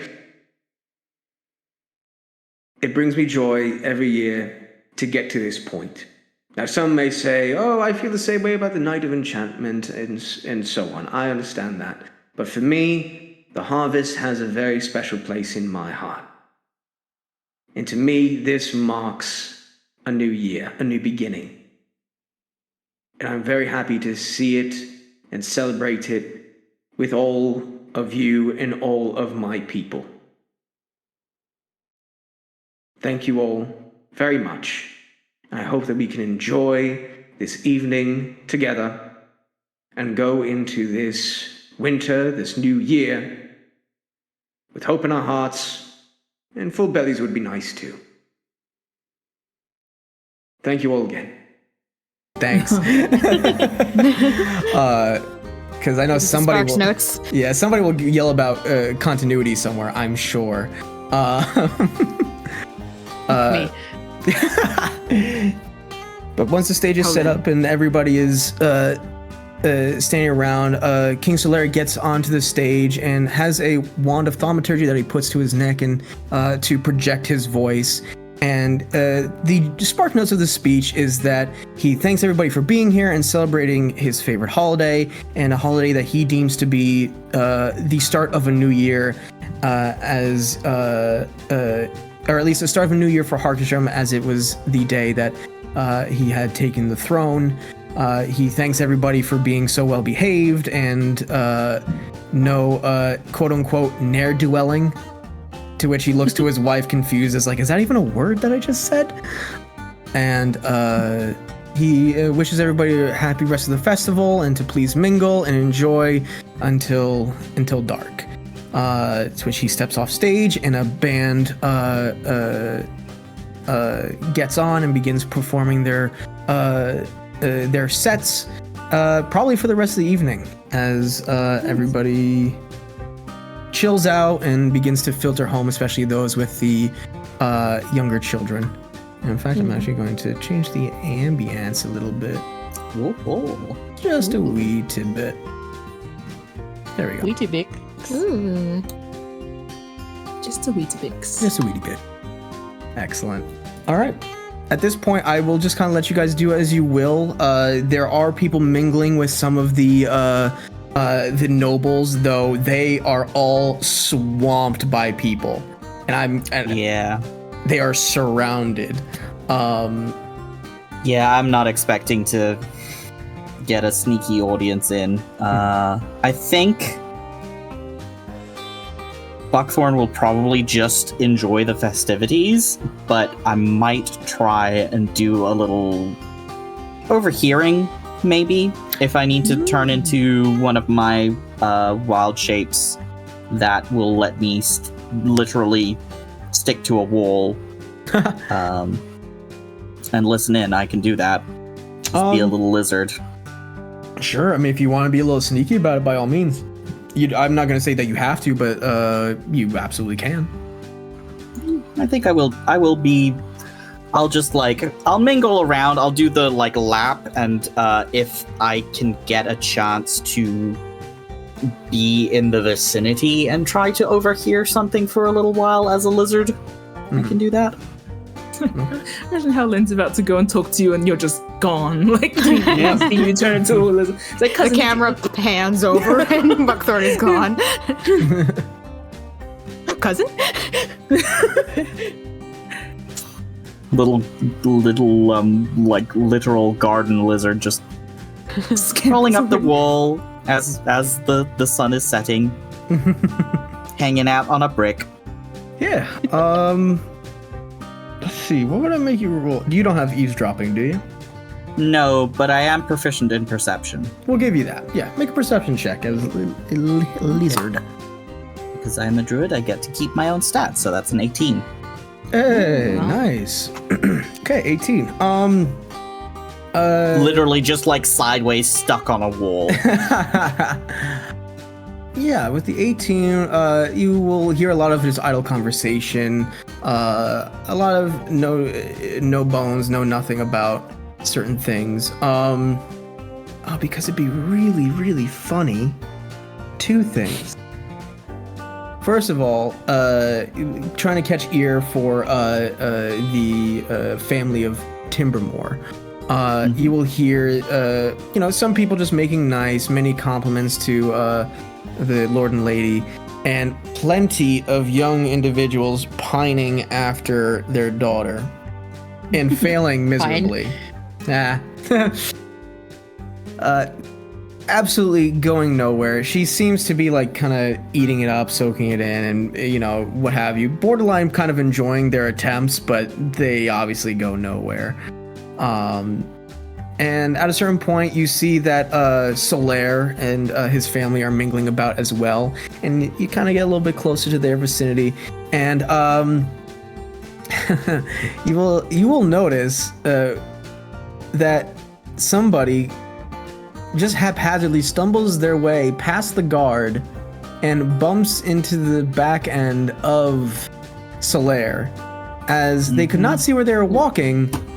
because they were holding a giant squishmallow in front of their face. Oh. Oh dear. To which a conversation ensues, and it just seems to be, sorry about that. But as that individual, who is a Harangon, walks away, they quickly stop, turn back around, and you will hear something that clicks with you. Mm-hmm. By the way, Dean says hi, and a very holding in the emotions response from Solaire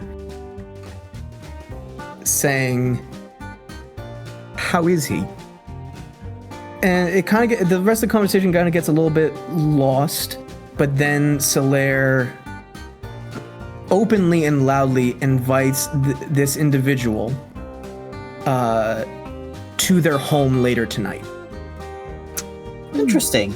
My passive insight is a 17. Can I get anything about Solaire's reaction to whoever this Dean is, and can I perceive anything about this squishmallow holding Harangon? Yes.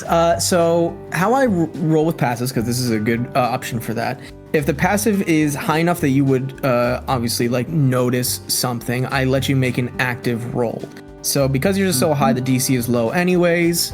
So I will have you make an active insight check to get, we'll say, clear answers for your question. Okay. Cool. That's a 15. Okay, 15. It is clearly a very emotional response, and there is definitely, you can hear the urge to cry being held back. Oh. As far as anything else beyond that, I think that's about what you can gather. Did the Harangon individual seem to have intent by mentioning this Dean person to the king, or was it just a casual, oh yeah, we met this person, and they say hello? There was intent, though definitely was almost forgotten. Well, interesting. I'd make note of that, but good. I think there's probably nothing more to be gained, and I'll scuttle away as a lizard and transform back into a person. Okay. A little ways away, rejoin with the group. Sounds good. As soon as you're visible, Hal learns back. Where have you been, cousin? It seems that there's some very important people over there to speak to. Speaking of important people to speak to, I think Asher is kind of doing his rounds with the crowds, kind of striking up conversation with what seems like interesting people, and just trying to gather rumors, gather interesting stories about the town or other locations. Just strike up conversations and see what kind of stories people have to tell around this place. Sure. You shaking trees? Shaking some trees. Information gathering, because I'm pretty sure you have that sub skill, right? Yep. Yeah, give it to me. My sub skill. Another 15. Okay. Yeah. So shaking the tree. God damn it, Jay! I fucking see you, bastard man.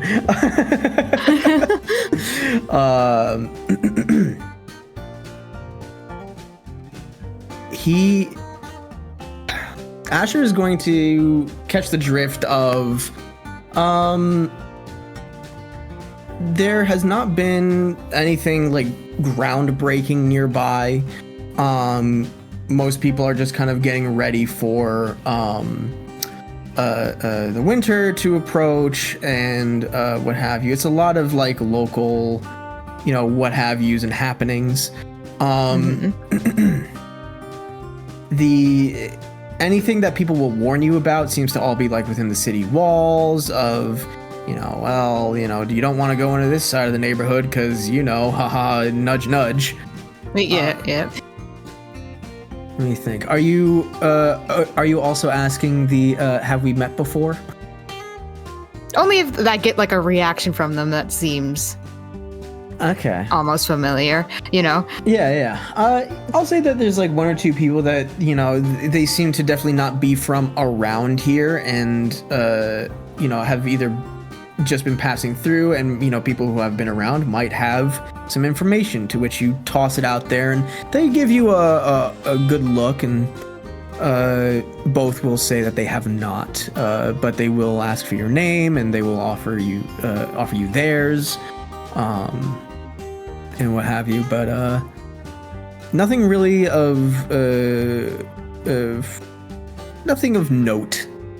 Yeah, something else he might ask is like shops around here that sell things like artifacts or magical whatnot. Just places he should check out if he's in the market for that kind of thing. If they have any suggestions. Places that let's see, I'm trying to think of like places that would have exactly what you're looking for, or at least close to it. So the Clamor and Glamour smithy, they do create some pretty hefty magic items, though they are not inexpensive whatsoever. They hold their work in high regard, and if you're asking for like a number, they're gonna be like a couple thousand gold. Duly noted. As far as any place else, yeah, no, that's really like the one place where everybody's like, if you are really in desperate need of something somewhat powerful, it's there and it comes at a cost. Fair enough. Asher will thank them for the information. And probably once he feels satisfied that he's talked with everyone he wants to, he'll try to find the group again and reconvene. Sounds good. And as you guys reconvene and lounge around the festivities for the rest of the evening, there's some excellent performances, and even one where a young man gets up on stage and he does basically like a call-out song for some people that he highly respects, and he wanted to get on stage and perform a song for them. Does an excellent job. He plays the fiddle with expertise. We will say we can kind of do a little bit of the timey skip because we are getting close to having everybody gather. Yeah, you guys will finish off the evening, head back to wherever you've been staying in your time in Harkinstrum, and the new day will begin fairly early, and we will take a break here.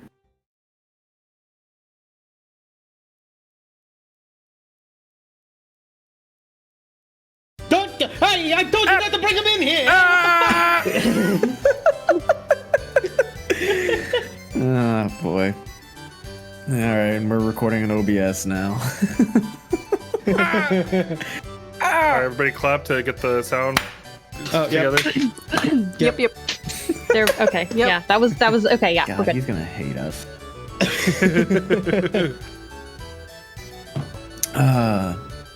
Well, hi. We're Also, sorry for yelling right at the beginning, Sombrero. You're welcome. Gray knew it would happen. This is Gray's fault, actually. Gray knew it would happen. I told him to wait, or I would yell. So, I sit Gray in should pay you more silence, staring. for this. I mean, I should. Yeah. I should. Well, yeah, but specifically for this transgression. Oh, specifically for this one. Double. Yeah. Yeah, this is the announcement of your raise, Sombrero.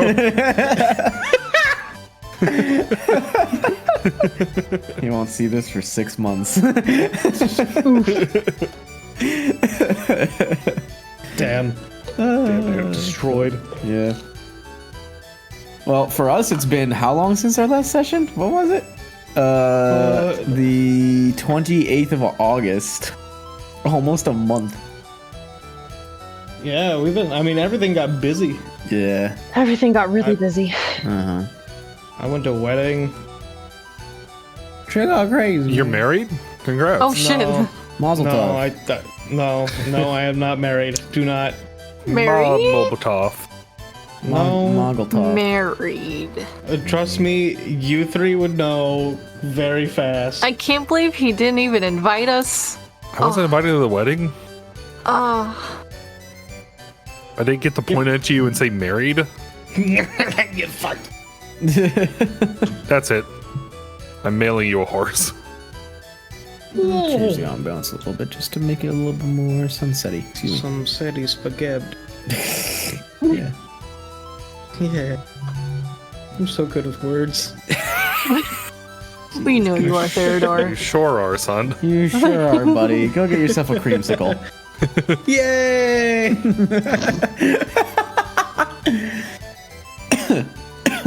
So, Father has let us have a creamsicle. Hooray! Oh my god. I picked the wrong They had time to creamies take... at the market. He's given me 5 pence! What kind of fucking Charles Dickens novel is this? The creamies only cost 2 pence. That means I can get 3 next time. Oh, Jesus. Ah, lordy. Perhaps I can get an egg cream from the market. God, Delightful, all of you. the fucking spider doing the Great job, team. Let's hit the showers. This is like the doors opening and closing again. And he looks back. I also gave these people the wrong accent when I introduced them to you guys, so for those who are looking for consistency, go fuck yourself. Yeah. Damn. Eat Oh, my shit, sight. audience that wants that. Eat How shit. dare you? I cast testicular torsion. Jesus. Oh, my god. Ow. Oh, Sorry, we all got distracted by the We got the zoomies. Running in the 90s. Bro, you're gonna have like, fun with these bloopers, aren't you? Oh, yeah. You're recording? Yeah, we're Yeah. recording. We've started. Ooh, speaking of, I should put on my water for tea. I almost forgot. Hell Oh, yeah. yeah. Nice. Quick, while Gray's gonna talk shit about this Howlin'. cool ass setting or this fucking excellent DMing. I don't know. Don't trust those moons. There are 2 I moons don't that trust appeared the after. moons. Yeah, Yeah. appeared after the Oblivion and like appeared after great cost, according to the gods. And like, what did you put in those moons? What's in there? What are they? I One was of the briefly comics I read. contemplating giving Buckthorn a longer name in the style of Hohenheim. Oh, You should, because I would learn it and I would announce you every single time you walk into a place. oh no. Yeah, Theophrastus Bombastus von Hohenheim, the real Swiss physician and alchemist. You should. I'm sorry, that sounds made up. That sounds like All names are made up. but like specifically Yeah, chosen. Sounds made up to be like deceptive. Yeah. like a spy name. Oh my gosh! Wait, do I know what Grove Tenders? Wait, are you a No, spy? you don't. You're not a. s- You don't know anything. Exactly.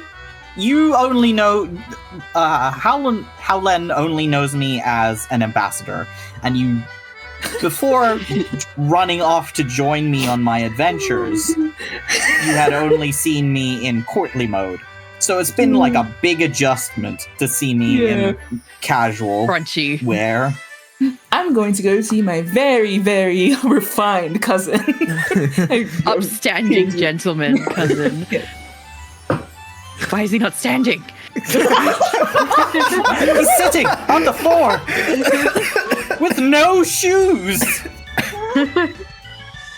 My question is, how long do you guys think we've been all traveling together as a group? I want to say that, like, with Howland's edition, like maybe 3 months max. Yeah. Yeah. I think Asher and Kim have been traveling a bit longer because Asher's been traveling for 8 months, and he would appreciate a bodyguard for the majority of those months. So maybe Yeah. 8 to 6 months, maybe for Kim and Yeah, Asher. Yeah, and I think it's been like 4 or 5 and a bit months since you met Buckthorn. Cool. Nice. So Yeah, Howlin is the most recent tag along and like Yeah. caught up with us at the last city that we were in, basically. Mm. Yeah, I was about to say, given the personality, I don't think Helen spent enough time with you guys yet. Yeah. They haven't tried to leave him at the grocery store quite yet. It would have. I would just find you again. That's the thing. He's a hunter. He's a tracker. He's Yeah, I know. He would literally just find us. He'd show I up found at the you. camp unannounced. You appear to have left without me. Never fear, I found you again. They must have gotten lost trying to find me. Have to track them down and make sure they haven't gotten into trouble.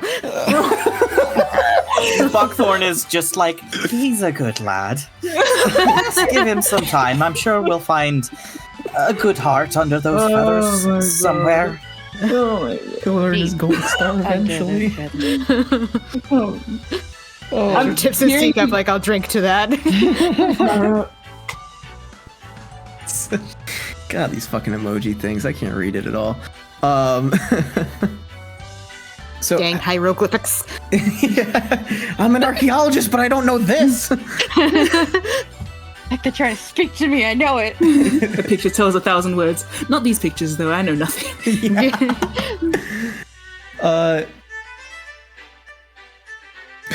Sorry, I just opened up the Discord and all of a sudden I see spiders doing a thing. Oh, Spider and Jay, excuse me. Yeah.